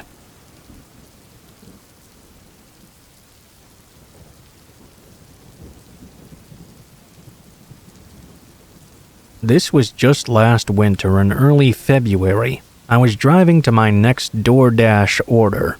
I was a bit tired as I'd been driving for the last 4 hours, and it was almost 12 a.m. After this one, I was definitely calling it a night and heading home. I was worried about getting sleepy on the road, especially with all the ice and snow around. I was driving down a fairly empty road. It was a side road that connected two of the main towns in our city. There was a 5-meter stretch, though, that had no buildings or houses anywhere. As I was driving down this section, I don't really know what happened. I just got hit with a sudden wave of tiredness that made me lose focus on the road for just a few seconds. That was all it took, though. I guess I hit a patch of ice and slid toward the side. Although I fully woke back up at this point, it was too far gone. I tried to steer back onto the road, but my car slid straight off and into the small ditch between the road and the woods. Thankfully, it wasn't a bad crash at all, since the snow really lightened the impact. It still made me shaky, though. I knew right away it was going to be impossible to get out of this. My car was stuck on the incline of the ditch in thick snow. I didn't even bother getting out to try and see how bad it was. I did test my luck trying to maneuver the car to get some traction, but if anything, that just made it worse. In the middle of trying to figure everything out, I noticed a car's headlights down the road. At first, I thought it was just a car passing by, but after a few seconds, it was clear they weren't moving. Someone must have just been parked down the road with their headlights on. I found that to be a little bit unnerving. What were the chances of this, being on this long, empty road? They weren't close enough to have stopped to try and help me, but they weren't far enough either to not see my headlights. I pulled out my phone and called my dad, knowing he'd still be awake and hoping he'd be able to help me. I'd never been in a situation like this, so I didn't really know what to do. He said he would call roadside assistance, then drive down to wait with me. I thanked him and felt relief, knowing he would be down here in just a few minutes. I looked back out on the road, looking for the headlights from the car I'd just seen, but suddenly they were gone. It was too dark to see anything that far without lights, so I didn't know if they'd driven away or if they were still there just waiting and had turned the lights off. It really started to creep me out the more I thought about it. I kept my eyes down the road, not looking away for more than a few seconds. I began getting very paranoid. There was something about the silence as well that made it more uneasy, only hearing the wind outside my car and nothing else. After 3 minutes of waiting, I saw a figure walking toward my car out of the darkness. He was down the road, coming from the direction where the headlights had been. I watched as he slowly made his way through the snow, getting to just 15 feet away from the front of my car. He then stopped and stood there, facing me but not moving. I couldn't see much of him, as he had a hoodie covering his face, but the way he stood there in my headlights started to terrify me. After a moment, I honked my horn softly a few times, just to let them know I was in the car and I could see them. They didn't move or acknowledge me. Just as I was pulling out my phone to call my dad again, the man turned around and walked away, disappearing down the road. I still called my father to let him know about this really strange person that was out here. He said he was just a minute away. I stayed on the phone with him this time, and only 30 seconds later, I saw headlights turn on down the road and begin moving toward my car. Once they were right across from me, they parked and turned off their lights once more. I couldn't see over the ditch, but I heard a door open. I yelled through my phone what was going on. Just then, my dad's car pulled right in front of my view and screeched to a stop. I heard him yelling at someone. They got back in their car and sped away. They did not come back. My dad said the guy had been holding something in his hands. It looked like a crowbar or something he was going to use to break into my car. Everything went okay after that though, and the car ended up not even having much damage to it. I'm not sure what was about to happen that night, but I'm lucky my dad pulled up exactly when he did.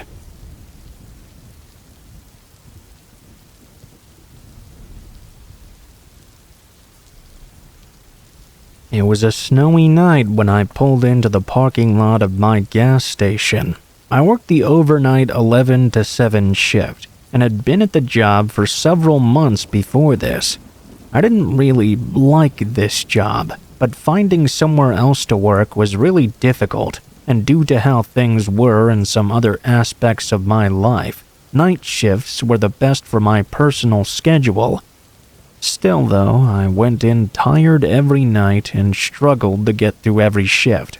I parked in front of the building beside the only other car in the parking lot, which happened to be my coworker's. I went inside and relieved him of his own shift, and he left a couple of minutes later. Then it would be just me for the rest of the night. My manager had a paper on the desk with some of the things that needed to get done, but from reading it over, it wasn't actually all that much. My guess was that it wouldn't take any more than an hour total to complete all the tasks listed there. I tried to put it off as long as possible to save me from falling asleep. I wanted to start it up once I started getting really tired, so I wouldn't just conk out. As I sat there behind the desk, somewhere around 12 a.m. or so, a car pulled into the station. I glanced out of the window, seeing an old SUV parked by one of the pumps out there. Of course, with it snowing outside, most people were not driving around, but getting a customer every once in a while was perfectly normal. I went back to my phone and scrolled through some videos, not really paying much attention. Probably 10 minutes passed by until I looked back outside and saw the SUV was still out there by the pump. The headlights were off and the doors were closed. It looked like they should be out pumping gas, but it had been way too long for that. I stood up and got closer to the window, looking down both sides of the building. Nobody seemed to be anywhere outside.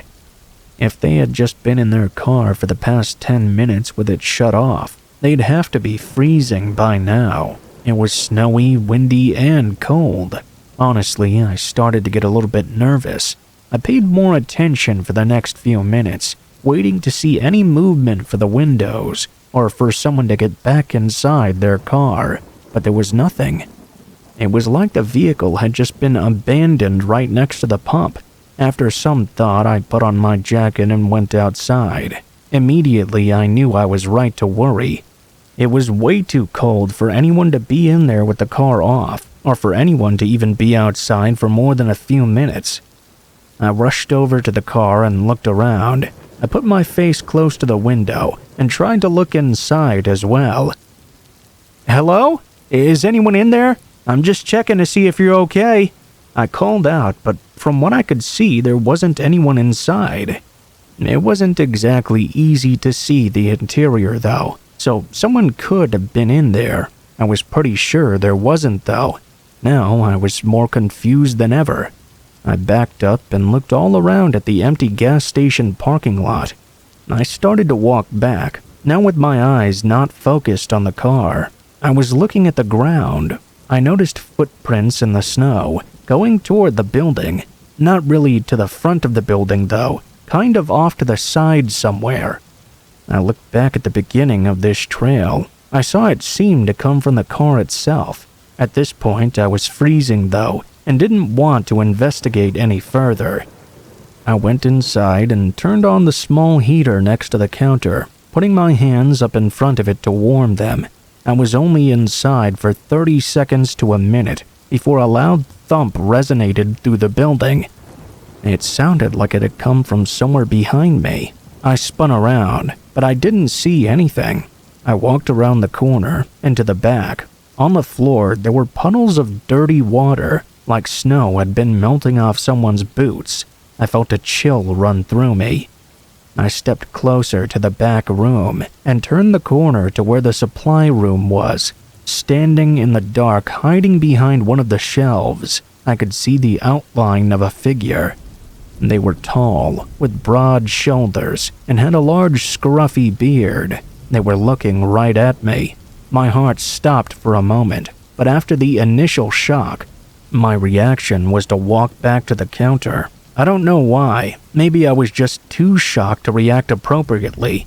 After staring at the doorway to the supply room for who knows how long, with no signs of any movement, I quietly picked up the store phone and called the police. I whispered for help and endured the most unnerving 10 minutes of my life as I waited. During this time, I didn't hear or see anything from the supply room, which honestly added to my fear. For some reason, the man never emerged to confront me. When 2 cops finally pulled in, they came inside, and I quietly told them where the man was. They searched the room while I stayed by the front, but I was shocked when they came out with nobody else in tow. The man was gone. The watery shoe prints surrounded the back door, and outside there were fresh tracks in the snow, going straight away from the gas station into the completely empty, dark field that led on for miles. Obviously, nobody could search that at night, but even when they did in the following days, they didn't find anything. I mean, the field was huge. He could have gone anywhere really, but it was so cold and windy that night, I was sure they would find a body or something. The SUV was taken in for hopefully more information. I don't know how or why, but for some reason they couldn't find any history of ownership. That left us with just what we know from that night. And we're still left with only that. Who the man was, what he was doing, it all remains unsolved. Where he is now is just as much of a question, really.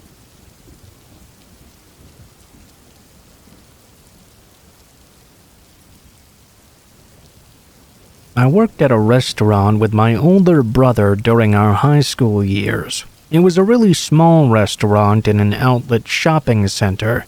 We were both waiters there, but since the place was small, we often helped out all around, doing dishes, deliveries, whatever they needed really.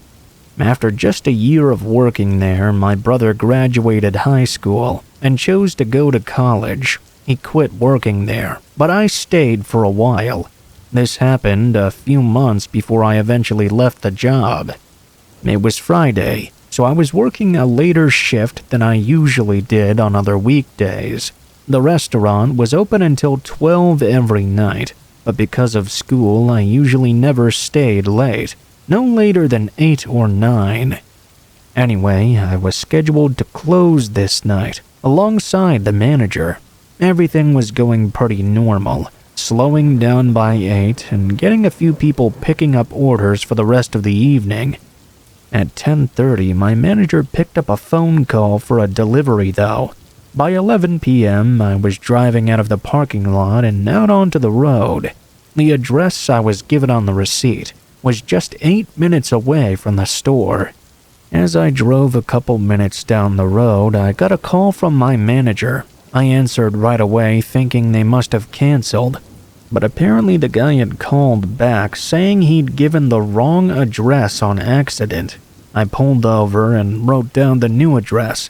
I typed in the new street into GPS, but right away I knew something was off here. It wasn't close at all. It was 25 minutes away and the opposite direction of where I'd been going. If they had given this address to begin with, the order would have never been accepted this late. I thought about just going back to the restaurant and telling my manager, knowing he would understand. But I was already out there, and we had already taken the order, so I just started driving. The roads were pretty empty around town at this time of night. The further out I drove, the more desolate they became. I didn't even see any cars for the last 5 minutes of the drive. This was taking me out to the far edge of town, where most of the buildings and houses turned into grassy fields and lines of trees. When I approached the road the address was on, all I could see were a row of houses with all the lights off. As I drove down and past more of the houses, a few of them did have their porch lights on, but it still felt like a very empty area. It's worth mentioning these were not the nicest houses either, by any means. They were all single-story box-style homes. I pulled up to the one I was set to deliver to and parked on the side. Getting out with the food, I felt a strange, eerie sense as I walked up to the door. It was quiet outside. There were no streetlights and barely any house lights. It was extremely dark in this area. I knocked on the door and waited while a whole minute passed by. There was no sign of anyone being home. I was starting to get more and more uneasy. I just set the bag down and turned to walk back to my car. They hadn't paid yet, but the food was probably cold already, and it was of no use to me anyway. When I looked over at my car, though, a man was standing right behind it. He was leaned over like he was looking into the window. I stopped in place. I don't know if the man heard me approaching or what, but he immediately looked up at me. I could barely make out his face, but he was an older man. "Do you need something?" The man didn't move. I asked again, but nothing changed. That eerie sense was getting stronger. I looked around, but I didn't see anything other than trees in the dark. The man took a few steps back, moving away from my car and standing maybe 5 feet from the door. After a moment, I started walking over slowly, hoping to just get in and leave. As I got right up to the door, the man continued to stare at me from just a few feet away. I cautiously opened the door and rushed inside, but before I could even turn it on, the guy started yelling. I looked over at him, seeing him now facing the woods and just screaming gibberish. I turned my head slightly to look where he was looking. In the woods, I could see 2 or maybe even 3 figures rushing toward my car. My immediate thought was that this was a setup, and I needed to leave instantly before something happened. I turned my car on and shot out of there, just as the man next to me tried to move behind my car in an attempt to stop me. I was able to get out. Seeing and hearing the group of men yelling at me, I sped away. The cops were called, and though not much was able to be found, there were a few things. The address I was supposed to deliver to was apparently a vacant property. It wasn't technically abandoned, but the owners didn't even live in the state anymore. It wasn't for sale either. It was just left as is, rotting away for the past decade. The caller that placed the order was unknown, but the initial address he gave seemed to have no significance. Who the group was, what they planned to do, so many other things are left with no resolution. I'll probably be wondering about it for the rest of my life. After all, had anything played out a little bit differently, I may not even be here right now.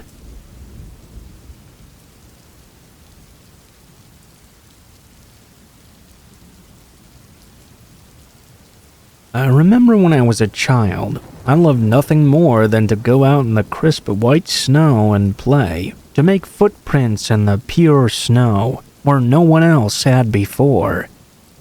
It was bliss. This happened to my brother and I when we were kids. I remember on that day it had been snowing non-stop since the morning. My brother and I were itching to get outside and play in the snow. My mom said we couldn't go out there until the snow had stopped, though. We were pretty sick of playing indoors at this point. 5 p.m. rolled around, and it began to get slightly dark outside. The snow had finally stopped, though. Even though it was winter and it was past 5 p.m., it wasn't too dark out to see, so we pleaded with our mom to let us go out for just a little bit. She finally agreed, as long as it wasn't for more than an hour. We raced out to play in the snow. Even though it was very dim and gloomy out, thanks to the snow, it didn't seem all that dark. We lived out in the countryside back then. Pretty much right in front of our house, there was nothing but rice fields, which had now become pure white fields of snow. We were loving it, crunching the fresh snow underfoot. There were no other footprints in sight. This was our snow. Soon my brother and I had made this patch of snow all bumpy and misshapen. It wasn't fresh and untouched any longer, so we went in search of pure white snow to play in. We walked further from our house. It was hard to see where the road began and the fields ended, but we found a field just ahead of a single street light. The light made it look like the snow was shimmering. That was the perfect snow we were talking about. What would we do with this patch of snow? We decided to use our footprints to make a giant smiling face. We planned out how we would make the face and got to work right away. We were totally immersed in our footsteps. We didn't have much time to create our masterpiece. Maybe someone would see it from the sky later. I think it took no longer than 15 minutes to finish our feet artwork. We went back to where we thought the road was, to see our art beneath the streetlight. I was really happy with it. I looked over to my brother when I noticed he was staring somewhere beyond the field. He looked really concerned. He began to breathe heavily. I looked in the direction he was staring at, and I started breathing heavily myself. We shot each other glances to see if we were seeing the same thing. Just beyond our art in the snow was a figure in the snow. A woman in a wedding dress, a white kimono bridal gown. We couldn't believe our eyes. We were sure we were the only ones in the field just now. I saw traces of my footprints and my brother's, but not that woman's. She made no imprint in the snow at all. The woman began to move towards us. My brother and I broke into a run, and we aimed for the likes of our family home. We ran as fast as we could, screaming and shouting for our mother. She threw the door open and came out with a concerned look on her face. We blurted out what we'd just seen. She listened to our story, but just laughed it off. She didn't even look outside. A few years later, when I was in high school, I asked my little brother about that one snowy night. I said, "She was creepy, that bride in the snow, huh?" I didn't like that I couldn't see her face because of the way she was bent over. He said that he remembered that night well. "Oh, that bride in the snow? We didn't see her head because she didn't have one." He looked pale. It made me shiver. Whatever happened to that girl out there, I'm convinced that that day we saw a ghost in the snow.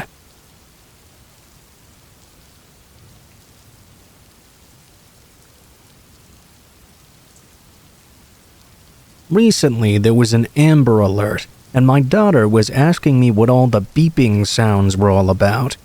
For those of you who don't know, an Amber Alert is an emergency alert that goes out whenever a child is reported missing.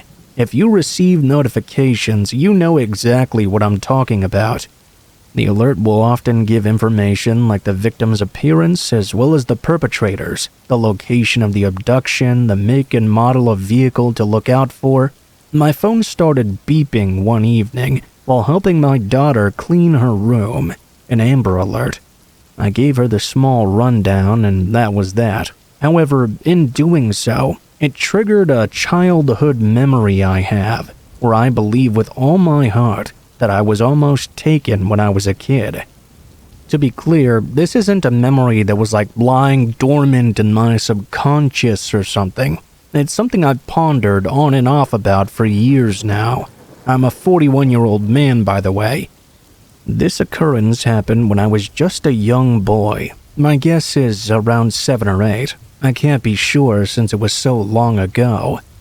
My parents took me to a neighboring city to do some shopping. We lived in a rural town with not much to offer, so from time to time we would head down to the city, about 45 minutes from where we were situated.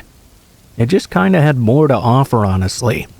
They would take me up there for school clothes shopping, out to eat because the restaurants were better, and to grab stuff because my mom was a crafter.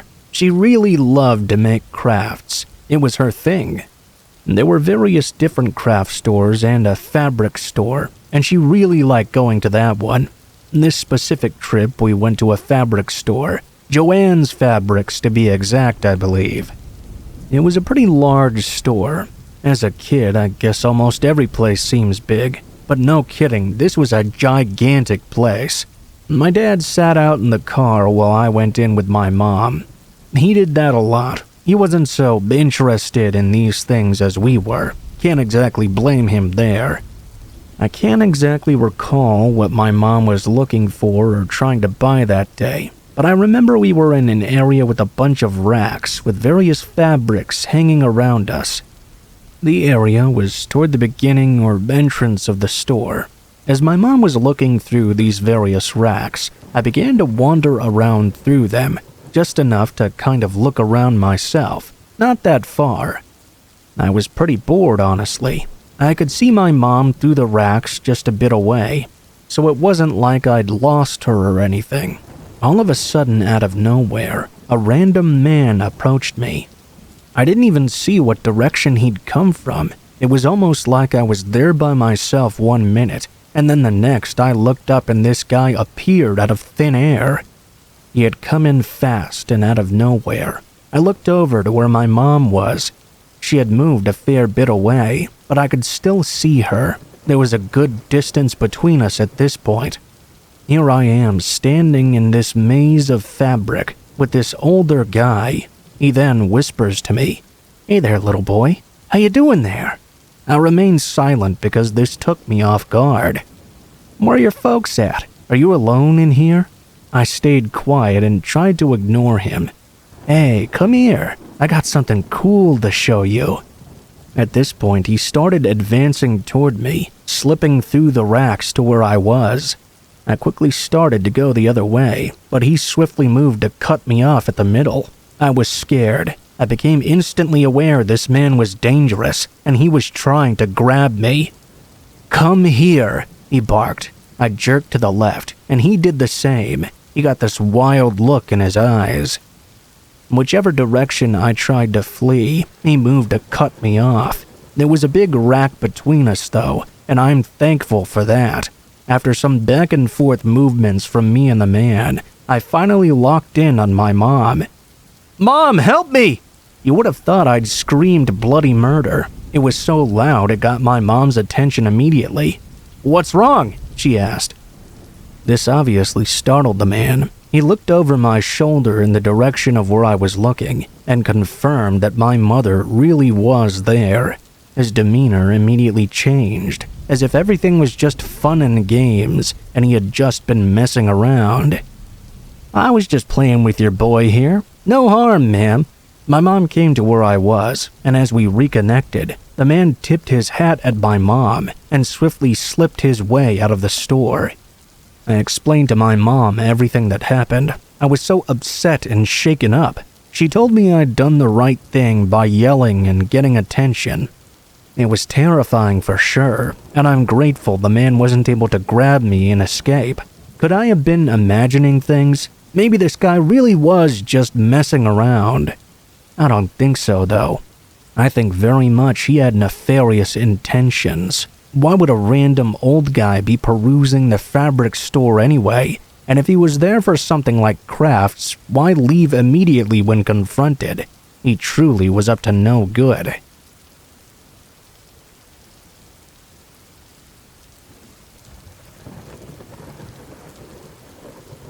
I had a year where I lived in complete and total hell. Many scary things happened that I can tell you about during that time period. It was the worst time of my life, and has left me messed up for the remainder of it. However, it was the beginning of that hell that was the most scary. I remember I was walking home from school by myself. I had this shortcut I like to take through the woods to get home much faster. I did this all the time, basically. But this time, something strange was going on. Even before I got to the woods, I felt like someone had been following me. There were these 3 big guys walking not too many steps behind me. Every corner I turned, they followed me. And when I turned off the sidewalk in order to cut through the woods, I totally expected them to follow me through there as well. I was surprised and very relieved when they didn't do that. My apprehension didn't go away once I got into the woods, though. I kept hearing what I thought was someone following me. There were sounds of twigs breaking and things being stepped on. I was nervous. I wished I had never taken that shortcut. I kept telling myself that my mind was just playing tricks on me, and there really was nothing out there. All of a sudden, though, I heard a voice to the side of me. "We're gonna get ya," in a real sing-song manner. He sang it several times. I decided I needed to make a run for it. However, as I started to run, one of the big guys I saw earlier stepped out in front of me. He blocked my path and prevented me from moving any further. I was stopped dead in my tracks. I was about to turn around and run back the way I came, but as I tried, I saw someone coming at me from the side. I looked the other way, and a third person was coming at me. I still tried to run back the way I came. I didn't get very far. One of the guys tackled me to the ground. He held me down by my ankles, and I went face first into the dirt. As I struggled, they tied my arms behind my back, and then one of the people shoved a bag over my head.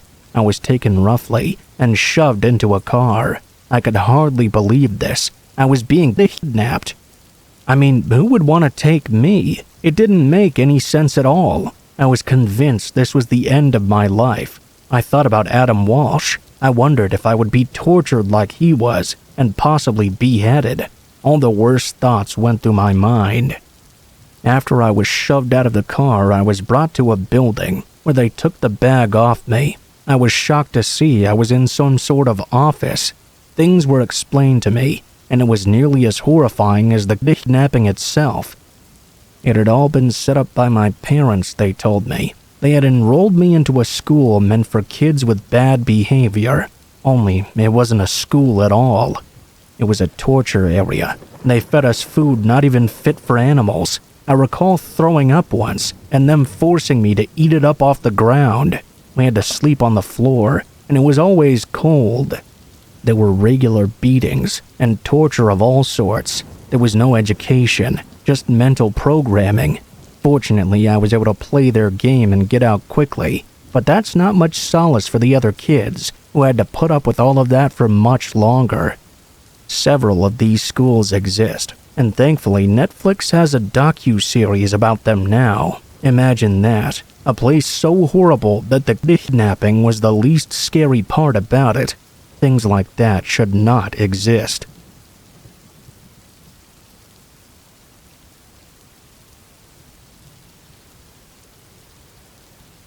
I was catfished by a creepy, much older guy. I was 17 and in the 11th grade. I didn't usually accept random requests on my Instagram, especially if we had no mutuals. I took my page off private for a while, so anyone could follow me. This is when I got a notification that the guy had started following me. The page had a normal following, not small enough to question whether it was a fake account or not. He had multiple pictures of himself, his friends, his family, all with captions and everything. His comments were off for all his posts, but that wasn't much a red flag. I did that for my account too. Immediately after following me, he went through my profile and liked all of my pictures. He was a fit, good-looking guy, so I was quite flattered. Not long after, he DM'd me, replying to a story of mine. He asked me if I was from so-and-so city, and said that he was from there too. We immediately hit it off, and DM'd non-stop for a while. It didn't feel forced at all, and we never ran out of things to talk about. Eventually, we swapped phone numbers and started texting. He told me he was studying at a really good university, which was in a city 2 hours away from where we both lived. Our talks escalated to day-to-day phone calls, which could last for hours. I sincerely started developing feelings for him, and he made it clear he felt the same for me. We would talk about our deepest insecurities, our pasts, what we wanted our futures to look like. It had been about 2 months of talking, and I was undeniably eager to meet up in person. He would tell me he was coming to visit on the weekend, but would always come up with some excuse as to why he couldn't make it. He gave very convincing and detailed excuses, never vague, so I didn't question it. I hadn't told any friends about him until my best friend and I had a sleepover. I ended up telling her about him, showed her his profile, didn't leave out that we hadn't met yet either. Wanting to look out for me, she suggested I ask him to video chat to make sure he really was who he said before meeting up. She told me she didn't want to freak me out, but she was sure she had seen these pictures somewhere before. There's tools on Google that can be used to locate social media accounts and articles where pictures had been posted. While she was using one of those to search up his photos, I called him and asked him if he was at home and alone. I asked him if he could video chat. He couldn't make up an excuse so on the spot. He said he was home and alone but couldn't video chat because of his weak internet connection. My heart immediately sank. The possibility of this guy not being who he said he was not so far-fetched anymore. I quickly downloaded WhatsApp because I remembered him telling me he spoke to his parents on it. Before doing that, though, my friend showed me the results she'd found, which devastated me to my core. The person in the pictures was actually a French model of some sort. We found the exact pictures the guy had used on his profile, an actual verified Instagram account. My devastation turned into anger, then into absolute disgust. I saw his actual profile picture on WhatsApp. He was evidently much older than he claimed to be, probably in his 30s, and a completely different race than what he portrayed. He'd lied about being a university student. He'd lied about basically everything. I wanted to crawl into a hole and die. I started to sob and confronted him on WhatsApp. He went on to explain how he came across my profile randomly and desperately wanted to have me. He said he knew I wouldn't be interested in who he actually was and wouldn't be attracted to him, so he used a fake account to try and get me. He said he came close to coming clean multiple times but was afraid of how I would react. He said even though his persona was fake, everything else was genuine. Turns out he was a 31-year-old mechanic living with his parents.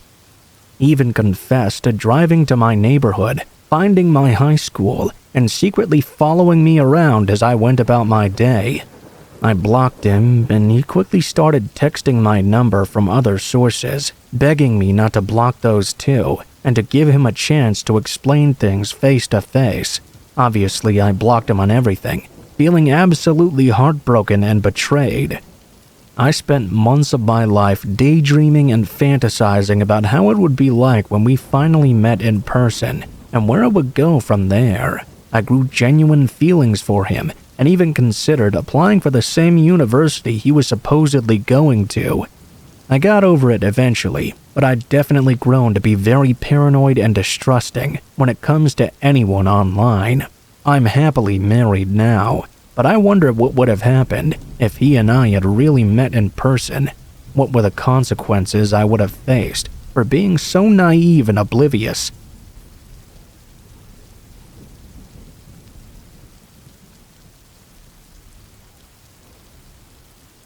I had a terrifying experience last year. I live alone in a smaller house, and I've been living there for about 3 years now. It has 2 bedrooms and just 1 bathroom, but that's enough space for me. I also have a somewhat small front yard and a fenced-in backyard as well. One Friday night, I got home from work a little bit early. I didn't really have anything going on that night, but I was going to hang out with some friends the following day.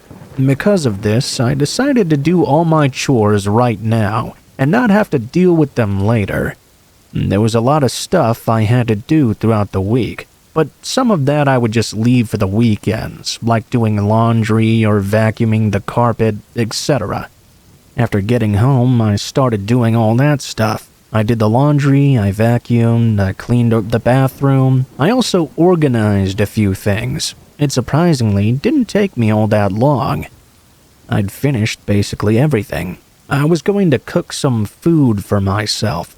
I remember I had this recipe I had saved on my phone, and I was really excited to try it.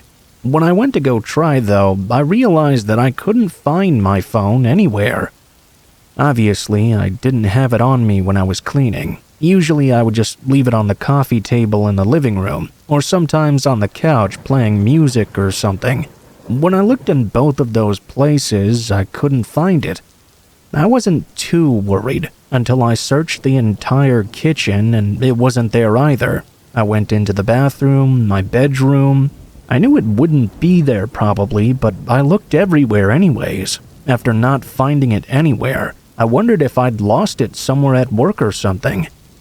As I thought back and tried to retrace my steps, I remembered that I had my phone on me shortly after arriving back at my house.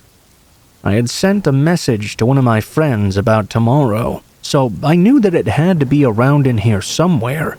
I took all the cushions off my couch, wasn't there either. I basically turned the entire place upside down, but I couldn't locate my phone anywhere. This puzzled me greatly. I didn't have a house phone or any other sort of phone, so I couldn't call it to see where it was. The last place I decided to look was the basement. I had an unfinished basement which I really never used. There were all kinds of pipes and beams and all sorts of things sticking out down there. I also stored several large boxes and other items. I did keep my vacuum down there next to the base of the stairs. I had only gone down there for a moment earlier to grab the vacuum and pull it back up, but maybe on some slim, crazy chance, it had fallen out of my pocket or something after I forgot it. I mean, I looked everywhere else. I didn't know where else it could be. I turned on the light and started to head down the stairs. The light didn't do a whole lot, though. All it did was light up one measly bulb near the base of the stairs. After walking down, I looked on the floor near the vacuum, but I didn't see anything. I was about to turn around and head back upstairs when I heard a strange noise. I thought I could make out some movement out of the corner of my eye as well. It was out of sight and in a dark area of the basement, so I couldn't quite be sure. I stopped and tried to look in the direction of what I thought I saw, and I observed a bit closer. That's when a man started to come into view. He was hiding behind a large box. He looked really creepy, and I honestly couldn't believe what I was seeing. He was a ways away. I was so shocked for a second or two that I didn't know how to react. The man stood up from behind his hiding place and actually started to move toward me. I turned and bolted up the stairs, like my life depended on it. For all I knew, it might have. I made it to the top and left my basement, then slammed the door shut behind me. I ran for my front door and didn't stop until I made it all the way outside. During this, I didn't think at all. It was really all just instinctual reaction. I just wanted to get out of my house. After leaving, I realized I hadn't grabbed my keys or anything. I obviously didn't have my phone either, so I couldn't call the police. Now I couldn't get into my car either. I didn't exactly want to go back inside and grab it, so instead I ran to a neighbor's house. I didn't go next door because I thought the guy might run outside after me, so instead I ran several doors down and knocked on the front door of that house. I didn't know who lived there, but I hoped they would be kind enough to answer. After about 30 seconds, they did. I asked them to call the police and told them what was happening. They agreed to call, and we waited on their front step together. We watched the direction of my house, but saw no signs of anybody trying to leave. I wasn't sure if the guy had already left, or if he was still inside somewhere skulking about. The police were really quick to respond, though, and got there within less than 2 minutes. I went back over with my neighbor and met an officer there. The police then entered my home. A while later, they came out with the same man I had seen in my basement. He had still been in the house. In fact, he'd gone back down to the basement to hide. When they pulled him out, they discovered he had my cell phone in his pocket. I was able to get my phone back, but obviously the whole thing really creeped me out a lot. I'm not sure when or how he managed to grab my phone. The only thing I can think of is that he must have already been inside my house when I got back from work. He must have come upstairs without me noticing, grabbed my phone, and went back down. How he got into my house, or when he got in, I have no idea. Maybe I was so tired I forgot to lock my front door, or maybe he entered through a window or something. There were no signs of a break-in from what I could tell. Either way, since that experience, I bought a lot of security cameras, and I always double-check to make sure everything is locked.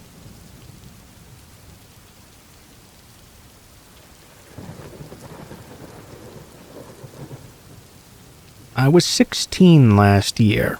Me and my friend Leon were hanging out a few days before Halloween, talking about what we wanted to do. We felt too old to go trick-or-treating, but we also still wanted to do something at least. Have some fun during the holiday, you know? We thought up a few ideas, most being quickly discarded, but then I thought of something different.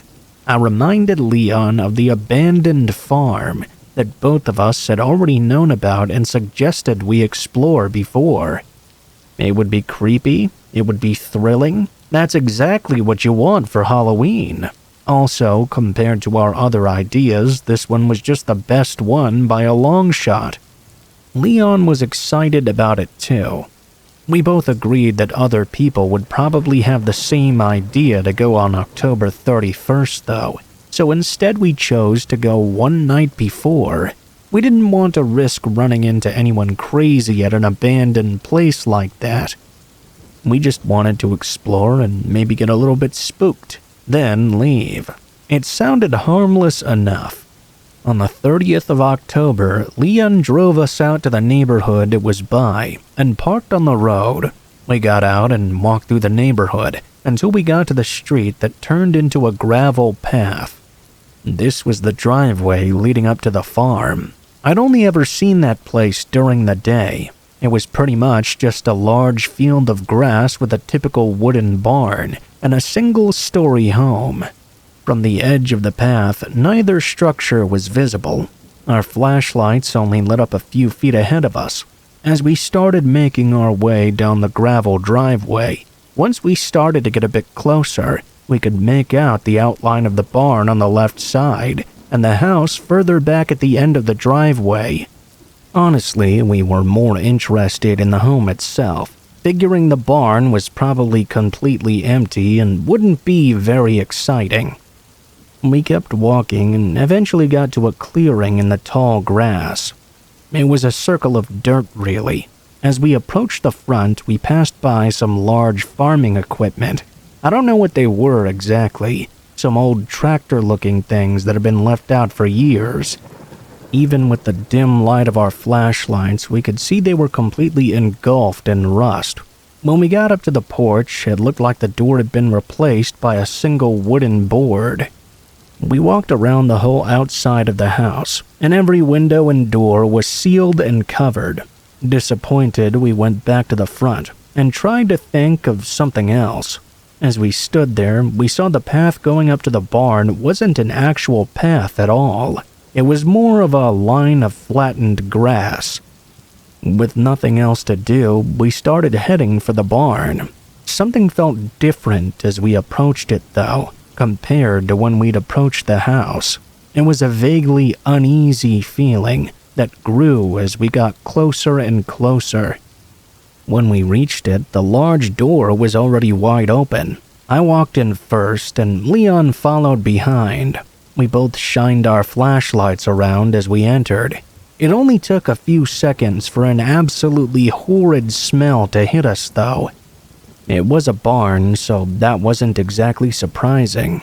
But then we noticed something else. There were footprints all over the ground.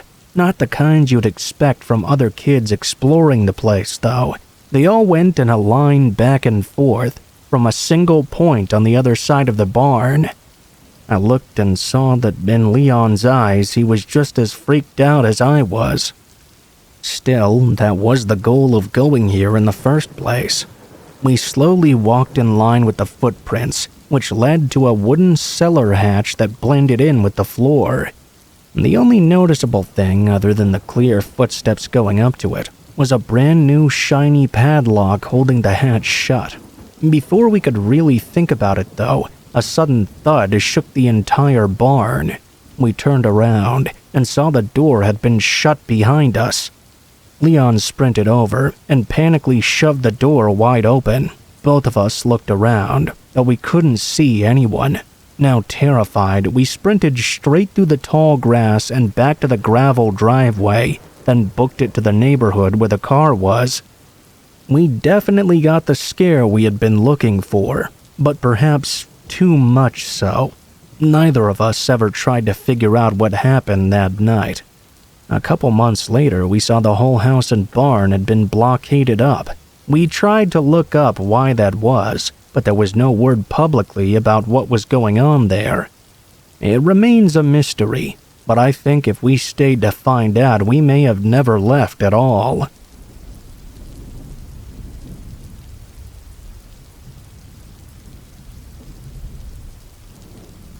One of the things that I really enjoy doing is traveling and exploring the outdoors.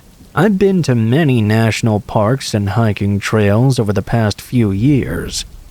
Actually, I didn't really travel all that much until about 3 years ago. I changed jobs and suddenly had a lot more personal time to travel with the new one. Anyway, this story takes place a couple of years back, when I was still pretty new to the whole traveling thing. I had gone to a national park that I was really excited about. It wasn't all that popular, but it had some good hiking trails. Of course, I went there all by myself and started hiking in the morning. There were so many trails to explore in that park. After I did one of them, I went down to the local town. After hanging out there for a while and getting to know some of the locals, I got the itch to do some more hiking. I went back later in the afternoon, when the park was not so busy. It was large and spread out, so really it depended what trails and sections you went to. I went to a different spot this time. It was all kinds of terrain, hills, mountains, wooded areas.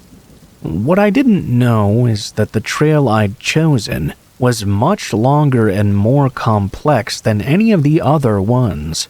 I'm sure if I would have looked at the sign at the beginning, I would have realized it was a much more challenging affair, but I don't recall observing anything like that. I pretty much just went on the trail and started. There wasn't really anybody else on it. I also noticed that it was very quiet. I was really enjoying it starting out. Pretty soon, though, I was going farther and farther, and I realized it was starting to get pretty late. The sun would be setting in just about 30 minutes. I went in a little bit further, then decided to head back. There were multiple areas where the trail went in different directions, sometimes even splitting 3 or 4 ways. All the while, I had only seen a couple of people the entire time, and they were all near the beginning. I tried to go back, but soon I became very confused what direction I was even going in. I blamed this on the terrain. There were a lot of areas where you had to climb up or down rocks kind of like stairs. I was trying to find my way back for about 30 minutes before it started to get really dark out. At that point, I realized I wasn't making any progress. I took out my phone, but it had no signal. I'd never really had a good signal the entire time I was in the park. I turned off my phone, then turned it on again. That didn't do anything. As I was walking back in what I thought might be the right direction, I soon began to hear something. It sounded like someone else was walking on the trail behind me. I turned around and saw a man right there. I stopped and waited for him to catch up. He was wearing black pants and a black shirt and had longer dark brown hair. He was also wearing a hat and sunglasses. I wasn't exactly sure where he'd come from, but I was glad to have someone there with me. I said hello to the man and he said hello back to me. I told him I was lost and not sure of the way out. He said right away that he knew it. The man told me that he had hiked this trail many times before, and he knew the entire thing like the back of his hand. I described to him where I'd parked my vehicle, and he told me that he could lead me there. The man seemed perfectly friendly and normal. I felt much better after hearing that. The man told me to follow him, and we both started hiking back. After that point in time, he really didn't say anything to me. He started to go really fast, too. I didn't say much back to him either. I assumed he was going so fast because it was getting darker and darker out. We hiked for a good 20 minutes, and that's when I first began to question him. Even though I had gotten lost myself and was clearly not the best with directions, something about this just told me we were going the wrong way. One of the turns that he made I was for sure was completely wrong, but I didn't say anything. Who was I to criticize someone with more experience? I'd gotten myself lost in the first place. Thing is, 10 more minutes went by and we were only going deeper and deeper in. We passed by many places I was 100% sure I had not seen before. I was hoping to myself it was some kind of shortcut. Possibly any second we would turn out right near the entrance to the path, but that was not happening. I finally asked him how much further it would be. He claimed that it was not that much farther. Said for me to keep following him. After 5 more minutes, there was still no signs of anything. I wasn't sure if he was clueless or leading me the wrong way on purpose. We kept going, and I saw we were headed for a really dense patch of woods. Then he said it. "It's right over there, see?" I knew it was not there. There was no parking lot in sight, and the terrain was nothing like where I'd entered.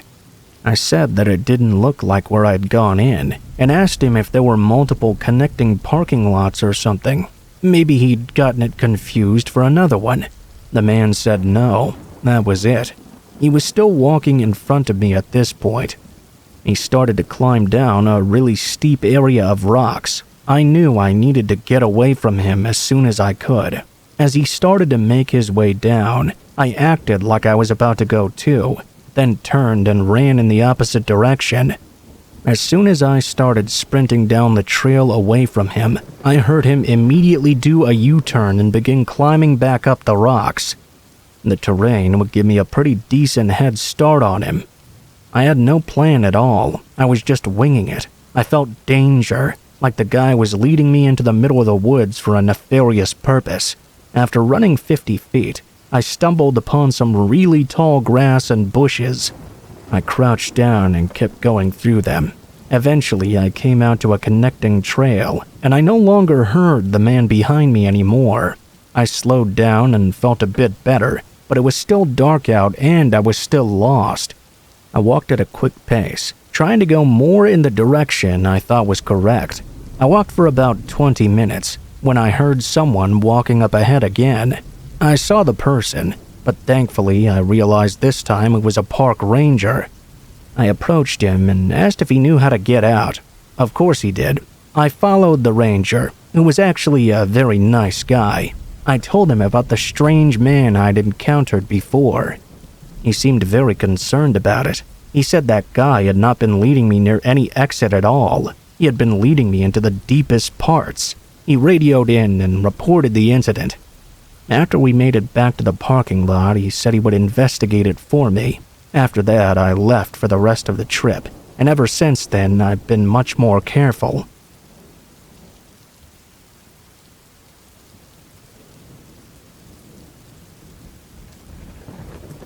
I live in Chicago, so taking public transportation is a major thing in my life. Anyone who lives in the area knows that if you live or work or go to school close enough to an L station, it can make your life a whole lot easier.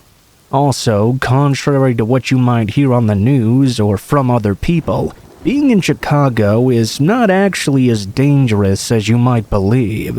There are absolutely bad and dangerous areas, but the crime is almost completely concentrated in those areas in particular.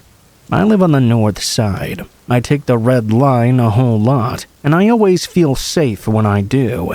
There was one time, though, when something so sketchy happened on the red line that it really scared me for a long time.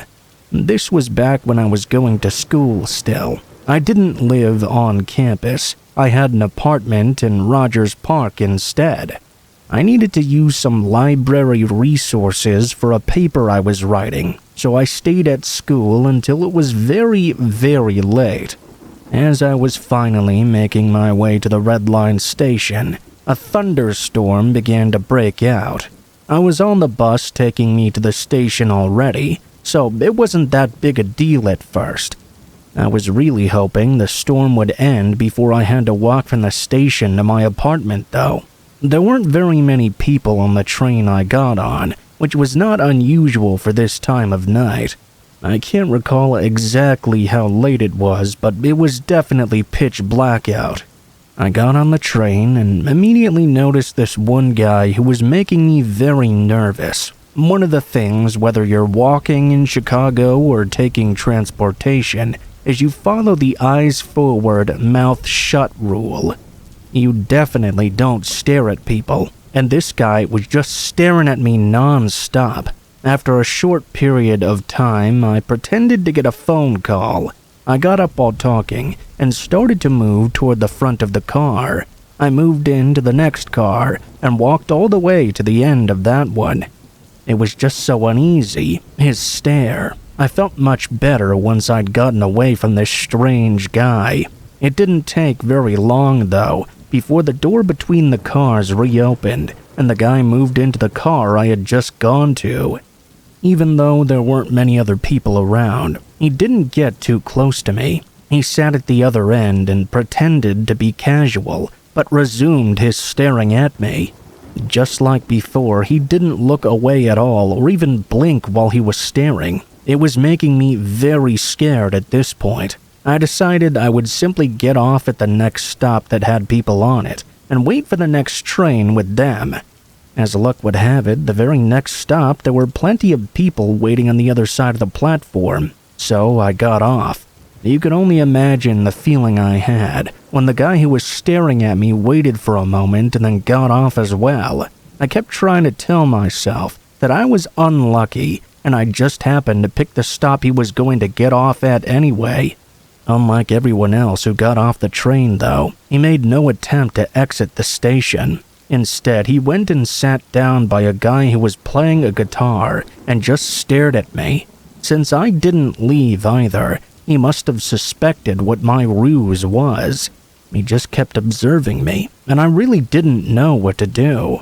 This was before Chicago started putting guards on the L, so I didn't have someone like that to go to. I decided I would actually leave the station.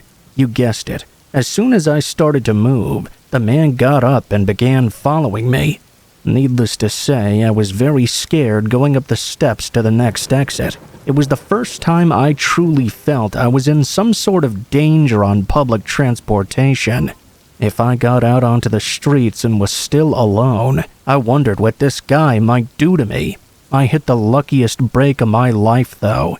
There happened to be an attendant in the station who was already talking to a police officer. I exited through the turnstile and made my way over to them.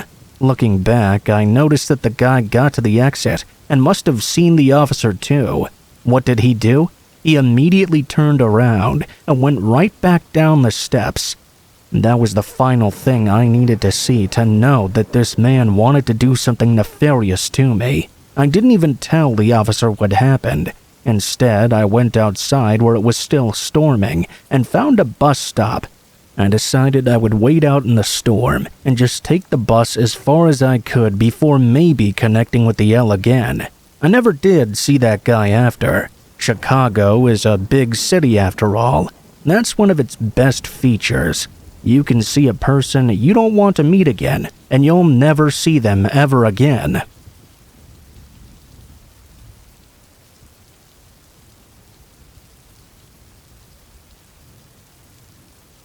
I really enjoy storms. I mean, really enjoy them. And I don't just mean thunderstorms either. I like normal rainstorms, I like windstorms, I like snowstorms.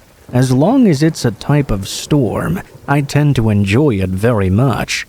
I live in a somewhat run-down neighborhood. I mean, it's not that bad. There's not really a lot of violence or anything like that. But it's definitely the poor part of town, and there are more than a few weed dealers in the area, if you know what I mean.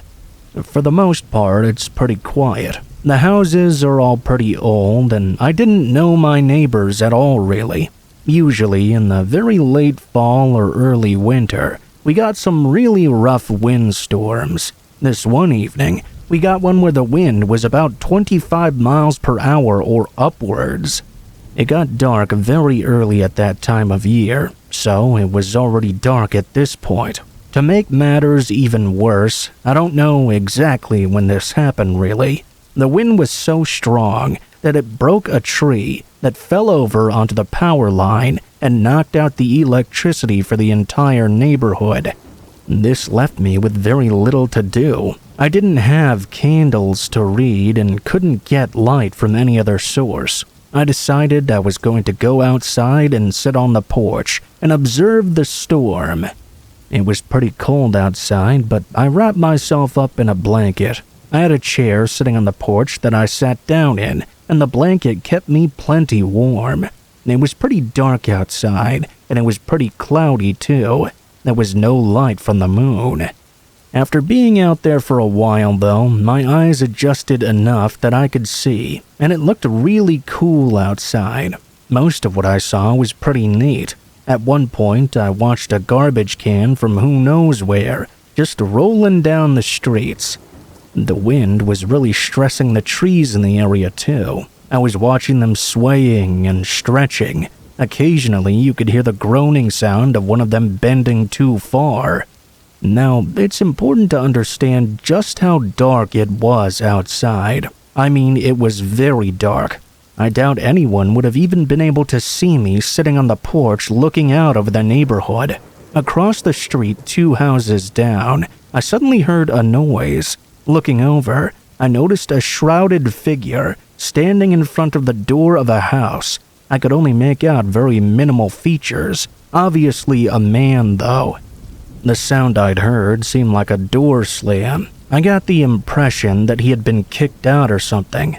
The man began pounding hard on the door, so hard I could hear it clearly over the sounds the wind was making. He was yelling at whoever was inside to let him in. His voice sounded crazed, but he didn't sound drunk or anything to me. After the banging continued for a while, suddenly I heard the sound of a gunshot from his direction. It was only when he said that he would light the place up that I realized he was the one to fire the gun. I froze in my chair, now truly scared. I heard the man yell something, like, "Oh yeah? What are the police gonna do about this?" That made me think that whoever was in the house had called the police on him. I watched and waited to see what would happen. After a few moments, the man fired one more shot and turned and ran away from the house, hurrying down the road. The scariest thing was, he was hurrying right up the street right to where I was. I remained absolutely still. Like I said, it was dark out, and I was shrouded by my porch somewhat. I was still scared the man with the gun would notice I'd witnessed the entire event. Fortunately, though, he hurried on by, didn't even look in my direction. I guess I was hidden by the darkness. It wasn't long before I heard a ton of police sirens coming that way. I figured at this point it was best to go inside my house while I could. I assumed the police caught up with the guy and arrested him, but I don't really know what happened.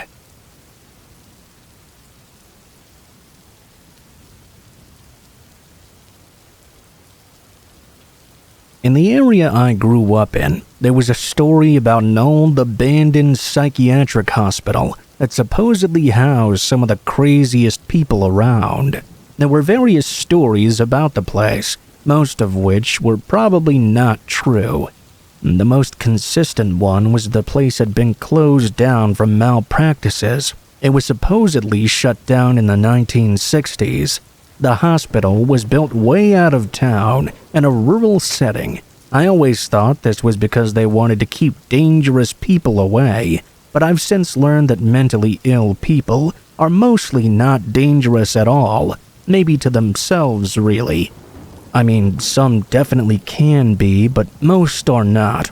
I guess that the country setting was more of a thing to make it tranquil for the patients so there weren't as much stressors. Well, my friend Eric and I often talked about wanting to go out and find that old hospital. We supposed that it might be haunted, and that would make it a lot more fun to try and explore. However, it was something that we talked about more than we actually went about doing. Finally, when we were both 16 years old, we decided to go out and actually find this place. Other teenagers had told us before that they'd gone out there and had smoking and drinking parties. They even told us where to find it, just in case we ever wanted to go out and see it. The forests around the area we lived in were pretty dense, but that didn't stop Eric and I from trying to make it through them. We eventually came across a barbed wire fence with no trespassing signs all around. The other guys had told us that indicated we had reached the property the hospital was on, so we knew we were getting close now. It didn't take too long before we found the place, and it was pretty impressive when we did. The building was huge and definitely showed its age.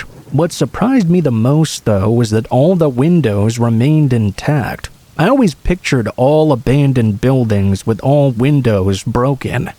We needed to find a way to get in, though. To cover as much area as possible, we decided to split up and go in separate directions, looking for doors or broken windows. Obviously, we didn't want to break anything ourselves. If we got caught, that would just put us into even more trouble. I went to the back of the building, and Eric went toward the front. We told each other we would meet up on the other end. I never made it to the other end of the building, however. After walking for a while on the back side, I came across something very unexpected. At a back entrance to the building, there was a van parked there. A couple of men were by the van, and they appeared to be moving something. 2 other men showed up, carrying something else which they put into the back of the van. I didn't want to get caught by these guys, so I quickly went back in the direction I had come from. I realized I would have to try and catch up with Eric, rather than meet him at the end of the hospital. I made it around to the starting point and started walking along the front of the building. There was no sign of Eric anywhere. My guess was he had already made it to the other end, so I just kept walking until I got over there. Imagine my surprise when Eric wasn't there either. I crept around to the back side of the building and peered around. It looked like the men had finished loading their van and were about to go on their way. Fortunately for me, they drove off in the opposite direction. I had been really scared of getting caught. I felt safe, but I wondered where Eric was. This was the spot we were supposed to have met up in, but he was nowhere to be seen. I looked around everywhere for him, thinking that maybe he was searching for me as well, but I couldn't find him. I wondered if he'd gotten inside somehow. I couldn't figure out how he might have, though. The men who I came across locked up the entrance they had been using, and I couldn't find any other way to get inside. After looking for him for a while, I figured I should wait in one place. If he was searching for me, then me constantly moving around would keep him from finding me. However, I waited for hours, and he never showed up. I didn't know what to do. I didn't want to leave the area without my best friend. I also thought he may have been in danger. More hours passed by, and he did not show up still. Finally, I decided the best thing to do was to go home and get the police involved. The police searched all over the area, but were unable to find Eric either. I was worried I would never see him again. About 2 days after this happened, though, Eric did in fact make it home. Whenever he was asked what happened to him, though, he would get a conflicted look on his face and simply claim he'd gotten lost in the woods. I never believed that. Other than exploring the woods, he never talked about anything else. He never explained why he'd left the hospital area to go back to the woods. He denied ever seeing the men I had seen with the van, but when I brought it up, there was a look in his eyes that told me he knew more than what he was telling me. He had seen them and possibly interacted with them. I could tell by how scared he was when we talked about it. He never told me anything though, other than I got lost in the woods.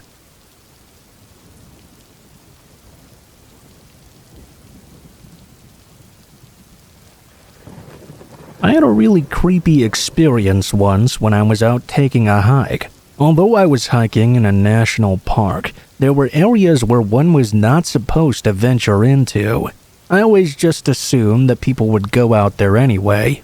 Only hiking in areas you're allowed to hike in is not very fun, really. Although you could face a fine if you were caught by a ranger or someone else in one of those areas, I figured a little bit of money was worth the risk in order to have a fun adventure. I won't name the specific park I went through, but just know it's a pretty large one and not located in the United States, if you were thinking that. My plan was a 5-day hike out through the woods. I had a map of the area, so I was pretty confident I would not get lost. On the first day, I hiked pretty deeply along the official trail, but when I found a good opportunity to get off trail, also by remembering the spot I had gone off of, I went off into the forbidden area, so to speak. The first day was pretty uneventful. I mean, the hiking was good, but I didn't run into anything strange befitting a scary story exactly. It was just a normal and enjoyable hiking day. It was the second day when things began getting a little strange. I kept hearing noises that made me think that someone or something was also walking in the general area I was in. It began making me very nervous, thinking that someone may have caught me going off trail. What was also worrying was thinking it may have been a dangerous wild animal of some sort. The possibility of running into a bear was pretty frightening. At least a park ranger wouldn't try to kill me or anything.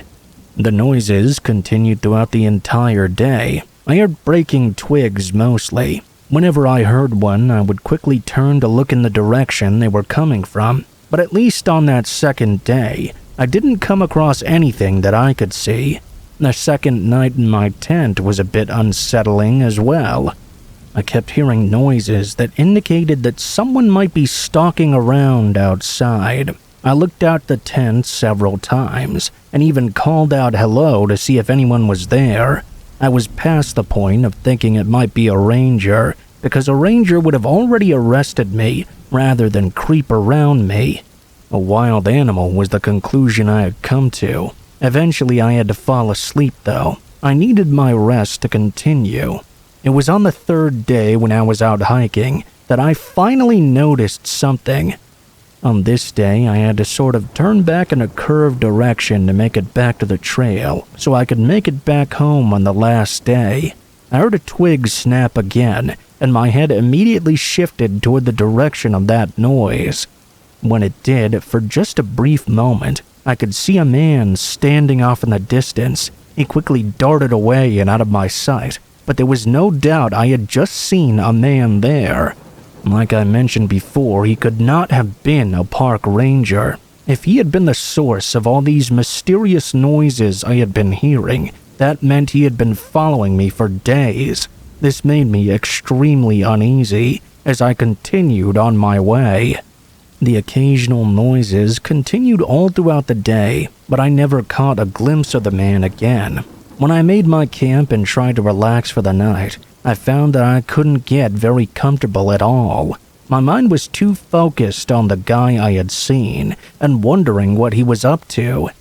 Eventually, despite hearing occasional sounds such as twigs breaking, I was able to fall asleep.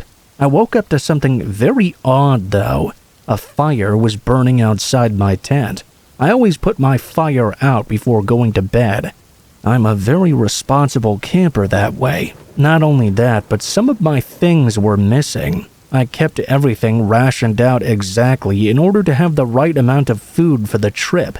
It seemed really odd to me to even think that maybe the guy who I had seen might have started a fire and heated up some of my food. I mean, I guess I could understand if he was hungry, but he could have just asked or approached me. The fourth day, things began getting even worse than before. I was still hearing those noises that made me believe the man was still following me, but I've been catching more and more glimpses of him too. Whenever I shot my head around in the direction I thought I had heard him, I would see him for a split second before he'd dart out of sight. Each time it happened, it made me hurry up further along the path. Whoever this man was, he was behaving very strangely, and that meant he could be dangerous. Going to sleep that night was very difficult. A few times it seemed as if something impacted my tent. It was as if someone was throwing pebbles at it or something. I began thinking the man I had seen was getting bolder and bolder each night, and that was not a good thing. This would be my last night in the woods, though, as by sometime the next day, I would be making it back to the official trail. Eventually, I fell off to sleep again. Well, the fifth day was the worst of all. I didn't have another fire or any missing food, but the hatchet I had brought with me to cut firewood had disappeared. I had kept that inside my tent with me while I slept.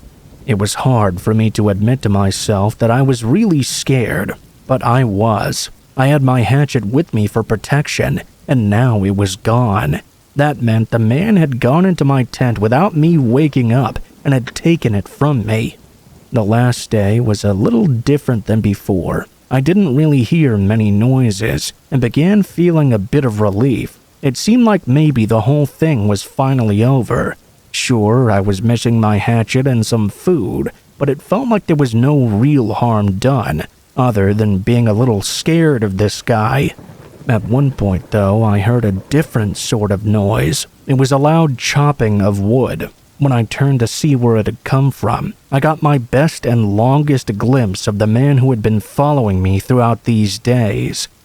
He had what I assumed was my hatchet and had thrust it into a tree. He pulled it out while I was watching. He stood there, hatchet in hand, and simply stared at me. This time he made no attempt to move out of sight, and no attempt to hide from me. I didn't know what to do, except go along my way and hurry the hell up while doing so. I kept looking back over my shoulder to see if he was following me, but I only saw him standing in the same spot until I was too far away to see him. They may not have been following me anymore, but that didn't keep me from moving as fast as I could. I wanted to get back as quickly as possible. Maybe an hour after seeing him, I made it back to the trail and began following it in order to get out of the woods. I did catch many more glimpses of him, clearly watching me from afar, but he made no further attempt to come after me. I got out of the woods without any further problem. The worst part of the whole story, though, is I couldn't even report the guy for what he was doing. If I did, I would have to admit the fact I had gone off trail. Besides, I wasn't sure anyone would even believe me if I did tell them. Other than stealing my stuff, he hadn't done anything directly to me, but he was deliberately following me and antagonizing me. His message was pretty clear: to not go off trail into his neck of the woods.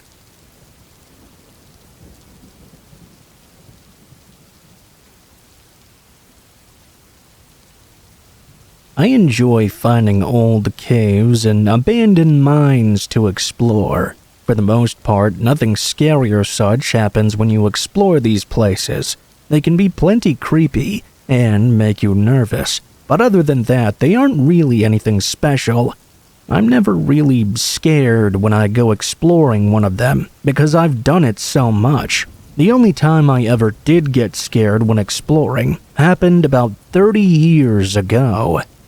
I had been researching and found a mine that I really wanted to check out. It was a bit of a hike to get to it, as is often the case with these places, but it's normally worth it for the experience. It took me a while to find this old place, and when I did, I almost second-guessed myself about trying to explore it. It was very run-down looking and had wet ground. I often try to avoid some of the places that are really wet like that. I decided that I had come out all the way through the woods to find this place though, so I might as well check it out at least a little bit. I went down into the mine. I don't recall offhand how deep it went, although I think I did know at the time. I wasn't going in blind at all. If it got a lot wetter as I went downward, I could always turn around and be confident I had given it my best try. It seemed fine as I went deeper and deeper. The water didn't really rise up in any significant way, so I was enjoying myself. Then I began hearing this strange noise. I can't really explain it exactly, but it was a sort of clicking noise. Imagine someone taking a pen and flicking it against a blackboard over and over. Combine that with the fact that I was in a mine and it was echoing over and over again. That was what I was hearing, and it got louder the deeper I went inside. I was really curious what this noise was, and was already more excited about the experience than before. The noise was very consistent, and it wasn't a dripping noise either. It was a constant echoing clicking sound. I was following this mysterious noise when it suddenly stopped altogether. I stopped too, but only because I was wondering why it had ceased. That was when I heard a different sound. It was a growling sound, which also echoed off the walls. It was a low guttural growl, basically telling me, "I think you had better leave."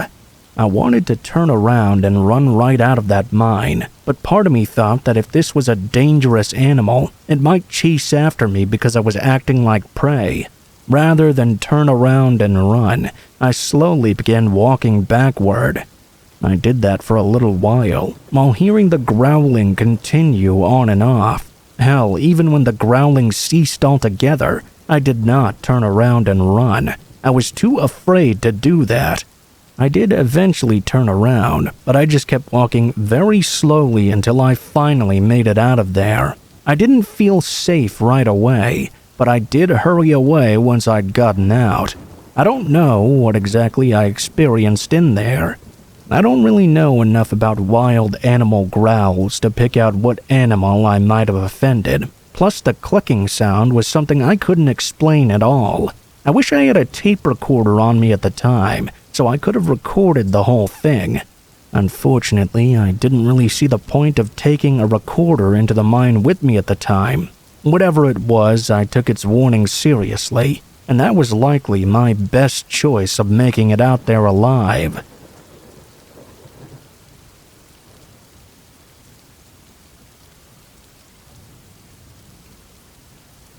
It all started with a simple knock on the front door. That knock led to months of therapy with a child psychologist, a fear of going outside, and parents so stressed out that I was never allowed to answer the door for strangers again while living under their roof. And that's for a very good reason, mind you, but I'm getting a bit ahead of myself.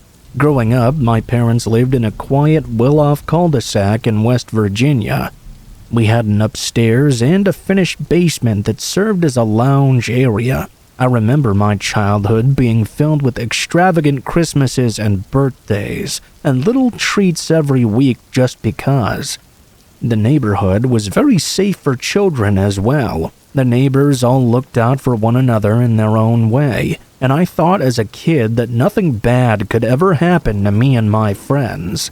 Now, as an adult, I realize I had a very blessed childhood that much of the world doesn't have the chance to experience, at least until this incident, that is.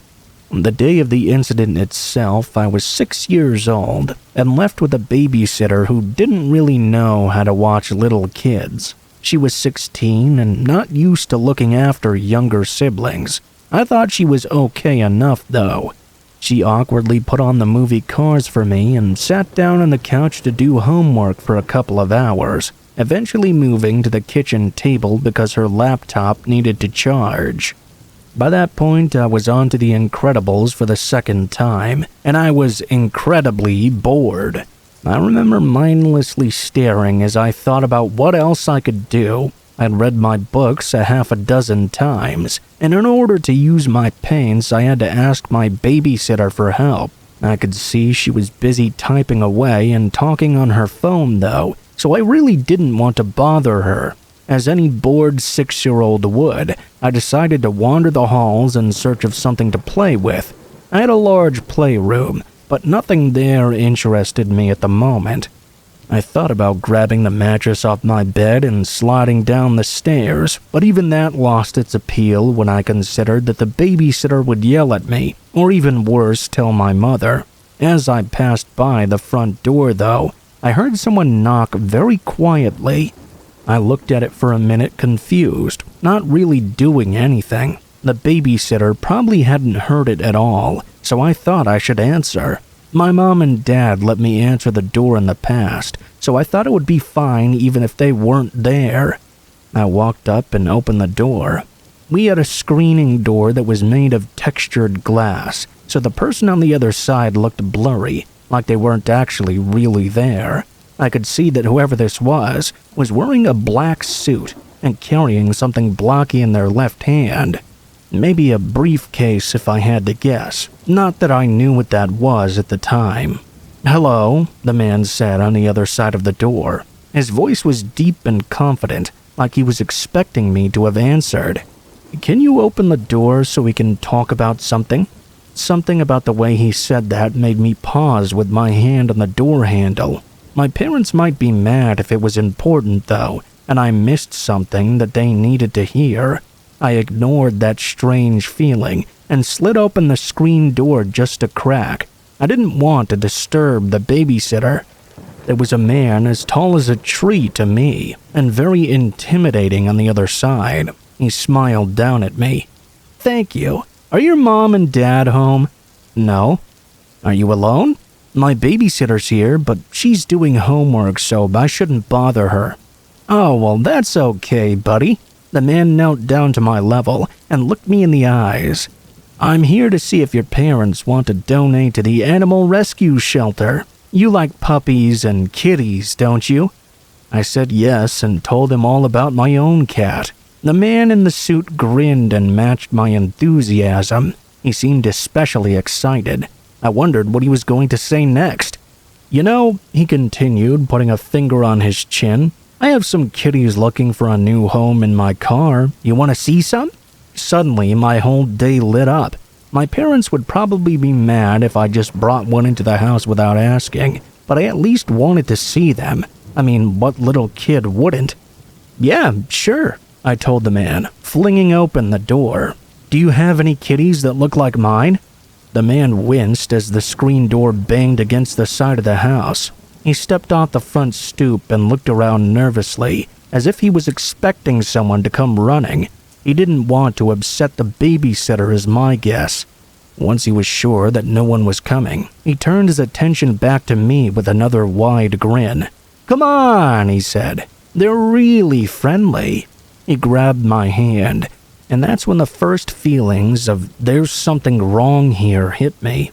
My parents and preschool had taught me about stranger danger, and to never go off with people I didn't know unless they were an official, but the man seemed official in my eyes. Besides, I'd be right in the yard, so I wouldn't really be going off with anyone at all. I could see his car parked on the street still running. The man opened the door to the back seat. I didn't see any kittens at all. When I pointed this out to him, he put his hand on my back and said they were in the trunk. He walked me over to the back end of the car, and just as he was about to open the latch, a shout came from the door.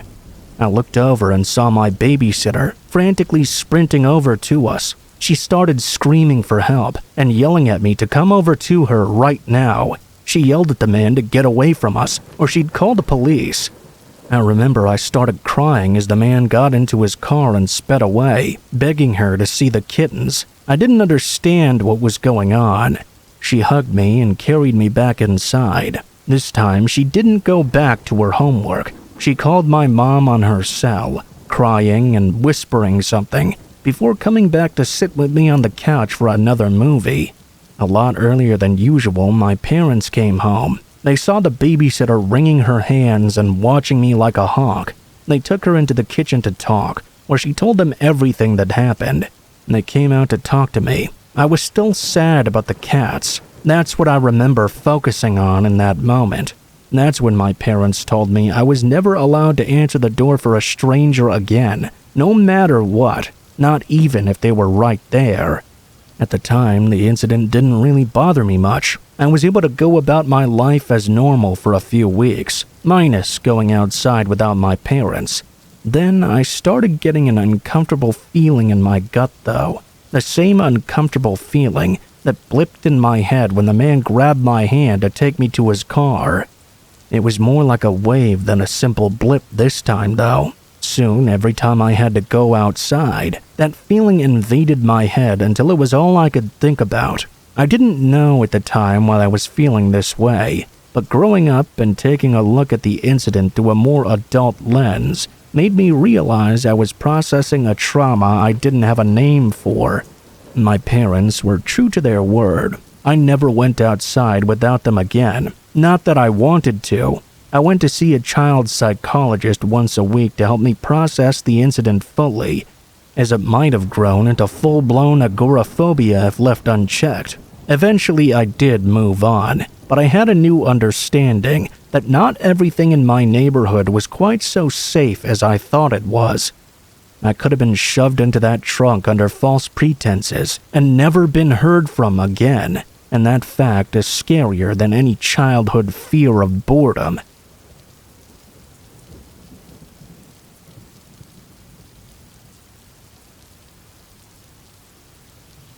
My mother recently reminded me of this story, and to this day it really freaks her out. To start with some background and context, she worked at the time in a small hospital that especially prioritized efficient cohesion with employees across all departments, even more than normal hospitals from my perspective. I'm talking many group activities hospital-wide, like pizza parties, mandatory Secret Santa games, and other such events. It always struck me as very strange, almost cult-like if I'm being honest, and I'm happy she's moved on to better opportunities. Anyway, this incident really kicked off when she arrived to work one chilly morning and found a mysterious bouquet of flowers sitting on her desk. It was around 8 a.m. after a blizzard and a harrowing drive, and she was pretty groggy, so they didn't register for a moment. After some coffee, she really took notice. They were fresh red roses and smelled good as if they'd just been watered and plucked that morning. The note on them simply read, "I love you, Dr. X." Needless to say, my mother felt uneasy. She was married, and everyone knew that, so it was really inappropriate for anyone to be sending her flowers with that kind of note, even if it was just a joke or something. She didn't know what to do with them, so she just kept them under her desk wilting away out of sight. After a while, she forgot about them, and life continued on as normal. At department meetings, she would briefly wonder who would have sent her the flowers, but every time she would come up empty. She didn't contact anyone outside of work unless she absolutely had to, and even then she kept it reasonably professional and not buddy-buddy like the hospital all but mandated. More flowers and notes from the mysterious Dr. X began to appear, once a week almost. The flowers were always fresh, and the note was always intensely inappropriate. My mother was really starting to get uncomfortable. She logically knew that she should report it to HR, but she knew the department would probably dismiss the behavior as a coworker wanting to get to know her better. Hell, they might even tell her to just reciprocate. As I said, it was quite creepy and strange there. None of her coworkers had acted any differently towards her, at least not that she noticed, and aside from the increase in the flowers, nothing else had really happened. Then came the day where Dr. X left strawberry Twizzlers. She had them pretty often while at her desk, but only when there, which could only mean that this person was someone in her office, or at least someone that walked by and observed her regularly. This family pack of Twizzlers came with the most disturbing note yet. "I bet you taste like candy. I'm gonna find out one way or another." And that was the final straw. Despite thinking it wouldn't help, she reported the harassment to Human Resources. As expected, they didn't do much to help or ease her worries, citing the fact that she couldn't identify the perpetrator, so they couldn't take any action at all. Just like I thought, they even had the audacity to say the behavior of her admirer was not that bad and taken in the wrong context. My mother all but called it crap and left the HR office. This continued for a while, when just as suddenly as they'd arrived, the mysterious gifts from Dr. X disappeared and they stayed gone. That was around the point that she decided to leave the hospital.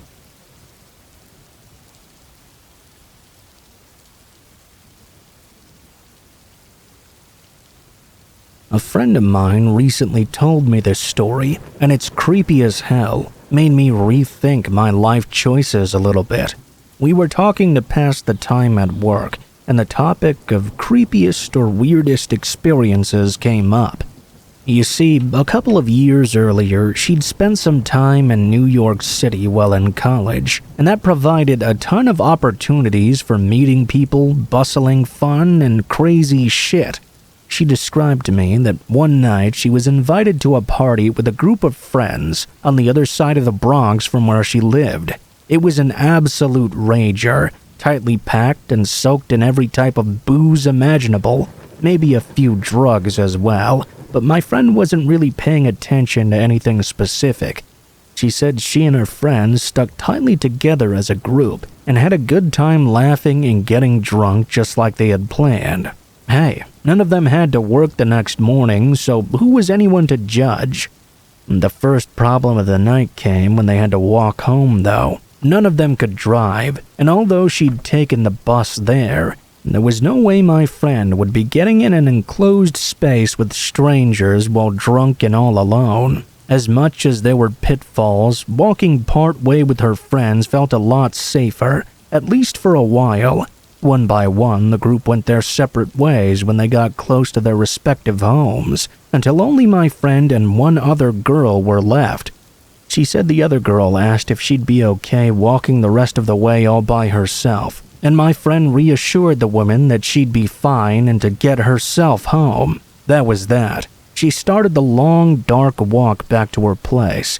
The shops along the way had been closed several hours ago, so the usual store lights that lit the way were gone.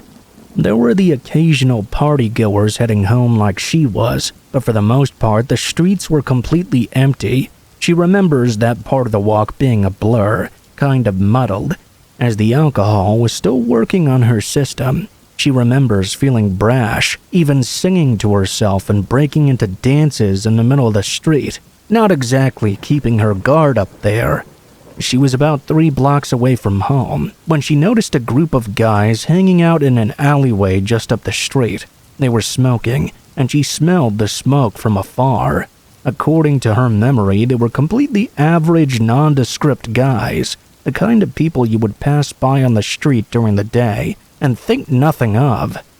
One of the guys noticed her, held out his cigarette, and called out to her, "Hey, pretty thing, want to have a smoke with us?"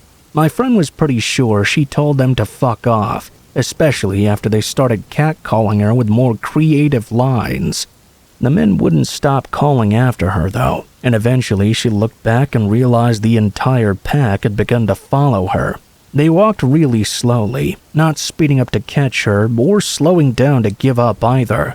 She was starting to get nervous. The alcohol made her eyes swim, and even though she was starting to sober up, she didn't think straight. She didn't think to call the police or even take out her phone. The men followed her even as she turned down several blocks, always at the same distance. They were quiet, except for when one called out again, telling her not to be scared. "We just want to hang out for a while. Come back here." She had no intention of doing so, obviously. She kept walking. The night was getting cold and she shivered, but with every minute that ticked by, her head was getting more clear. She could feel she was still drunk, but she was able to get her phone out and hover her thumb over the emergency call button, just in case. She turned another corner with the men still following her, and her street came into view. It was only then that the thought hit her. If she continued, they would know exactly where she lived. Maybe not the exact apartment, but the building for sure. They could easily force their way inside and ambush her at any point, or even wait outside for her in the morning. She turned left onto another street, purposefully walking past her building. She thought that maybe if she lost them, she could make a big circle back later. If she couldn't, she would call the police. She looked back, and the men were a lot closer now. She couldn't run, though. They were faster than her, and if they caught up, she'd be outnumbered. She told me she wished she'd begged her friend to walk home with her after all. She checked the time, and it was 1 a.m. Would anyone even pick up her call? She realizes now it's ridiculous to think 911 would close like a JCPenney's, but in the moment that was her second biggest fear. The biggest was the group of people following her. My friend walked for 30 more minutes as the men continued to follow her, taking random left and right turns. Eventually, she came to a late-night bar that was just closing for the evening. People scattered left and right in groups of 3 or 4. She knew this was her only chance to give the group the slip and ran up behind a group of girls. She acted overdramatically excited, yelling at the top of her lungs, "Oh my God, girl, I haven't seen you in forever!" The girls looked confused at first, but when she looked behind her and back at the men who were still there, she hoped the group would help her out. Something clicked and they immediately accepted her into their group. She told them what was going on, where she lived, and that she was tipsy and scared to be alone. The group of girls walked her along for a few minutes, keeping her in the middle of the pack. When my friend dared to look back again, the men were now gone. It worked. She thanked the girls and told them she'd be fine now that the men were gone, but they insisted on walking her back all the way. My friend was touched by the gesture and allowed them to walk with her. She never saw those girls again, but she always wished them well whenever they came across her mind. That said, she never took the risk of walking alone at night again either.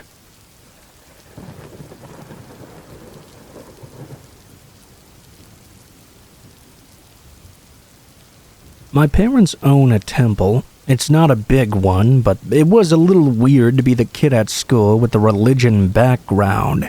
I guess I stood out a little. I wasn't ever ashamed of that, though. The odd thing about my family's temple was the fact that my father performed rituals, exorcisms, and memorial services. I guess that sounds a bit strange, but what if I told you he didn't perform his services on people? He did his work on inanimate objects, possessions, things that looked human but were not quite. Human dolls and stuffed animals, things like that. I didn't ever get creeped out by the presence of all these dolls and things, because I grew up with them being in our home. However, there was one doll in particular that made me kind of double take every once in a while. It was this really lifelike looking baby doll, one of the ones you had to feed with a bottle if you know them. I was used to people bringing in their childhood toys and dolls for my father, but I had never seen one like this. I was about 10 years old at the time this happened. I remember I woke up in the middle of the night and needed to use the bathroom. Just after I left my bedroom, I stopped in my tracks in the hall. It was dark and in the dead of night, and I expected everyone to be asleep. I could hear a noise, though. It sounded to me like a cat meowing. It was so weird. Maybe not a meow exactly, but more like a cry of distress. It was coming from the room where my dad held his services, and even though I was upstairs, I knew exactly where it was coming from. I couldn't help myself. I was young and curious. Before I knew it, I was creeping downstairs to investigate. It was incredibly dark and silent downstairs. The whole house was asleep, and the only sound I could hear was that crying cat-like noise. I went into the room where my father did his work, and I hit the lights. There were a lot of dolls in that room with me, and I found it quite creepy at nighttime in there. I never liked that room all that much anyway. It was almost as if all their eyes fixated on you while you were in there. I heard a scratching noise coming from a box in the corner of the room. I thought, probably because I was so young, "Oh, there's a cat trapped in the box." I thought someone may have accidentally given my dad a household pet or something. I don't know why they would ever do that, but that was what my thoughts were. So, without too much thought, I began to tear the box open. I pulled back the thick layer of duct tape that held it sealed and opened the lid of the box.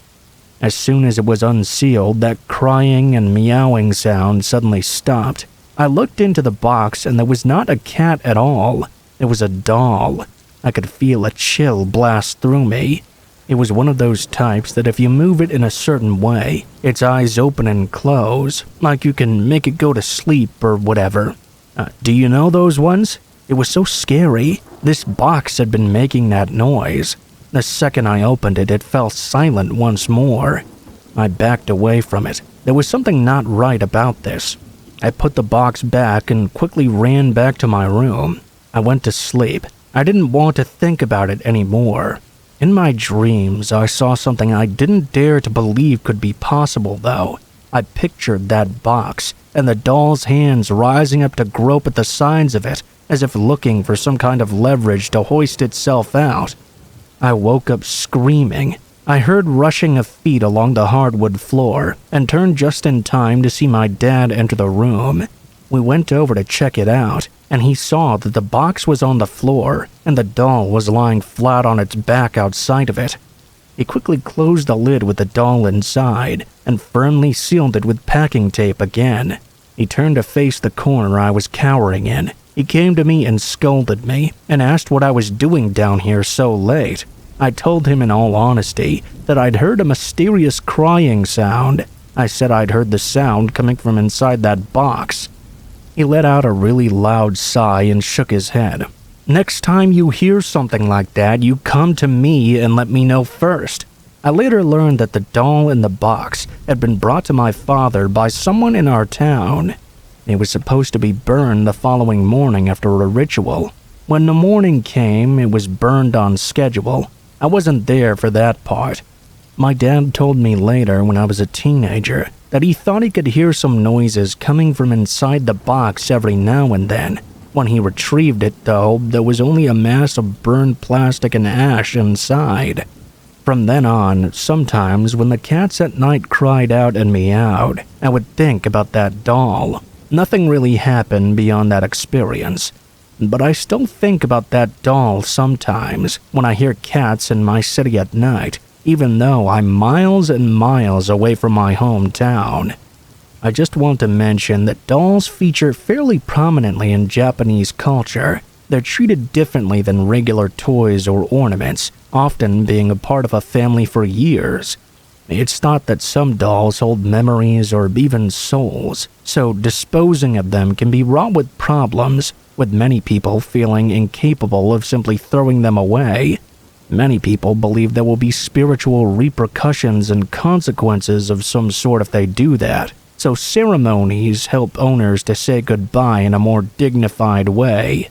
Prayers would be said, the dolls would be purified, and the shrine or temple would deal with the disposal, an event that makes for a slightly odd sight, as thousands of old companions and former family treasures are displayed for one last time and said goodbye to.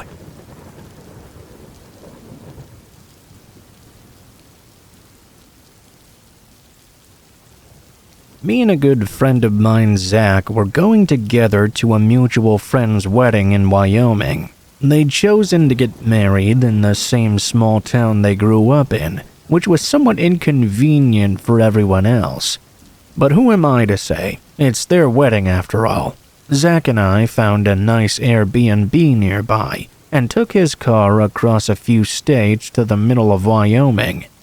This town was mostly made up of farms with a small central area for groceries, food, and some small businesses. On the outskirts, we'd found this Airbnb. It was a farmhouse as we'd expected, but it had so much land around it that we didn't expect. The home was almost entirely isolated from everywhere else. Looking off in any one direction, the only things visible would be grass, trees, and the dirt road that led here. We unloaded and unpacked all our luggage inside. It was nice. I wouldn't compliment its looks too much, but it was great for a couple nights stay. Zach and I spent the rest of the day just kinda hanging out and talking, going to bed by 11 o'clock or so. I took a while to fall asleep. I think it was because the house was so far out. It just made me feel kind of uneasy, you know? Once I did fall asleep though, I slept pretty deeply. In the morning, we went to the wedding and spent the entire day there, not getting back to the Airbnb until at least 9 or 10. Zach went to bed right away, but I stayed in the living room to relax for a little bit longer. It was only 10 minutes after settling in, though, that a single quiet knock came from the front door. I got up and was feeling very strange. Why would someone be out here this late at night? I quietly walked over to the door and looked to see who it was, but when I checked, I didn't see anyone out there. I opened the door and stuck my head out a bit, looking all around the driveway. Everything was empty as far as the eye could see. There was nobody outside, it seemed. After a few moments of confusion, I shut the door once more. I looked over at Zach's room. I knew he must have already been passed out, so he probably hadn't even heard it at all. I assumed it must have just been a noise from the house. It simply resembled the knock. It was a quiet sound, after all. Everything pointed to it being nothing. I sat back down to continue resting, but not even a minute after sitting, a quiet noise knocked from the outside of the house. This time, though, it was from the other side of the home entirely. I quickly got up and rushed over to the back, turning on the outdoor light. I looked out the window, but again, there was nothing. This furthered the idea that it was just the house making these noises, but it still didn't take away from the unsettling nature of it all. I stayed by the window for a while. It had been about 5 minutes, looking out into the backyard that led to the forest. It was pitch black outside. I was hoping that by seeing nothing was out there, I'd be less on edge, but actually it only unsettled me even further. There was just something about being out here in someone else's farmhouse that gave me an uncomfortable feeling. I stayed up for a while longer, wanting to be sure nothing else was going on. I decided to try my hand at getting some sleep finally. I went to my room, which was across the hall from Zach's, and laid down in bed. I didn't hear anything else, so I slowly drifted off to sleep. When I woke up, my eyes shot open immediately. Someone was knocking on my bedroom door. "Hello? Zach?" To my relief, I heard Zach's voice from the hall, asking me to come out for a moment. I got up and met him in the hallway. From just one look at him, though, I knew something was wrong here. He looked terrified and worried. "What's wrong? What's going on?" I asked. He explained that he'd woken up to something moving around outside his window, and when he moved the curtains back, he saw the backside of a man walking around the house. As we were discussing the situation, clicking sounds began coming from the front door. Both of us ran over to the living room. A man was out on the porch, standing with his body right up against the door. He was clearly fidgeting with something, which made me sure he was trying to pick the lock. I turned and looked at Zach in fear. I think he knew exactly what was going on without me having to say anything. He ran to his room and called the police, while I stayed and made sure this guy didn't get in. The only thing I could really do, though, was hold the lock and hope he wouldn't disable it somehow. I could hear the man outside getting frustrated. All of a sudden, he just ran off to the side of the house. Both of us were too scared to check the windows and opted instead for locking ourselves in one of the rooms and waiting for the cops to arrive. If I'm being honest, though, the rest of what happened was very uneventful. The cops pulled in a long while later, gathering basically no evidence and never getting any idea on what happened that night. I don't know who that guy was or why he was trying to break into the Airbnb, but if those noises I heard earlier in the night were from him, Then he had been skulking about the house for several hours and knew that he was breaking into an occupied home. That only makes the whole encounter even more terrifying.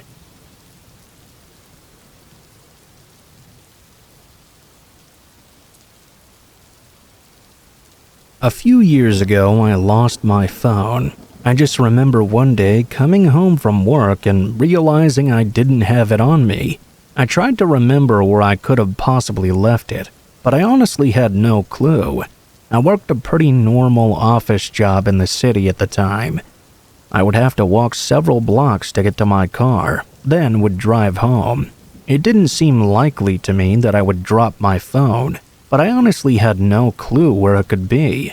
The next day when I went to work, I looked around my cubicle, hoping I had forgotten it there. I thought it had to be there. I hadn't remembered dropping it or any situations where it could have slipped out of my pocket or something. I guess it was possible though. After searching my desk and all around it, my phone was still nowhere to be found. I felt completely dejected. I realized that probably meant my phone was a goner, especially if I'd lost it on the city streets or something. It certainly would not still be there. I logged onto my computer to work after that and figured I would have to buy another phone later. When I was checking my email though, I saw a new one.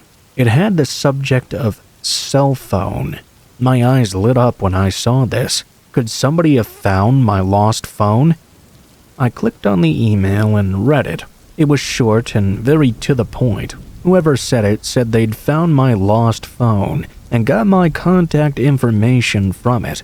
They wanted to give it back to me as soon as possible, but asked if I could pay a finder's fee of $400. My happiness went away after reading that last sentence. A finder's fee of $400. I really hoped that was a joke. That cost more than my phone itself. I responded to the emails, saying I would meet them as soon as possible when they were available. I added that I hoped they were joking about the $400. The sender of the email did not give me a name, and it was from a Gmail account with just random letters and numbers. They responded to me within the hour and told me they were not joking at all. They really wanted $400 for the phone. I would rather buy a new phone for more money than give whoever this was the satisfaction. It made me pretty angry they thought they could do that to me. I asked to meet with the person and didn't say if I would pay them or not. The person said they would come to my house that night and asked me for my address. I responded saying I would rather meet in a public place, but they didn't respond to me after that. All of our communication took place within this one workday. At the end of the workday, I left and drove back home. On the way there, I stopped by the store and grabbed a cheap phone to use in the meantime. I was trying to make up my mind. Would I rather buy a new phone or get this person to be reasonable with me? I thought about offering them $100 or trying to negotiate, but that made me even more mad. I shouldn't have to pay them any money at all. I considered getting the police involved, but I didn't really think it was that serious of a matter. I got home at around 6 p.m. or so. I lived by myself in a pretty standard one-bedroom apartment. About an hour after returning home, though, there was a knock on my door. I walked over and looked through the peephole to see who was there. When I did, I saw a man standing outside the door. He was wearing a black jacket and a winter hat and sunglasses.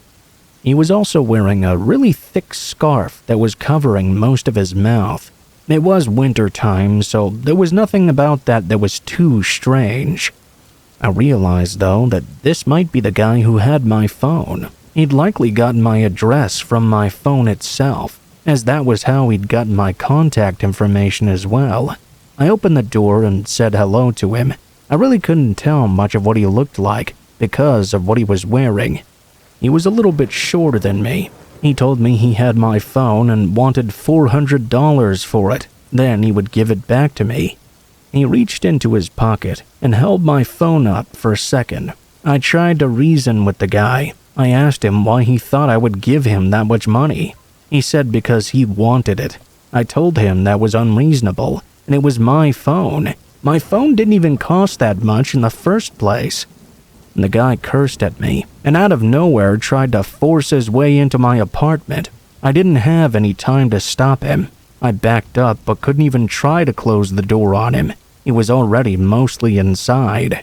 At that point, I turned and ran for the nearest room, which happened to be my bathroom. I was just a few feet ahead of the guy, but when I started running, I gained some distance on him. I got into the bathroom and slammed the door shut. I locked it too. The guy tried to force his way in seconds later. After an initial failed attempt, I heard him walk away. He was still inside my apartment though. Luckily, I had the crappy phone I just bought at Walmart. I dialed 911 as I heard the man begin rummaging through my belongings. I told the police what was going on, and I was told some officers were on the way. Still, I was pretty scared being alone in my place with this guy. I heard him go into my bedroom, as well as the living room and kitchen. I hoped he wouldn't try to force the bathroom open again. Luckily, he didn't do so. He remained inside my apartment for 5 minutes. I heard him leave after. I stayed in the bathroom until police got there. They arrived about 5 minutes after the man left. When I went back out, I saw my apartment was pretty messed up. The guy was probably looking around for anything valuable I had. He did steal a few things. Luckily, my wallet was still on me. I told the police all the information I could, and they said they would look into it. Unfortunately, I never got my phone back. I still don't know who stole it. I've considered that it was possibly someone who works in my building that did it. My office building is very large, and multiple companies are in there. Lots of people go through that building, so that might be what happened. I really don't know for sure.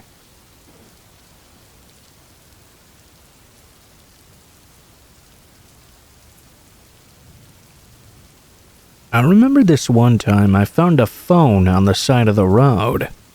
I was driving home later at night, around 10 p.m. or so. Things were pretty quiet as I came to a stop at a red light. I casually looked around the intersection that I was at. It was usually busy during the day, but at night it was pretty much a ghost town. I was next to a divider that was on my left, and that's when I noticed something on the ground. It appeared to be someone's phone. I opened my door and looked closer, realizing it was in fact a cell phone. I picked it up. It had been raining outside, so the phone was pretty wet. I figured it would probably be broken. After looking closer, I saw it was an iPhone of some sort. I hit the button, and to my surprise, it actually turned on. After that, the light turned green. I had to finish driving home, but once I was back, I took that phone out and looked it over. Nothing appeared to be wrong with it. I wanted to return it to the rightful owner. The phone was obviously password protected, so I had no clue who it belonged to. I tried the 1234 thing and some other obvious ones, but none of them seemed to work. After that, I tried to use voice commands. I asked Siri who the owner of the phone was. She said the phone belonged to someone named Brian. I had a name now, but unfortunately it was a pretty common name. I tried to ask for Brian's contact information to get a hold of him, but I was told the phone had to be unlocked for that. That was the same for everything else as well. I tried a lot of other commands, but wasn't getting any results. I only had this one name to go off of. After that, I decided to make a post on Craigslist.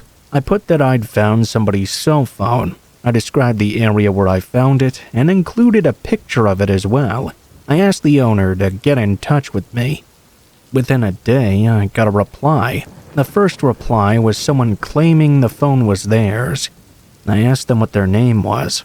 Obviously, if they answered with anything other than Brian, I knew it wasn't theirs. The first person didn't want to give me their name and asked me why I wanted to know. I said because I knew the name of the person the phone belonged to, and I wanted to make sure it was really them. They told me their name was Joe, and I knew they weren't the real owner. Sometime later, I got another reply, somebody just saying that it was their phone. When I asked them their name, they said Brian. This was promising. Perhaps I really had found the owner. I was happy and couldn't believe it actually worked. I asked Brian where he wanted to meet up to pick his phone up. He told me he didn't want to cause me any trouble, and he could just stop by my house. When he said that, I thought maybe I shouldn't give him my address. But I told myself, I'm not selling anything here, I'm just returning someone's belongings to their rightful owner. I convinced myself it was fine. I gave Brian my home address, and he told me he would stop by at 8 p.m. to grab the phone. I agreed, and that night around 8, there was a knock on my front door. I went over and answered it. Brian was out there, or at least that's who I assumed he was. He had sort of short reddish hair and was about average height. I said hello to him and handed him the phone. He took it and asked me where I'd found it. I told him exactly where. Oh yeah? That's crazy. He then just kind of stood there. I was about to say, have a good night and close the door, when randomly he asked me if he could come inside for a moment. I really didn't want him to. I knew nothing about this guy, and I certainly knew better than to let a random stranger into my home. Plus, I was the only one home at the time. I told him I was about to go to bed, and I started to shut the door. He just kept standing there looking at me. As I was about to close it, he said okay. I closed the door and locked it. Then I turned out the lights right inside. It didn't seem like Brian was walking away though. I went over to the living room window to look. When I did, I saw Brian just standing there on the front step, staring at my door. It was really weird. Probably 30 seconds later, he slowly walked back to his car that was parked on the side of the street. He got inside and I was about to walk away. I wanted to make sure he'd left though. I watched as he sat inside his car and didn't drive away. I kept watching. I wasn't going to leave until he did. For 20 minutes he just sat inside his car. Then he got out again and started walking back up to my front step. I had a bad feeling now. I didn't know what he could possibly want from me. I was expecting him to maybe knock on the door or something, but he didn't do that. Instead, he stood on the front step and looked around for a few seconds, then started to walk away to the side of the house. When he was out of sight, I finally moved. I went to another window. I went to my bedroom. When I got to it, I just barely saw him go out of sight and behind my house. Now he was in my backyard. Well, I didn't like this at all. I moved to another back window and turned on a backlight outside. When it went on, I saw Brian continuing to walk through my backyard over to the other side of my house. Then he casually walked around the back to the front yard. Once he was there, he returned to his car, started the engine, and drove away. I was really weirded out by this. He had made a complete lap around my house. After he drove away, he didn't come back that night. At least, not that I'm aware of. I still wonder what exactly he was doing. My best guess is that he was going to try and break in, and when I turned the light on and he was sure I was observing him, it scared him off from attempting it. I really don't know. Either way, it was fairly unnerving.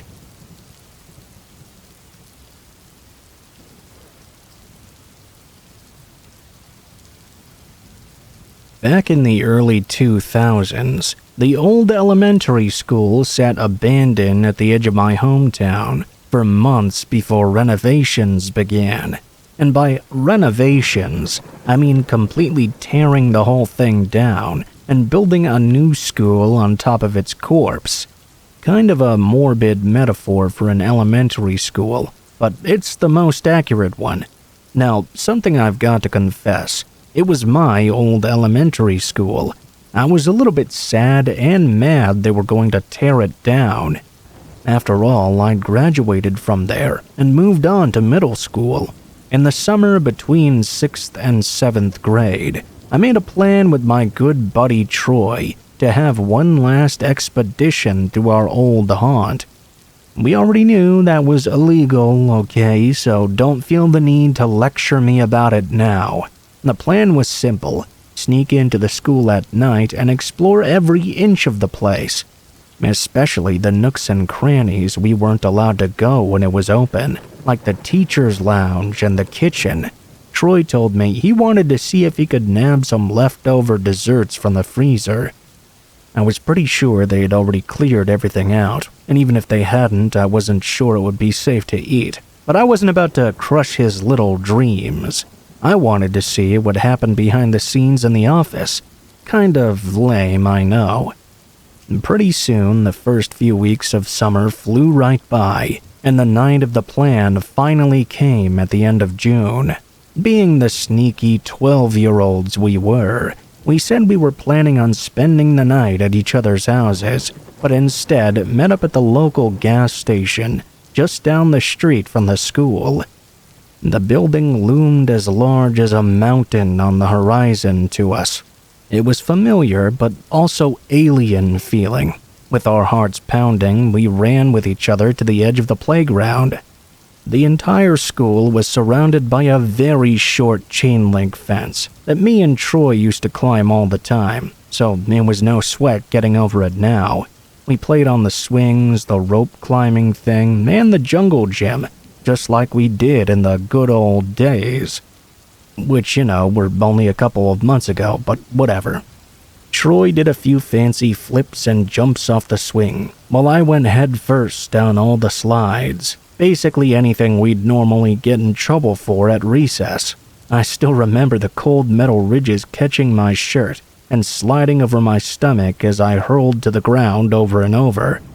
Eventually, though, we got bored of the kiddie playground stuff and started searching for a way inside the school. Obviously, the doors were locked, so we started messing with the first floor windows. Looking to see if there were any other way inside. Eventually, I picked up a rock to break one, but Troy quickly stopped me. He said we didn't want to get in too much trouble if we were caught. On second thought, neither of us wanted to crawl in through broken glass either. We soon found that we didn't need to force our way in anyway. A window had been left open after all. One leading right into the library. The space behind the window was nearly pitch black, except for the tiny reflections of moonlight off of book jackets along a shelf. Neither of us moved for a moment. In all our plan-making, our tiny minds never thought the inside of our old school would be so creepy when it was empty. Neither of us thought it would take much gusto to take the first step inside, but there we were, frozen in front of the open window. For the first time, I really thought of just how much trouble we'd be in if someone caught us going in. I pictured a spotlight turned on us, and police cruisers pulling up in full force. I know that's kind of irrational for something so minor as trespassing kids, but that's just how kids are when they're young. It was exactly that fear that broke the trance and pushed me to start climbing through the window. And Troy tried to say something, but since I was already halfway in, he knew there was no going back. He kept quiet as he followed behind me. The windowsill was very dusty under my hands. The library carpet sent a cluster of dust right into my face. Who knew just how dirty a place could get after a month of disrepair? I heard Troy cough behind me, and I said sorry. Our voices echoed throughout the quiet library. We looked over the library quickly. That wasn't our main goal anyway. We headed out into the darkened hallway. Troy turned on his flashlight once he was sure there was no one milling about. The rows of lockers lit up in the darkness kind of looked like a setting in a horror movie, honestly. I kind of wanted to test and see if my old combination for my lock worked, but Troy punched my arm and challenged me to another race to the cafeteria. We ran down the empty hall. It was so freeing, being able to do all this on school grounds with no teachers to stop us. The cafeteria doors were wide open. Troy grabbed the door frame as he swung into the room. When I reached him, he was dead quiet though. I stopped to catch my breath, but he didn't brag or even say anything like usual. I finally looked at him to ask what was wrong. My mouth dried up when I saw his face. He looked paler than normal, and his mouth was opening and closing like a fish. I asked him what was wrong. He just pointed his flashlight toward one of the lunch tables. I was not prepared to see someone squatting down behind one and staring at us with these insanely crazy eyes. I didn't stick around to get any more details. I could see the guy was older and was holding some sort of syringe. I screamed as he stood up, and we both started to run. I'm not proud to say this, but I nearly shoved Troy to the ground to get out faster. Picture two 12-year-old boys swan diving out an open window, and from there booking it back to Troy's house. That's how scared we were of that guy. We spent the next few days talking everything over. The old guy was probably just a squatter of some sort, and didn't plan on hurting us, but we couldn't entirely be sure. He really looked crazy. We sure as heck didn't want to tell anyone and get in trouble, so we resolved to leave the whole situation behind us. I don't know if the delay in renovations was due to problems with people squatting inside the school, but I can imagine there's a good chance it was part of the problem.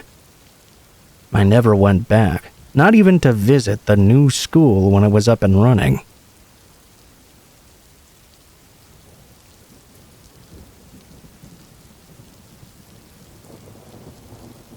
I, 21 and female, used to live in a really bad neighborhood when I was a kid. Drive-by shootings were not uncommon. Rapes had happened in surrounding houses while we lived there, and before we even moved, we also found out that the sweet man across the street was a registered sex offender. Obviously not a great place for children to be walking around alone, right? True. But if you have a 70-pound good boy that's completely dedicated to protecting you, it's somewhat doable. My mom, little brother in his stroller, me, and Spanky the good boy went for a walk around the neighborhood. It was about 2 blocks to go to the community pool. I, like most 6-year-olds, wanted to wander ahead with my dog. He was always gentle when I held the lead and walked close to me. As we were nearing the pool, there was a stretch of hedges that lined the walkway to the pool entrance. Spanky was walking ahead of me, about 3 feet or so. He sniffed towards a bush and came to a sudden stop. He began posturing and growling deeply, baring his teeth at this random bush. He had never growled like this before, and to me it was horrifying to see my best buddy like this. I tried to walk around him, but he turned the back end of his body to block me, his eyes still fixated on that bush. I tried again, and he blocked my path once more. My mom was about 4 houses behind, so she hadn't noticed this strange behavior yet. I could see the bush starting to move, and I took a step back. "Mom, I think Spanky found a kitty." I started to take a step towards the bush, but was knocked over completely by Spanky. I was crying on the ground. Scraped elbow, no biggie, but it got my mom running. Exactly at that moment, a man emerged from within the bush and took off running. When Spanky knocked me over, it made me drop his leash, so he immediately booked it after the guy. About 300 feet away, Spanky caught up with him and made some sickening contact with the guy's ankles and forearms. I've heard a lot of screams on TV and movies, but I had never heard such a blood-curdling scream as this before. My mom pulled me close and pulled out her phone, fingers shaking. While she was on the phone with 911, I could hear the man screaming, "Get him off me!" When the police arrived, they asked for a full version of events, and my mom and I gave details best we could. Mainly her, because 6-year-olds aren't great at descriptions, of course. Spanky was sitting very happily at our feet, after the officers and my mom had removed him from the man's arm. The guy was taken away in cuffs. After a quick checkup in the ambulance, they found out he was fine, just a few real good bites. About 10 years later, I asked my mother about it. When I was looking through some old photo albums, I saw a picture of me and Spanky playing in the backyard. She sighed and said, "Oh, you know what happened. We don't need to talk about it." "Well, yeah, but why would he attack some random homeless guy?" My mom made a really confused face. I said, "What? That's what happened, right?" "I guess I can tell you now. I didn't want to tell you back then because I didn't want to worry you. The man who Spanky pulled out of that bush had been spotted peeking into the houses in the neighborhood that had kids. It was the same guy that was hiding in the backyard when you had that sleepover at your friend's house. He had a knife he dropped when he ran from the bush. The police thought he might have been canvassing the neighborhood before he decided who to take. If it wasn't for Spanky, it might have been you. So yeah, basically this guy was a pedophile that had been spending weeks at night creeping into people's backyards that he knew had children. Most likely, he'd even done worse before. I live 300 miles from there now, and I could still not handle coming up to that stupid hedge if I tried.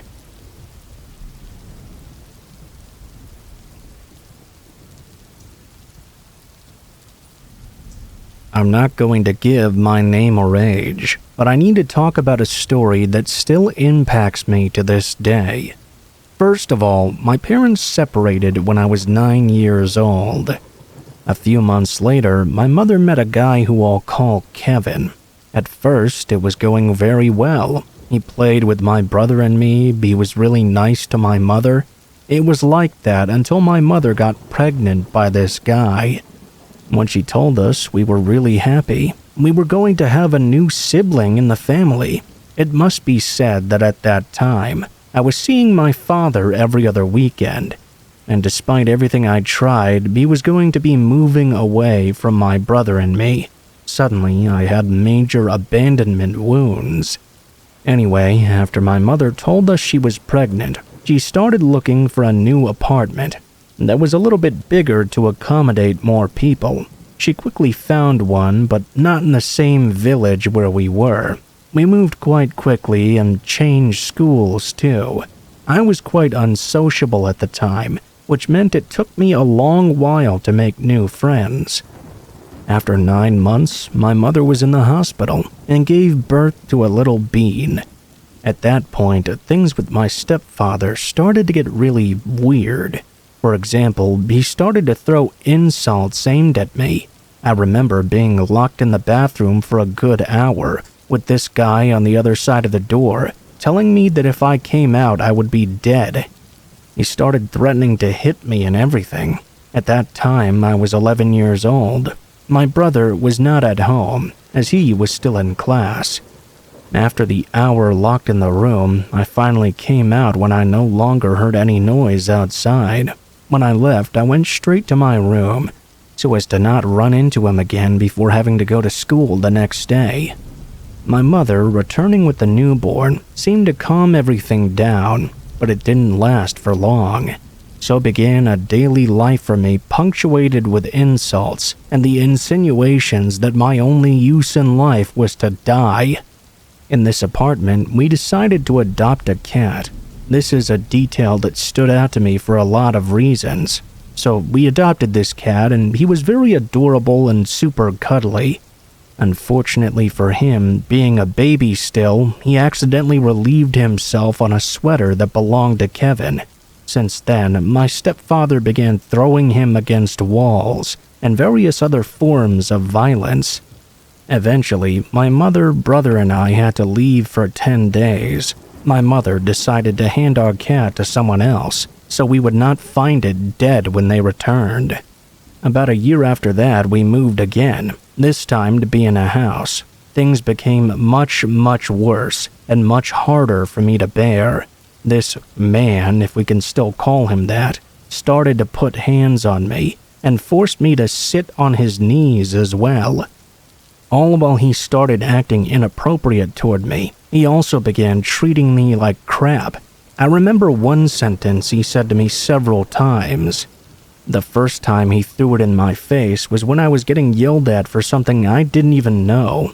Being hypersensitive, I was in tears under the table when he said with a frightening composure, "Why don't you just die? No one wants you here. Go kill yourself, damn it." After hearing that, I tried not to think about it anymore. He started to get violent with my mother as well. He began to be drunk all the time. Whenever he left for work in the morning, he often came into my room, thinking I was still asleep, but it woke me up every time and had me laying there in fear. Despite my complaints to my mother, she never did anything about it. At that time, I no longer spoke in school for fear of getting yelled at just like I did when I was at home. I was very distant from everyone and tried to act like everything was fine. Things continued like this until their child started school. My mother decided to separate from this man and move back to the first village we initially lived at so the child could start school there. I remember just before moving, him taking me to the side, and before dropping me off, he said this to me, "Why are you mad at me? I never did anything to you." I'm gonna talk about the repercussions this man had on me, besides 2 times attempting suicide and stays at the hospital. After they separated, I had insomnia every night. I could only sleep 3 hours a night, waking up every 10 minutes. I was seen by 3 psychologists for many years until my first suicide attempt. Eventually, I was diagnosed with depression and discovered that I was hypervigilant at night. I'm still currently in severe depression and being sought after by psychologists to help me.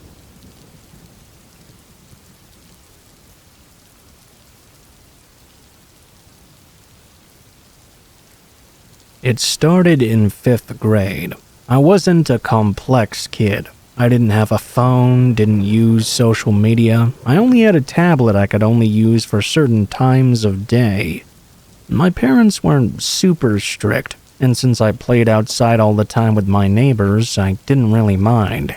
It was to keep me from getting addicted to online games and developing a short attention span. To be honest, I'm grateful for the restrictions in hindsight. It made my peers' job of stalking me much harder. Anyway, there was a kid in my class named Damien, and he was kind of weird. I didn't know him for long, but he was the worst sort of boy. He'd pull at girls' bra straps in the middle of class, whoop at them, and tell the teacher the girls were always distracting him. He'd even tattle on you for everything, especially if you didn't include him in something. That's how all this started, at the beginning of October of 5th grade. My best friend at the time, who I'll call Jane, had a strange sense of humor like I did. She didn't have any electronics at all. When we were younger back in those days, there were these fake chat stories that were all the rage over YouTube. I wrote down a bunch of them with glitter pens and was going to give them to her the next day in class so she could have something fun to read that evening. Then we'd joke about it together the next day. In comes the annoying, irritating, obnoxious little boy Damien. He threw a fit about not being able to look at this present for my friend. It got to the point where I simply looked him in the eye and said, "It's about girl stuff, Damien. You wouldn't want to read it unless you want to know how periods work." Obviously, I was lying, but the kid demanded to read it anyway, as if he had a right to my personal belongings. I laughed at him and asked my teacher to use the restroom so I wouldn't have to deal with him anymore. Surely he would calm down while I was gone. Apparently, while I was out though, Jane saw him rooting through my bag. He pulled out my gel-colored pens and started writing nasty things into the little packet I was going to give my friend. It was a bunch of inappropriate stuff about murdering, killing, fucking, and various other cuss words that would be considered inappropriate. When I came back, he ran to the teacher and tattled on me. He said I was threatening to kill his family and murder his friends if he told someone about it. Lo and behold, my teacher snatched the gift I was going to give to my friend, read through it, and then looked at me with anger and sent me to the office. Long story short, my parents were called, and I was suspended for 3 days because of Damien's lies. They said I threatened to harm another student, even though I never did. All the while, my friend kept telling him that Damien did it. Along with this, they also ended up giving me a whole 2 months worth of detention, 2 hours before lunch every day. This was all because, as I was talking to my friend, Damien decided to eavesdrop on our conversation and said I was spreading nasty rumors about some other girls in my grade. He said I wanted to hurt them. All I was doing was telling Jane some things I'd heard other girls saying about her. That was the second strike on my record. That's why there were so many detentions. My school was very strict. Now that I have some basic explanation out of the way, I can continue the main story. After both those instances, Damien continued to find little things to plant on me or rat me out with lies, really just bugging me in general. He went as far as to spread rumors that me and my best friend were lesbians dating, but I was cheating on her with another girl. I was straight as could be. I didn't really care about the rumors, but I was annoyed he'd roped my friend into it. Finally, it all came to a head in the next semester. We used to have to take 5-4-1 tests all the time, and on our little sheets we wrote down our scores and signatures from the teacher. We had our names and addresses on them as well, so they could send them to our parents at the end of the 9 weeks to show we were on track. Apparently, Damien copied down my address while I wasn't looking at one point, and proceeded to convince his parents to get their driver to go by my house to say hello to his friend. He would yell insults at me and throw mean notes into my yard. He was rich, by the way. He took pictures of me while I was outside playing with friends and showed me the next day with the quip that I couldn't outrun him and that he knew where I lived, so I better not make him mad. It got super creepy when he started to print out the photos of me and put them all in a little binder. I told my teacher and the principal about it, but they just told me that boys will be boys. That I shouldn't be looking into his private folders without his permission, like it should be allowed for him to take photos of me without my consent. You could even clearly see in them that I didn't know they were being taken. Even my own parents didn't believe me, saying I was just making it up to blame the kid that got me in trouble. I wasn't lying at all, but the adults all thought I was because I'd gotten into so much trouble that year, with little fault of my own. He kept harassing me, taking pictures, leaving things in my yard and my backpack. He even messed with me during tests at the computers. He would always sit too close to me in class, watch me at recess, and try to grab and touch me all the time. No matter how much I complained or told adults around me, they told me to be happy that a boy liked me that much. This kept happening all through 6th grade, and when it came to my first middle school dance, he got even worse. He tried to take photos of my dress, tried to steal one of my heels as well, and tried to steal money from my purse. I'm pretty sure he'd developed an obsession with me, as distorted as it was. He would comment about my body during the gym class we shared. He even began to complain to the teachers that I didn't wear shorts that showed off my ass enough when we got older. I remember him talking about how nice it was to look at me with a bloody nose and messed up hair. This is after I ran into the bleachers when playing Capture the Flag and tried to snatch it from his hands. He jumped up onto the bleachers out of bounds and tripped me, causing me to slam my head into them. That hurt like a bitch, mind you. After that comment, I tried telling the principal again. He didn't care, so I stopped trying. He continued with the behavior to the point that most days I couldn't bring myself to go to school. I would hide in the gym, locker room, bathrooms to avoid going out after roll call. I just didn't want to interact with him. At the end of 7th grade, he was caught with cigarettes, so his parents sent him off to military school. I bring up this whole story that was so long ago because recently he began trying to add me again on my socials. Obviously, I blocked him, But even now, nearly 5 years past that initial attempt, he still tries to get in touch with me. I don't think I'll be prepared for a day I have to see him again.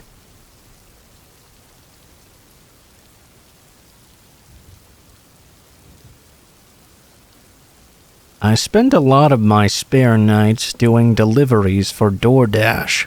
It's my way of getting some extra money, while also not needing to commit to a more strict second job. I started driving around 9 p.m. on this night and steadily took on orders until around 11. It slowed down a bit during that time, so I just kinda drove around the shopping center that had the most fast food restaurants people often ordered from. Eventually, another order came through. It was a regular order to be delivered about 4 miles away. After grabbing the food, I started the directions to the address. It was almost immediately apparent that this wasn't a house it was being delivered to. I zoomed in on the map, which only showed streets and buildings, and the address I pointed to was along a street that had no buildings on it whatsoever.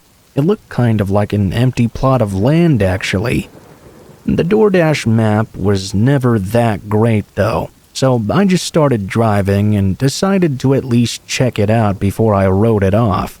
Maybe I'd call in to the customer if there was really an issue. I drove out there, taking just under 20 minutes, until I reached the street it was on. The street was very bare. There were no houses or crossroads, no cars driving on it. When I got to the end, it became a gravel road. Off to the side was a small wooden sign that was too weathered to even be legible. I pulled onto the gravel and turned my brights on. Right away, I could see something far off down the road. I drove in closer, and as I approached it, my phone dinged to let me know I'd arrived. In my headlights was a small mobile home, or some sort of RV. On the door were some poorly painted numbers. I looked back at my phone. 2760. It was the address. I got out holding the food in my hand. As I walked up to the RV, getting a closer look at it, it was a bit unsettling to look at. It was completely overgrown and old, which was strange considering it was a mobile home. Those were meant to be moving around, right? I gave it a knock and waited. This was a rare cash order, which made more sense once I saw the place, but I definitely didn't feel good having to stand there. As I looked around, an eerie feeling washed over me. This place was surrounded by woods, with no lights anywhere past the RV. It was complete darkness out there. I heard something from inside, and prepared for them to open the door. Then, a voice off to my right startled me. I looked over, and saw a man just standing there smiling at me. He was by the corner of the RV. He asked me if I had his order. I nodded and apologized, walking it over to him. I handed it off and said his total. The man reached into his pocket and pulled out a $5 bill. He smiled again and said he just needed to grab the rest. He turned around and walked back around the RV while I stayed where I was. This whole interaction in writing doesn't seem as off as it was in person. But I can tell you, just by looking at this guy, I could tell something was very wrong with him. Something about the way he was acting and saying things. It just gave me chills. I waited for a minute or so before getting more and more nervous. I peeked around the corner to where he said he'd gone. In the distance, I could see a figure standing by what looked to be the dark outline of a shed. They were not moving at all. They were just standing there. As the fear grew inside my head, I jolted around. Hearing the door to the RV suddenly opening, a different man looked out at me. Just as I started to greet him, he slammed the door shut. My heartbeat was now intensifying. I looked back out at the man who was by the shed. He was walking back toward the RV, but now he had something different than money in his hands.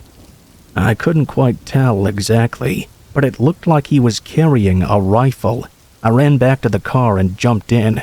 I turned it on with shaky hands and slammed it in reverse.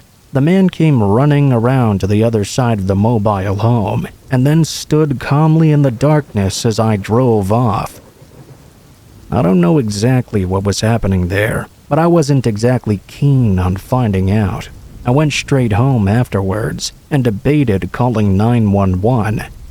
I was caught up on the fact that I didn't actually know what was going on, so in the end I made the regretful decision to not notify the police.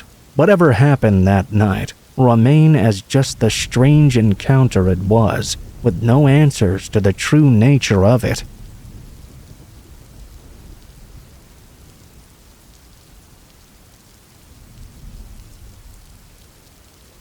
Last year, I had a really creepy experience. For a little background, I live by myself and have a house. This was the same situation for when this story occurred. It all started when I was at home one night. It was around 9 or 10 p.m., I think. Usually, I stay up kind of late, so I wasn't about to go to bed anytime soon or anything. When I suddenly heard a knock on my front door, I did think that was a little unusual. I walked over and looked out the window to see who it was. There was a woman standing out there. I was unsure if I should answer the door or not. I waited to see if she would just walk away on her own, but about a minute later she knocked on the door again. I decided to answer and see what was going on. I opened up the door for her. She had long blonde hair and looked to be in her 20s or so. She was wearing a black sweatshirt. Immediately as I opened the door, she asked me if she could come inside. I asked her why, and the woman responded by saying there was some guy that was after her. I told her I could call the police for her, but she interrupted me and asked to come in again. I didn't let her. I suggested calling the police once more, but she simply said no. When I asked her why, she just turned around and walked away. Needless to say, I was pretty confused. I looked around trying to see if there really was any man outside searching for her or something. I didn't see anyone. The woman quickly hurried down the street and out of my sight. I went back inside after that, and then went to bed later. By the next day, I had completely forgotten about that encounter for the most part. I went to work as usual. After that, I was home again. It was later at night once more. I was in my living room when I happened to notice out of the corner of my eye in the window that someone was out front walking by it. It was the same woman from the night before. She was walking on the street in front of my house. I knew a lot of my neighbors, and I was not aware of this woman living in the neighborhood. I had never seen her before until the night prior. It was also unusual for people to walk on my side of the street in the first place. This was overall a very strange situation. When she arrived in front of my house, I saw her stop and look at it. I noticed that she seemed to be kind of idling and staring at it. She then seemed to notice me looking through the window at her. She kept walking past my house down the street over and over. I wasn't sure who she was, or why she was hanging around my neighborhood all of a sudden. I thought maybe she had moved in down the street or something, but honestly I had no idea what this was. I saw her again the very next day. This time I was driving to work. I remember that after making it out of my neighborhood, a car was driving behind me for whatever reason.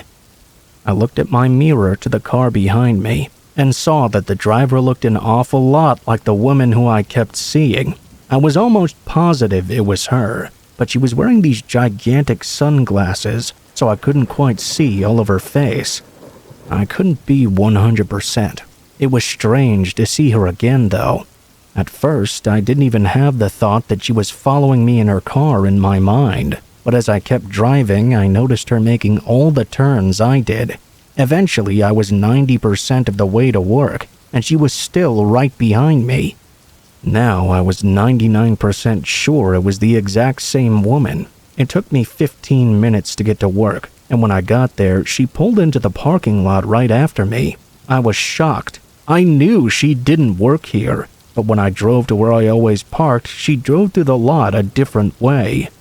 Her car went out of my sight. I couldn't tell if she was parking or just driving away. I went into work and didn't see her for the rest of the time that I was there. I didn't see her when leaving either. Actually, for the next 2 days, I didn't see her at all. I became even more suspicious because of this. I kept glancing out my windows at night, trying to see if she was lurking about somewhere. I didn't see any sight of her. One night a bit later, once again I was home by myself, except this time it was much later at night, probably after midnight. I was actually just about to go to sleep and was lying in bed when I heard a loud noise coming from what sounded like outside, right near the back of my home. I got up and went to my doorway, and that's when I heard another loud noise. It was clear it was coming from the back window. Somebody was hitting it with something. I didn't know who it was or what they were doing, so I stayed in my bedroom and closed my door. I then called the police and told them that somebody was trying to break into my home. A short time later, I heard more loud noises, and it sounded like someone had made their way inside my home. I stayed in my room and quickly locked the door. Whoever was inside my house walked around, but I soon heard them opening every doorway. They didn't get close to my bedroom, though, before I stopped hearing any noises. It took me a while to realize they'd likely gone into my basement.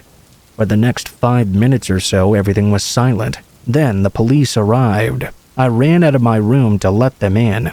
Once they entered, I let them know I thought somebody was in my basement.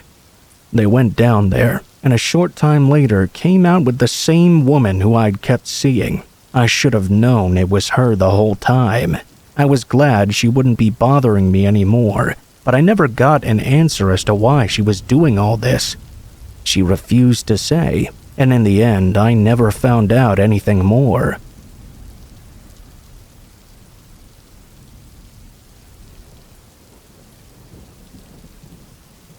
I wanted to share this story to warn people.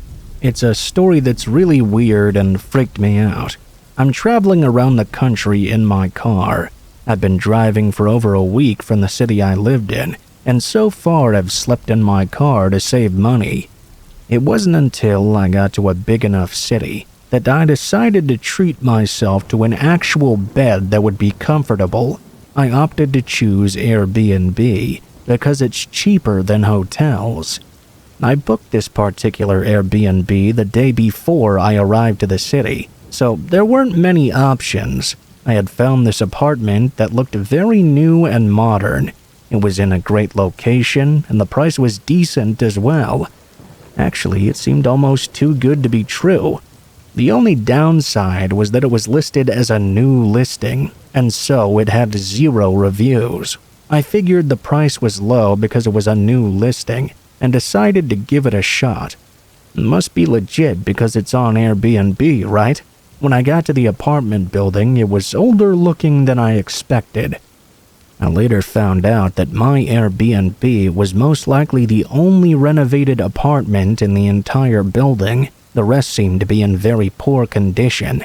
It looked like a dorm hall more than an apartment building, really. I let it slide though because I wasn't paying too much, so what could I really expect? The apartment itself looked like the pics, so that was good enough for me. Everything went well for the first 2 days. As a woman traveling alone, I always make sure to be safe. I don't go out when it's too dark. I always lock the door. I lock every single lock, including the chain. Anyway, on the 3rd day, I was out all morning and came back to the apartment to change to head to the beach. I had again locked the door, including the chain. I was in front of the door watching TV while changing, when all of a sudden the door started to unlock and someone tried to open it. I was beyond lucky I had remembered to put the chain lock on the door, or else it would have opened right away. I was naked, and no one else was supposed to have keys to this room. My first reaction was, "Excuse me?" I closed the door right away and locked it again. I didn't see who was trying to open it while I did this. I sat in front of the door, scared and shocked. I realized this person could still get in there any time, since obviously they had a key to this apartment. At first, I thought maybe it was the owner coming back after I checked out, but I was not supposed to check out until the following day, so that couldn't be it. After crying for a few minutes, I recuperated myself. I called the owner and told her what happened. She told me that no one else was supposed to have a set of keys other than her, and that she was at work and she couldn't possibly be there. I was scared to stay in the apartment because someone could come in at any time. I also didn't want to leave though, because I had all my valuables there. It was a lose-lose situation, really. I called my dad, who told me it was not okay that someone had the keys, and she needed to take care of this ASAP. He talked to the owner, and she told me she would be there shortly with a locksmith to change it and give me a new pair of keys. She proceeded to tell me that she had only had this apartment for 6 months, and before I'd stayed there was only one other Airbnb booking. She mentioned it had been sitting empty other than those 2 bookings because she had been renovating the apartment. She told me the only possibility for who it could be was the previous owners or someone related to them. I'm pretty sure that's illegal. That possibility really messed with me. How was it possible that I was gone all day every day, and in the 10 minutes I happened to be home during the daytime, that was when someone tried to come in? How did they know I was there? Were they coming to rob me, or something else entirely? If this apartment had been sitting empty for half a year nearly, maybe this was something they did frequently, or maybe they wanted to do something to me in particular. These questions are constantly on my mind. I just know I'm lucky I put the keychain on the door, or else. I don't even want to think about what they could have done to me. Needless to say, I will not be leaving a good review, and I won't be staying in an Airbnb that has no reviews or seems too good to be true from now on.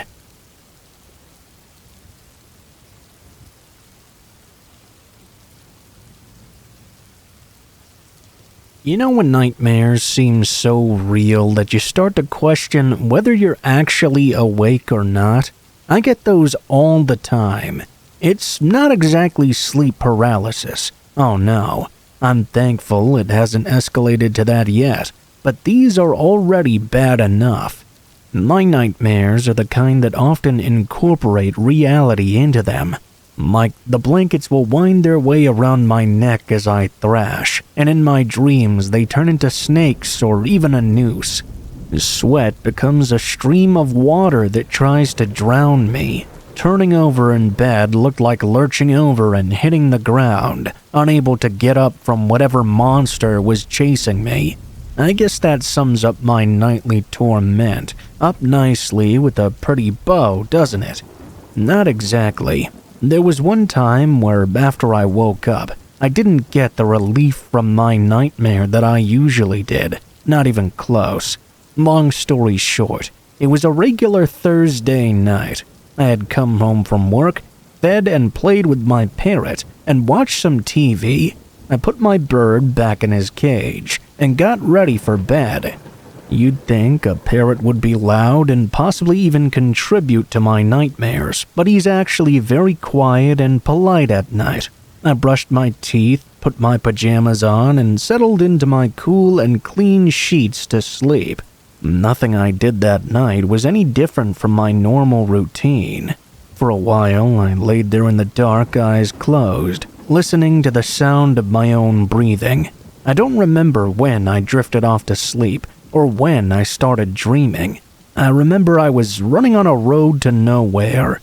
The road was wet and slippery as I thrashed my arms wildly, trying to pick up the pace.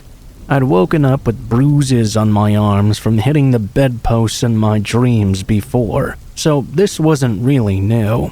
Suddenly, I tripped and rolled onto the pavement, banging my elbow pretty hard. Another bruise for the morning. I guess I'd heard a tapping sound or something, and my brain somehow interpreted that as a bouncy ball hopping toward me. As far as dreams go, this was certainly a weird one. I remember something shifted in the dreamscape around me, and suddenly I couldn't breathe. It felt like something was squeezing my throat hard. I fought, thrashed, and tried to bite at whatever invisible thing was holding me down, but to no avail. Things were getting warm, and my limbs felt heavy. I was running out of oxygen very, very quickly. All of a sudden, a blood-curdling shriek woke me from the nightmare. The pressure lifted immediately, and I bolted upright in bed. My eyes were swimming, and the screaming continued even after I was awake. It took me a split second to realize it was my parrot yelling at something from his cage. He sounded scared. I wanted to comfort him and tried to say something, but my throat was raw, bruised, and in pain. My voice came out as barely a whisper. My eyes focused on a shape at the foot of my bed. If I could have screamed, I would have. There was a person standing there, hands outstretched. Suddenly, things fell into place. My throat hurting, how I'd suffocated in my dream, my parrot screeching. This person had broken in and was choking me while I was sleeping. Maybe they weren't expecting someone to be home when they robbed the place, or maybe they broke in specifically to attack me. Either way, my parrot had startled them enough to stop what they were doing. This person stood frozen in place, like a deer in the headlights. My parrot began to screech again and go crazy. He even started repeating "get out" over and over, and banged against the bar of his cage for emphasis. I'm not sure where he learned that from, maybe from watching TV together or something, but at that moment I didn't care. I was grateful someone was there to help me when I couldn't do anything. To my surprise, the person took off from my bedroom, yanked open the back door, and ran off into the night. I slammed the door shut behind them, and immediately went to check on my parrot. He was unharmed, only ruffled and shaken up. I called the police and the paramedics, who came in record time. The officers searched around my house for any evidence, while the EMTs examined my throat thoroughly. They determined it would be on the safe side to take me to the hospital, while the police said they couldn't find many clues to go off of. They said they'd meet me at the hospital to get my statement once I was feeling better. The only funny and light-hearted thing about that night was that as they were wheeling me out, my parrot piped up from his cage and yelled out, "What you doing?" Everyone jumped. I would have laughed if my throat didn't feel like it was on fire. Long story short, I was extremely bruised, but thankfully the person let go before any more significant damage happened. I was on a round of painkillers and a strict no-talking regimen for a while. I was just glad to be alive at all. I don't know what would have happened to me had my little buddy not come to my defense. He definitely was getting a lot of mango chunks for that one, his absolute favorite. When I went back home, I was nervous about going to sleep. Prickles of dread start in my spine even before the sun goes down on some days, but somehow I managed to get through it. I always make sure my parrot is with me, and always double-check my locks now.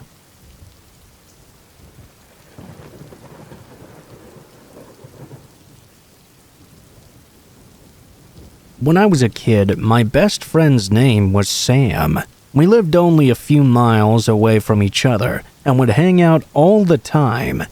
I remember that many times I would go sleep over at his house, and he would also stay over at mine. Both of our houses were pretty average for the most part, although Sam's was a bit nicer in my opinion. It was also a little bit larger as well. The event I'm going to talk about today took place when we were both 10 years old. Sam and I went to the same school, and one day late in the school year, I went over to his house after classes. The plan was to sleep over, and I was pretty excited about it. I brought my sleeping bag with me and would be sleeping on the floor of his bedroom. After school, I went over to Sam's house, and we hung out for the rest of the day. I don't really remember much, but I'm pretty sure we just played video games and talked about stuff. We had to go to bed at around 10 or 11 p.m. or so I set up my sleeping bag, and Sam turned out all the lights and climbed into his bed. Every light in his house was off now, and I didn't really like that. In my bedroom at home, I always kept a small lamp on in the corner that gave me at least a little bit of light. Before that, I would have a night light in the corner of my bedroom. I just didn't like things being completely pitch black. I really couldn't see much of anything. I remember that Sam's bedroom door was open, and there was a small light I could see from something. I think maybe it was the thermostat or something. Anyway, I remember trying to fall asleep. Sam always seemed to fall asleep pretty quickly, but I couldn't this night really. I wasn't really that tired, and for some reason I was just lying there awake. I really did try my best to fall asleep, but after a while I just couldn't do so. Sam's bedroom was toward the end of the hallway, where the other bedrooms were. Everybody else in the family had long since gone to sleep, and the house was completely silent. All of a sudden, though, I thought I could make out the sound of somebody walking. I thought maybe it was Sam's parents or something. It was a very quiet noise. Basically, the entire home was carpeted, so it wasn't really easy to hear footsteps. It was so quiet everywhere else, though, that the sound still stood out to me. I looked over and thought I could see someone coming into view. I could only see a small part of the hallway through the open bedroom door, but it seemed like somebody was walking toward the doorway. It was so dark that I couldn't see very well, but I kept watching. I began to make this out much more clearly. A man was walking into the doorway of Sam's room. When I saw this, I realized that even though it was really dark, I could tell immediately it was not Sam's dad. I had no idea who it could be. I closed my eyes and didn't move a muscle. I was pretending to be asleep, even though I wasn't. The man kept standing there for a while. After about a minute, I opened my eyes again, and the man was still standing there in the doorway watching us. I couldn't tell if he was looking at me in particular. I tried not to move my head at all, and opened my eyes very carefully. I closed them again, and pretended to be asleep. I just hoped the man wouldn't enter Sam's room. I heard the guy then sort of walking away down the hallway. I really didn't know who this guy was or why he was here. I also didn't know if he was going to come back or not. As I laid there, I just kept my eyes closed and didn't dare to move at all. During that time, I didn't really hear any more noises. I was really scared to get up and wake Sam up or do anything else. Eventually, after I'm not even sure how long, I fell asleep out of terror. The first thing I knew, I was waking up. It was still dark out. Sam was tapping me on the shoulder, telling me to wake up. After sitting up in my sleeping bag, I noticed that Sam's bedroom door was now closed. He told me there was a man in the house, and the police were on their way. We were supposed to stay in his bedroom and not leave. We waited inside and didn't really hear much else. After a while, the police arrived, and we continued to stay in the bedroom. After a long time, Sam's parents finally came and told us what happened. We found out the man had been located, hiding in the basement. I guess he'd tried opening Sam's parents' bedroom at some point, and that woke both of them up. The man fled, and Sam's parents called the police. They knew the man was at the other end of the house. Sam woke up from the noise and left the bedroom to see what was going on. Then he returned and woke me up. I guess it was the same man I had seen earlier in the night. I'm really glad the man didn't cause any harm, but I never did find out why he entered in the first place, or how he even entered at all. I slept over at Sam's house multiple times after, and luckily nothing like that ever did happen again.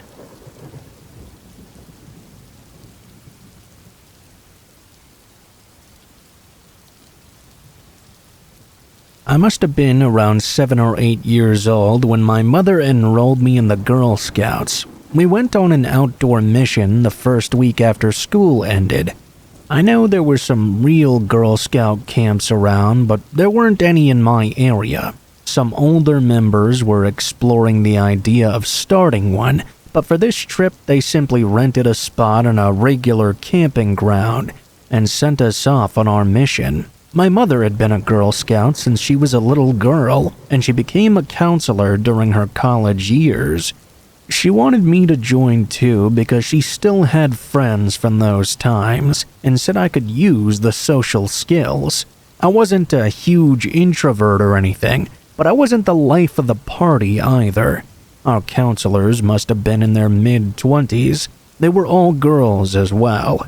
I noticed quite quickly that some of us weren't especially suited for the wilderness, despite what the scouts were supposed to represent.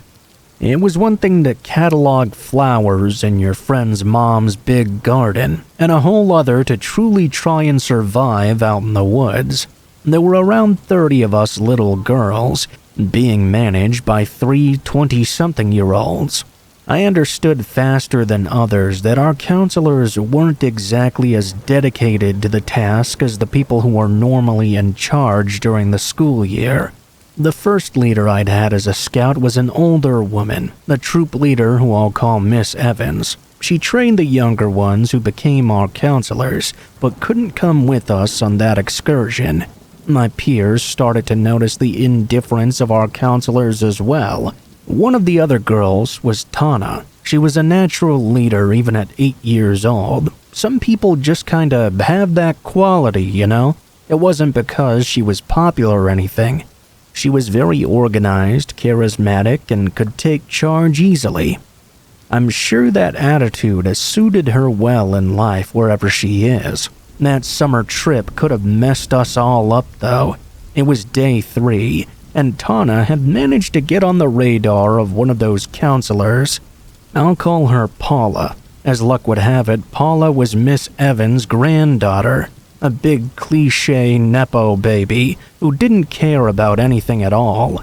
What especially made us admire Tana was that she knew exactly how to talk back. I don't know if she did it at home, but she stood up for herself all the time, even when it would have been more convenient to shut up and take it. Paula really hated whenever Tana corrected her, and she did it often. Paula would grimace and speak through her teeth, but we didn't care though. Soon enough, we all began snickering at how angry she would get. It was every time she was wrong or over small inconsequential things like not knowing the real name of a plant or how a compass works in real life. Not exactly something to go furious with rage over, is it? The worst thing happened during a longer hike. Paula was leading the entire 30 girls on her own. The other counselors had stayed back to prepare for another activity they had planned, otherwise known as doing nothing and smoking some weed, but I didn't understand that at the time. Anyway, about an hour into the hike, Paula had gotten us well and fully lost. She had a map in her hands, but she had turned it over many times and couldn't seem to figure it out. She got her phone out, but there wasn't enough data to get Google Maps working. Some of the girls raised their hands with suggestions. "Miss Paula, let's look for some moss on the side of the trees. Let's follow the tracks back. Let's do this and that, etc." Paula lost her nerve, screaming at us to shut up and saying that she knew what she was doing. For some reason, Tana laughed aloud at this. That laugh echoed through the trees, and she said, "You have no idea what you're doing. I can't believe you're even related to Miss Evans. You've gotten us all lost." I could see Paula was about 2 seconds away from beating the hell out of her. The little 8-year-old Tana took the map out of her hands and told us to follow her. We followed, and she brought us back to camp in no time at all, really. We cheered, clapped, and hugged. Paula stomped past us and on to the other counselors. One of them told us to rest and get ready, because we had other stuff to do that day. We had barely changed and chatted a little before Paula called Tana out. I knew what was coming couldn't be good. They made the other girls stay near the campsite though. I didn't see this myself, but here's what actually happened. Paula and another counselor took Tana to the small meadow in the forest. They tied her to a beach chair that one of them had brought and impaled onto the ground, and they proceeded to beat her until their hands hurt. They left her there for hours. They returned, telling us they had a special task for the group and wouldn't be joining us for some time. At night, we grew concerned. I wasn't really brave myself or a leader at all, but when other girls said they would sneak past the counselors to see if they could find Tana, I went along. We found her quite quickly, actually. That day had been scorching. Her face was red not only from the beatings, but she was sunburned to a crisp and thirsty like nothing else. One of us had brought water, and she gulped it down pretty fast. I had never imagined any adult would be capable of such a horrific act. We untied Tana and took her to the tent. One of us had a phone because her mom was very paranoid about things, so we called her mom up. Soon all the parents were informed. Miss Evans arrived at the campsite a few hours later. She guided us to the parking lot where several parents had volunteered to come get us and carpool around until we all got home. Tana's parents wanted to press charges on Paula and her friend. I'm not sure what exactly happened with that though. They must have reached a settlement of some sort. I never heard of any escalation, court hearing, or even arrest. Miss Evans had to quit Girl Scouts. I felt a bit bad for her, honestly, because she herself was quite awesome. But her granddaughter Paula had been involved, and there was no coming back from that. I also begged my mother to quit, and she allowed it because of what happened. It was just too horrible for words. After that, she let me develop my social skills however I wanted, and rest assured, group activities were never my thing again.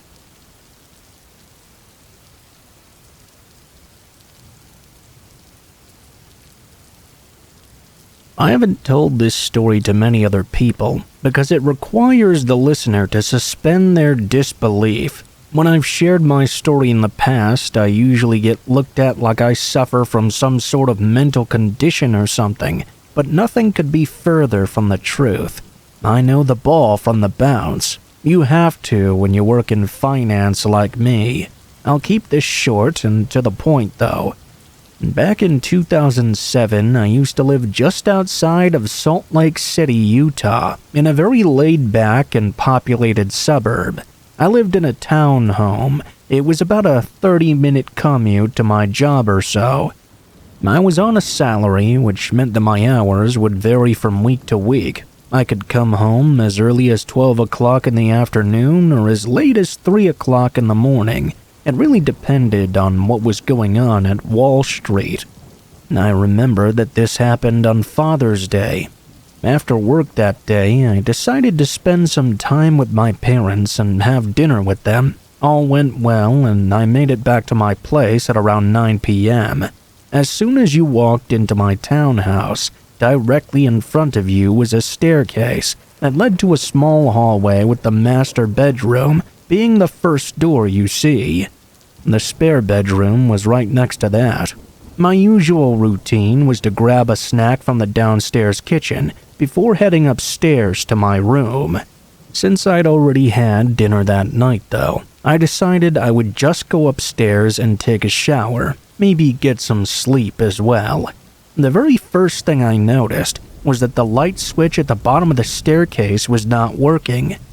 I figured the light bulb had been shorted out and needed to be replaced. No big deal. However, as soon as I hung my jacket up and began to make my way up the stairs, a low hissing sound stopped me in my tracks. The sound was very disturbing. It sounded like a pissed-off lion. I immediately looked up, and I still get an icy feeling in my stomach whenever I recall what was at the top of the staircase. During nights, the light from a nearby lamppost would come in through the window upstairs and provided just enough light to see the door of the master bedroom from downstairs. The door was open, but that wasn't what made my skin crawl. It appeared that on the ceiling somehow, just above the doorway, was a dark figure. I'm going to tell you what it looked like, knowing full well that you might not believe me. Trust me, I've spent years trying to convince myself that I didn't see what I thought I saw either. But the voice in the back of my mind keeps telling me that I saw it for sure. I can deny it all I want, but I know what I saw upstairs that day. It appeared like a person on all fours was on my ceiling in a quadruped position. From my vantage point, I couldn't make out many details. One thing that made my stomach turn, though, was when the figure moved their head to look at me, and their long locks of hair fell down through the frame. They dangled downward, and the fear became overwhelming. I let out a quite embarrassing yelp and staggered backward. The figure let out a guttural shriek and disappeared from my field of view. I could hear many thudding noises, followed by the sound of my window smashing. I fled from my home and retreated to my car, where I immediately phoned the police. After 10 minutes of looking side to side from the safety of my locked vehicle, a police cruiser pulled into the driveway behind me. 2 officers approached my vehicle and I rolled down my window. I explained the situation to them. The 2 officers entered my townhome with their guns drawn. After about 20 minutes, they re-emerged. They'd searched the entire house, but aside from the shattered window in the hallway, nothing appeared to be out of place at all. Of course, I went through the motions of giving my statement and filed a report as well, but nothing ever came of it. I told the officers I'd seen someone at the top of my staircase in my bedroom doorway, which was true. I left out the part where the person appeared to be crawling on the ceiling, though, like something out of an Exorcist movie. I moved out of that place into a shitty apartment closer to my work about 2 weeks after that night. To this day, I failed to come up with any kind of rational explanation for what took place that night. I'm not exactly the sort of person to make things up for attention. I've gone down the rabbit hole of online communities, sharing their experiences with the paranormal, cryptids, aliens, other unknown creatures that allegedly walk the earth. Even though I 100% stand by my story from that night, I can honestly say that I don't think it's any of those things. I think those people have way too much time on their hands. I've come to terms with the fact that I'll never truly know what was on my ceiling that night. I'll just put my story out there and let people take it for what it's worth. Thank you for listening.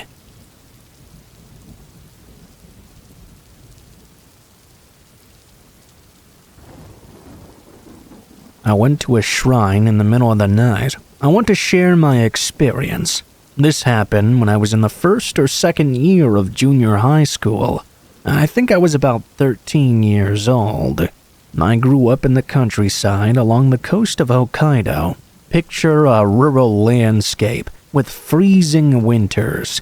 In my hometown, there's a small park with a shrine that's slightly elevated above ground level. The shrine is called Odaka Shrine. In there is a stone monument and a statue. These things have been kind of left out there on their own. I don't think they're even maintained at all. It's a pretty weird area in my town, honestly. Not many people pass by, as it's not that close to the main streets. Because of its location and appearance, it was obviously the subject of many a ghost story, especially at school. Some of the stories I heard when I was younger were quite interesting. Some kids at school said the statue would blink at nighttime.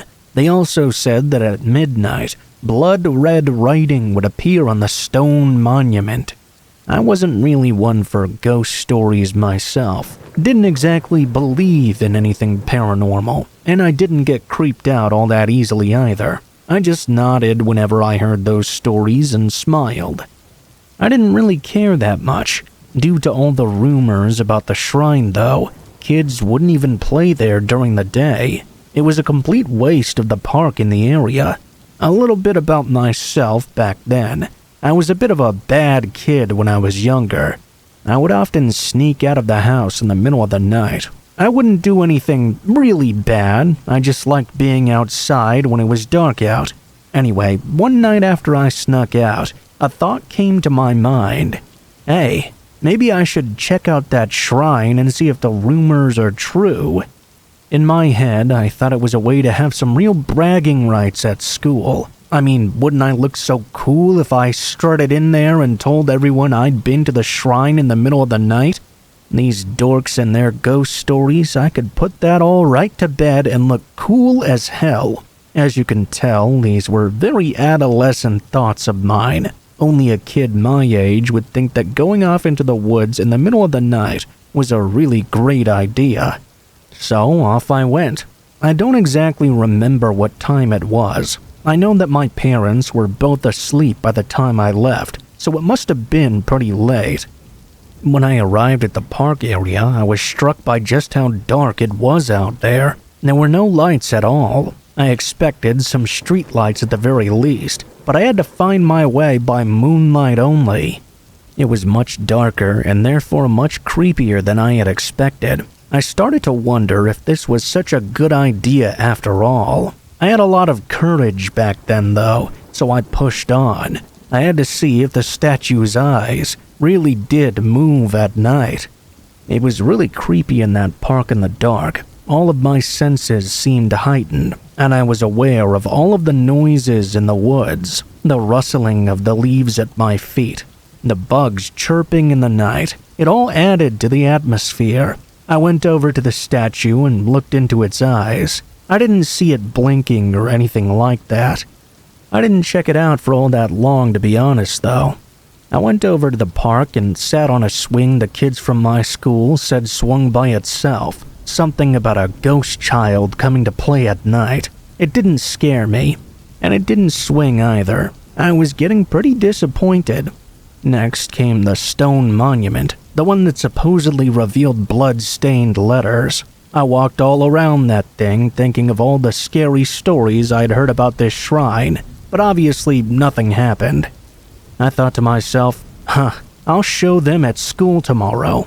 I had the strong urge to use the bathroom though, so I ran to the park's public restroom. I was relieving myself thinking about how cool I was going to look at school tomorrow when I began to shiver. The temperature in the bathroom dropped multiple degrees, and it was suddenly really cold. This happened in the middle of summer. It wasn't right for it to get so cold so suddenly, not even at night. It had been sweltering all that week. I even distinctly remember myself in the bathroom saying, "Something's wrong. Time to get out of here." I thought I had to get home real quick. I suddenly didn't want to be there anymore. It was like my body was having a reaction to this place. As I was just about to leave, though, I heard this strange slapping sound outside. It almost sounded as if someone had just gotten out of the pool and was walking barefoot on a hard surface, or like someone who just stepped out of the bath walking around on a hardwood floor. I told myself the noise was created by my imagination because I was thinking about all these ghost stories. I told myself to get moving. I took one step toward the exit of the bathroom, and as soon as I did, I heard that noise again. There were more of these strange, wet footstep noises. 2, then 3. All of a sudden, I heard someone rushing up from behind me. I heard a cacophony of footsteps echoing in the bathroom. Like when someone starts sprinting directly at you, I felt something charging at me.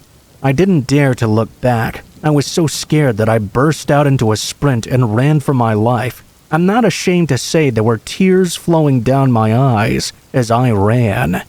I was absolutely terrified. Maybe there was no ghost at all, but now there was something chasing me from the bathroom.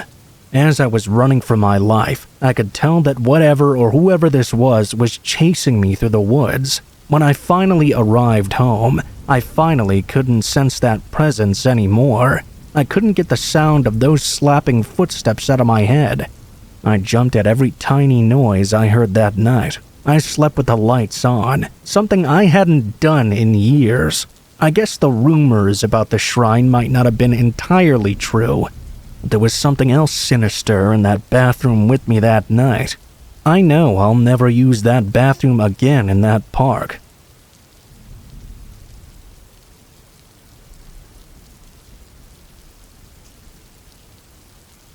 I lived in the same house for my entire life, all the way from childhood through high school, and even most of college as well. When I moved out during my last year of school, it was really weird to be in a different place all of a sudden. I'd rented out an extremely small single-bedroom house all the way on the other side of town. Even though the change of environment was different for me, I still really liked it. On day one, I got a van and moved all my stuff into the new place. I didn't unpack really at all. I just set all the boxes down in the main room and chilled out for the rest of the night. The whole process of finding a place, contacting the owners, signing papers, all of it just left me exhausted, and it felt good to be done with all the hard parts of it. I hooked up the TV and stood it up on a few sturdy boxes, then turned on a show to watch. It was probably around 7 o'clock, so it was still too early for bed. As I sat there and watched with half-open eyes, at some point I began hearing two people talking outside. I lowered the volume on the TV and listened in. It sounded like they were right outside my home, but they were whispering and talking extremely quietly. Whatever they were saying, it was too hard to make out. I got up and walked over to one of the windows, pulling the curtain back a little. As soon as I did, a figure moved past it from the outside. I jumped back a bit, getting startled by them being so close. Suddenly, the voices stopped speaking altogether. Now, though, I could hear a set of footsteps quickly going around the house, and then that stopped too. Just like that, it was completely silent once again. I checked a few more windows before getting back to the couch and continuing on with my show. I was certain I was just being paranoid about living alone for the first time in a brand new environment. I knew the neighbors' houses were really close by, so I assumed it must have something to do with one of them. I sat there for a while with nothing else happening, and eventually laid down. I was starting to get pretty sleepy, dozing off at around 10 o'clock. When I woke up, the house was completely dark, with the only light coming from the TV screen. I looked at my phone and saw it was 2 a.m. I shut down the TV and laid back down, but just as I was about to close my eyes, a soft creak echoed through the floorboards from somewhere across the room. I immediately shifted my eyes toward that sound. In the doorway across the hall, a figure was staring at me. His eyes were wide open, peering at me with half of his body behind the doorframe. My eyes locked onto them, and for the longest few seconds of my life, we were in a stalemate. All of a sudden, they sprinted out of the doorway and down the unlit hallway. Immediately after, another set of footsteps on the other side of the house ran in the same direction. There were a few soft thuds, then silence. The house was still fully dark, making the entire thing that much more terrifying. My heart was beating out of my chest, and I was in an odd state of panic while being frozen in place as well. Once I managed to collect myself, I dialed 911. I told them what happened in between my shaky breaths. While still on the line with the officer, I got up and turned on the light. All throughout the hallway were scuffed shoe prints, going up and down multiple times. When I turned around and looked back at the living room where I had been sleeping, all over the carpet were those same dirty shoe prints, some even within a few feet of where I'd been sleeping. When the cops showed up, they searched around and took a few samples, but they didn't really get any hard evidence. Even more unnerving, though, they still weren't exactly sure how the intruders got inside the house, or outside. I told them about the strange thuds I'd heard from the back of the house, but the windows and door in that area of the home were all still locked. I don't know if they had some way of unlocking and locking them from the outside, but surely that had to be it. While the amount of shoe prints showed they had likely been inside for a long time, going through each room multiple times over, they never actually stole anything. They didn't show any signs of wanting to harm me either. They easily could have while I was sleeping. It all just horrifies me to even think about why they broke in then. Maybe they were looking for someone else. Whatever the case, it's been over 2 years now, and they never came back.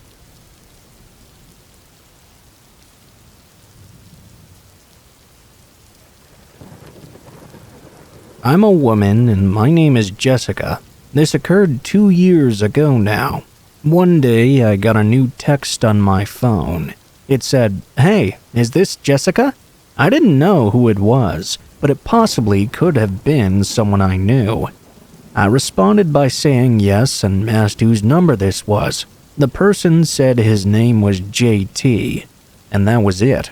Thing is, I didn't know any JTs. I tried to think of anybody I knew with those initials, but I couldn't think of anyone. I texted back, "Do I know you?" JT responded by asking if he could come over. I texted back this JT guy and asked him how he knew me once more. When I said that, he didn't respond. Needless to say, I was very confused by this whole thing. This guy clearly had the right number and knew who I was, but I had no clue who he could possibly be. I worked in the city and lived in a pretty populated area about 10 minutes away from there, but I saw lots of people on a daily basis. I was positive I did not know this guy. It was weird that he seemed to know exactly who I was. After he didn't answer his question as to how he knew me, it was even more suspicious. I blocked him right away. I didn't hear from him for the rest of the night. The next day, I got up and went to work as usual. Like I said, I worked in the city, so I would park my car in the street and walk over to the office. Everything was going normal for the workday. When it got to be an hour or so until I was off, though, I checked my phone. There was another new text on it from a different number. "Why did you block me?" Of course, I knew who it was right away. It had to be this mysterious JT. I asked him why he kept texting me. He said he'd been trying to reach me and nothing was going through, so he realized he was blocked. He said he just wanted to talk to me. Then he said this, "I'm waiting for you at your car right now. I know you get off work soon." He was right, but how on earth did he know this? I had no clue. I blocked that number as well. I was hoping it was some sort of crazy joke or something, but I knew there was no way that was likely. When I got off work that day, I left the office and was very careful. What if this guy JT was actually waiting for me at my car? I walked back to my vehicle, which took a few minutes. I got within view of it, but was still a long ways away. I could see there really was a man standing nearby on the sidewalk. I stopped where I was and kept watching him. I was trying to determine whether this was just some random guy or if it was that JT guy. He wasn't walking away and was looking around all over. I didn't recognize him at all. When he looked over in my direction, he made eye contact with me. I looked away. I saw him start walking over to me immediately. He was a long ways away, but I knew I needed to get out of there right now. I started walking down the sidewalk in the opposite direction as quickly as I could. I made it a few blocks and saw a grocery store. I ran inside, hoping JT hadn't seen me go in. There were a decent amount of people out walking on the sidewalks and stuff, so there was a good chance he hadn't realized I'd gone in there.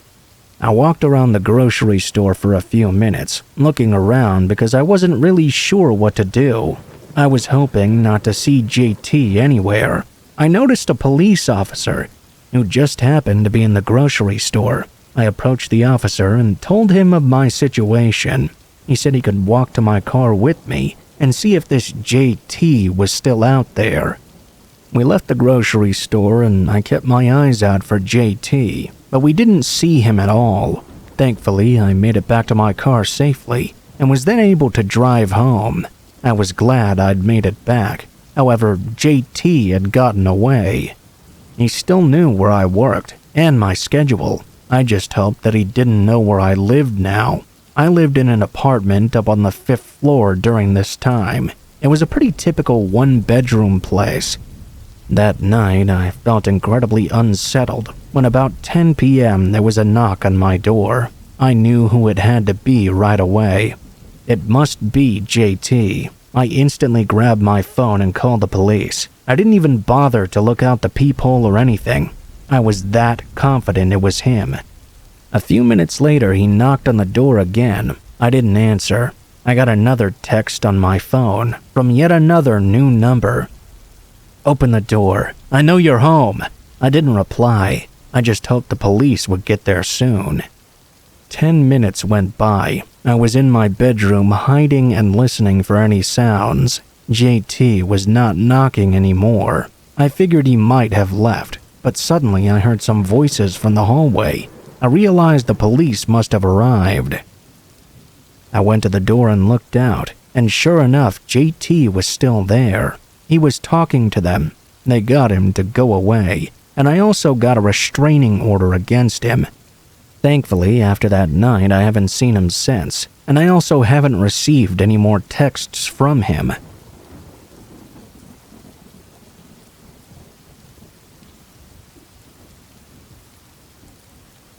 I had just turned 19 and was staying at home from college for the next few months. It was summer break time. My mom lives in the city in the same house I grew up in, but my dad had moved into a small home outside the city. It was backed up to the woods, and I always felt so relaxed while I was there. Just being away from everything felt so freeing. Anyway, over the course of the summer, I got the bright idea to go camping for a night somewhere out in the woods behind my dad's house. I had all the gear already, and I had gone camping before, so it seemed like a harmless, fun night. I didn't even plan on going that far out either. Maybe walking for half an hour or so, then finding a good spot to set up. I left about 2 hours until sunset, and walked with no music or anything, just soaking in the environment and sounds of nature. I made it far enough out to start setting up my gear. I pitched my tent and got a fire going, then relaxed as the sun started to set and the woods fell quiet. A couple hours into the night, I went to bed. I had planned to leave in the morning, but when I woke up, I felt like hanging out for a little bit longer. I went for a casual walk and sat by the tent. Surprisingly, the day went by much faster than I knew, and before I knew it, the sun was making its way down once more. I packed up my things and cleaned up, then started walking back home. I walked between the trees, having a conversation with myself in my head to pass the time.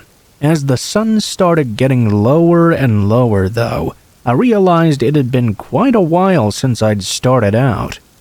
I stopped and lifted my head, looking all around me. I didn't recognize the area. Obviously, there was no path, so I could have been walking in the right direction or wandering around in circles. Something seemed wrong here, though. After an entire minute of looking around, I had honestly no clue which way to go.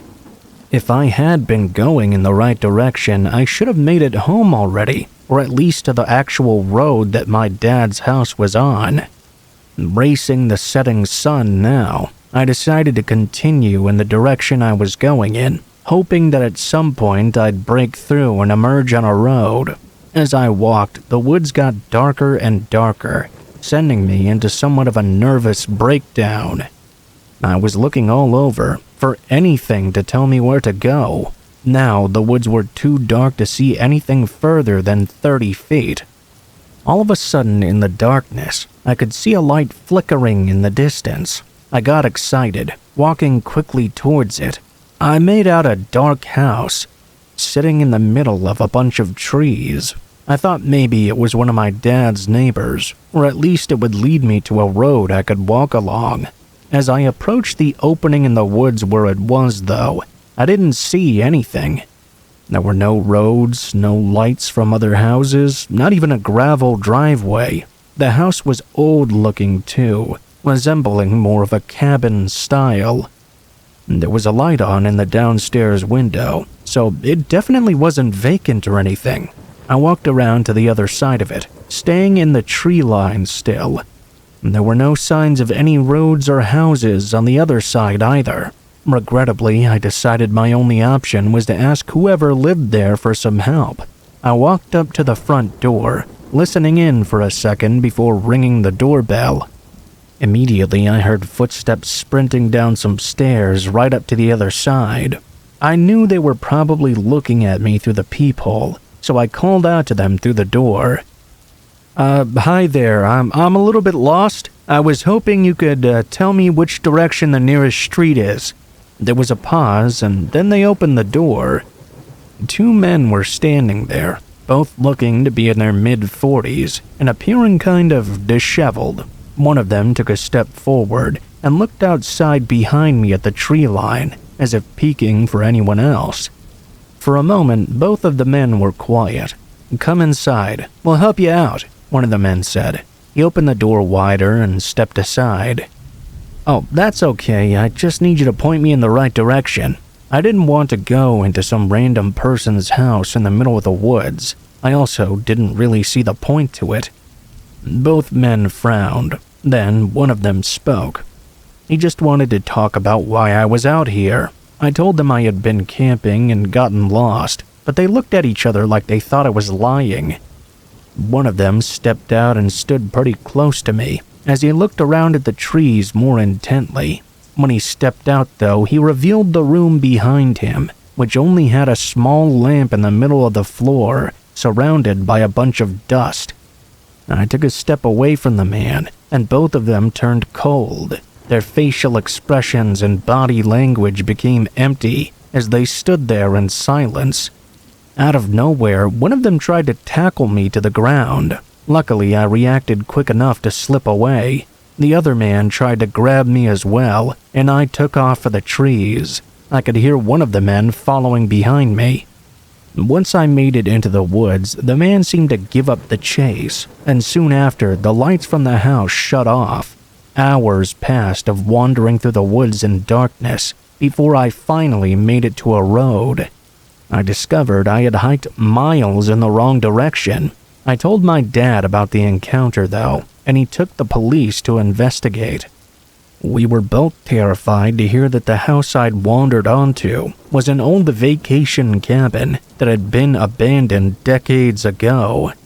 Why the men were there, nobody knows. By the way they were acting, though, it seemed like they were trying not to get caught doing something. If they had succeeded in luring me into their home, I'm not sure if I would have ever been let out.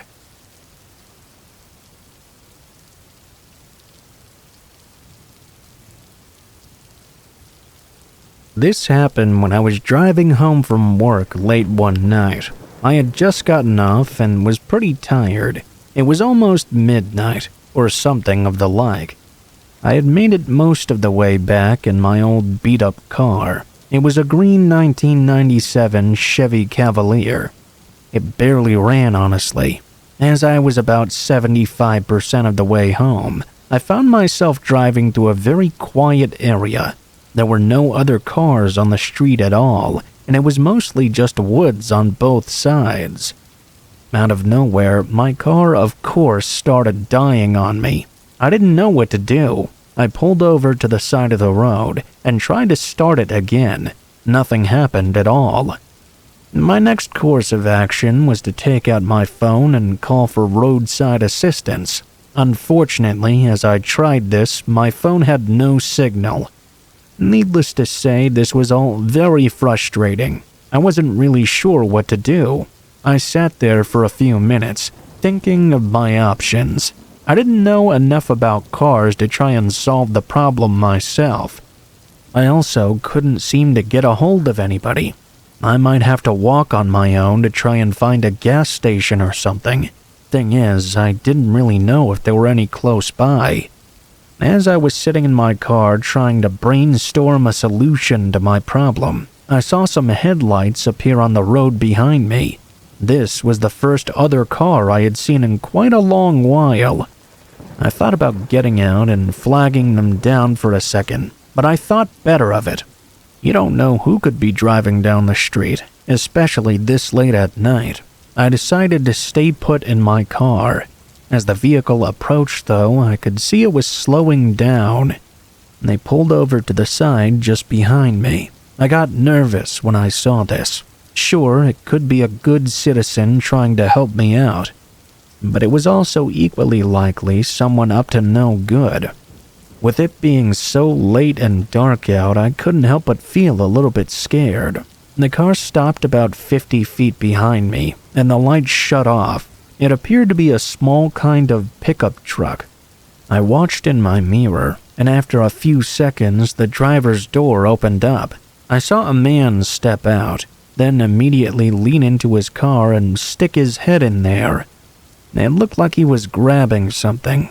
When he emerged, I saw he had just put on a clown mask on his head. That's what he was doing. It really gave me the creeps. I wasn't sure why he had done this, but I didn't think it was funny. He started walking over to me. He was moving at a pretty fast pace, too. I had to make a decision fast. I don't remember what was going through my head in that moment. I just know that I opened my driver's door and left my vehicle. I sprinted as fast as I could past my car and along the side of the road. As I did, I didn't look back, but I did hear the clown start to run after me. This made me go even faster. I kept running along the side of the road, but the road went on a lot farther than I imagined. I'm not sure why, but I suddenly took a sharp right and took off into the woods. I just wanted to get away from this clown. I thought it would be harder for him to see me. There I was, sprinting through the woods for a while. I did hear the clown enter behind me. After a couple minutes, I slowed down a little. It was at that point I realized I couldn't hear him anymore. I continued to slow down, now just walking. I then realized he'd likely stopped the chase. I took my phone out to see if it now had a signal, and luckily I did. I then dialed 911 and told them I was being chased through a forest by a clown. My car had broken down on the side of the road. I'm not sure what they thought when they heard that, but it was the entire truth. I gave them my location best as I could and waited there in the middle of the woods for a while. I didn't hear anything else. At some point, I decided to try and walk back to my car. I went through the woods back the way I came and walked for several minutes, trying to make my way back to the road. As I was passing by, I noticed a small clearing on the other side. Something caught my eye. The clown was in there, just standing behind a tree. I noticed the whiteness of his mask. It was too late for me to hide. He looked over at me, and I saw him emerge from behind his hiding place. He started to move in my direction. I started running again, trying to get back to the main road. The clown began the chase once more. It was another exhausting chase. I ran even faster this time. It took me a full minute before I reached the road. When I did, I took off running in the direction my car was parked. I did look back this time and saw the clown emerging from the woods soon after. I kept running. A few seconds later, I saw flashing lights up ahead. The police were already here. I kept running until I saw my car and slowed down to a jog. I felt much better now. I looked back, but the clown was now gone. He must have fled back into the woods. I met up with the police. The clown guy's truck was still parked right behind my car. The police said they would stay with me until roadside service got there, and they were able to call for me because I had no signal in the area. The clown man did not return. When my road service came and towed my car, I got a ride back home. The clown's truck was still there even then. When I left, he was nowhere to be seen. I'm not sure if he just kept hiding in the woods the whole time or what. Next time I drove by that area, the truck was long gone. I don't know what that clown was planning to do that night, but I'm really glad I ran from him.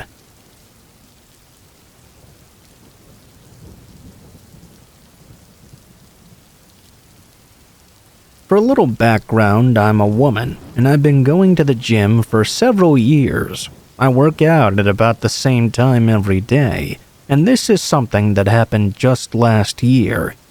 The gym that I go to, I would describe as an average size, I suppose.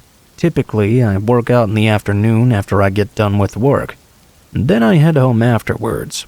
Every time I'm at the gym, I notice a lot of the same people working out, around the same time as me. I imagine they must have a similar schedule. This gym is never particularly busy, which is one of the best parts of it, really. One day, I arrived at the gym after work like any other day. I went into the locker room and got changed, then went out to warm up on the treadmill. The treadmills at my gym face some of the weight rooms up ahead. There are also a couple of machines that face them. I remember that as I was walking on the treadmill, I noticed a guy sitting down at the bicep curl machine. It just so happened to be facing my direction. A while later, I looked back up and saw the guy was just staring at me, not even working out. I looked away, only to see him staring at me again. After the third time catching him watching me, it was beginning to get really awkward. It was also a guy I'd never seen here before. I tried to keep an eye on him.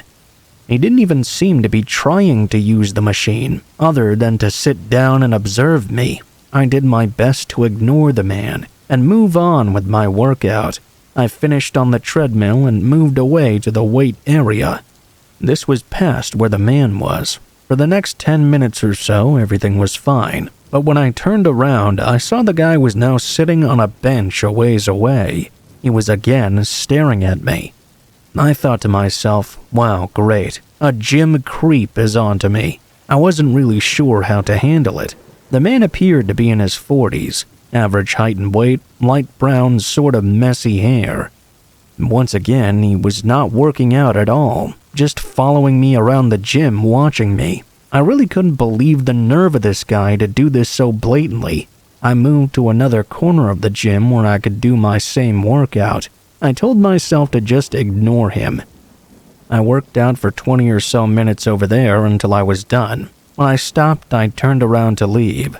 Once more, the guy was in the area. This time, he was not being as obvious, though. I never noticed him doing any sets or attempting to work out at all. I decided to just leave. I was pretty much done with what I wanted to do anyway. I went into the women's locker room and started to get changed. I had just grabbed my gym bag, and when I came out of the locker room, I didn't immediately notice the guy around. That seemed like a good sign. As I was walking to the front door, though, I saw him sitting in a chair in the lobby area. It appeared he must have been waiting for me. I passed him by, but he didn't make any attempts to get up.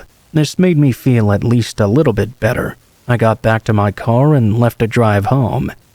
I just hoped the man would not become a regular at my gym. There was no way that he wasn't following me around and staring at me on purpose. I was definitely going to report him if that continued. I drove home, and it took me about 10 minutes. I made it back to my house. After going inside, I started to go through my normal routine. I would unpack my stuff, then take a shower, maybe make some food. Before I could do that, though, as I was in my living room, I noticed out of my window a car driving by very slowly down the street. Immediately, that was suspicious. The car went a little ways past my house, then looked like it was going to pull over to the side of the road. It went out of my sight, and for a moment I figured it was actually a neighbor's or something. I was just about to walk away from the window. I decided not to for some reason, though. I watched after the car parked and heard the door open. Moments later, I saw a man walking down the side of my street. It was the same man from the gym earlier. I couldn't believe my eyes. He walked up the street and right into my front yard. I moved over to a better place to look out the window, where I was less visible. The man walked right up to my front doorstep and knocked on the door. I kept watching him. After knocking, he kind of moved and went behind a brick pillar on the front step. It was an area where he would have been out of sight if I just opened the door. Obviously, I did not go answer it. Instead, I immediately called the police. Several minutes later, the man knocked again, this time louder than before. After I didn't answer that time, he left. I watched him walk back to his car. Probably less than a minute after he drove away, the police got there. I told them how the man left, and they were able to easily locate him and pull him over. I'm pretty sure they just told him to leave me alone, though. I don't think they gave the guy a ticket or anything. Surely it must have worked because I haven't seen the man ever since.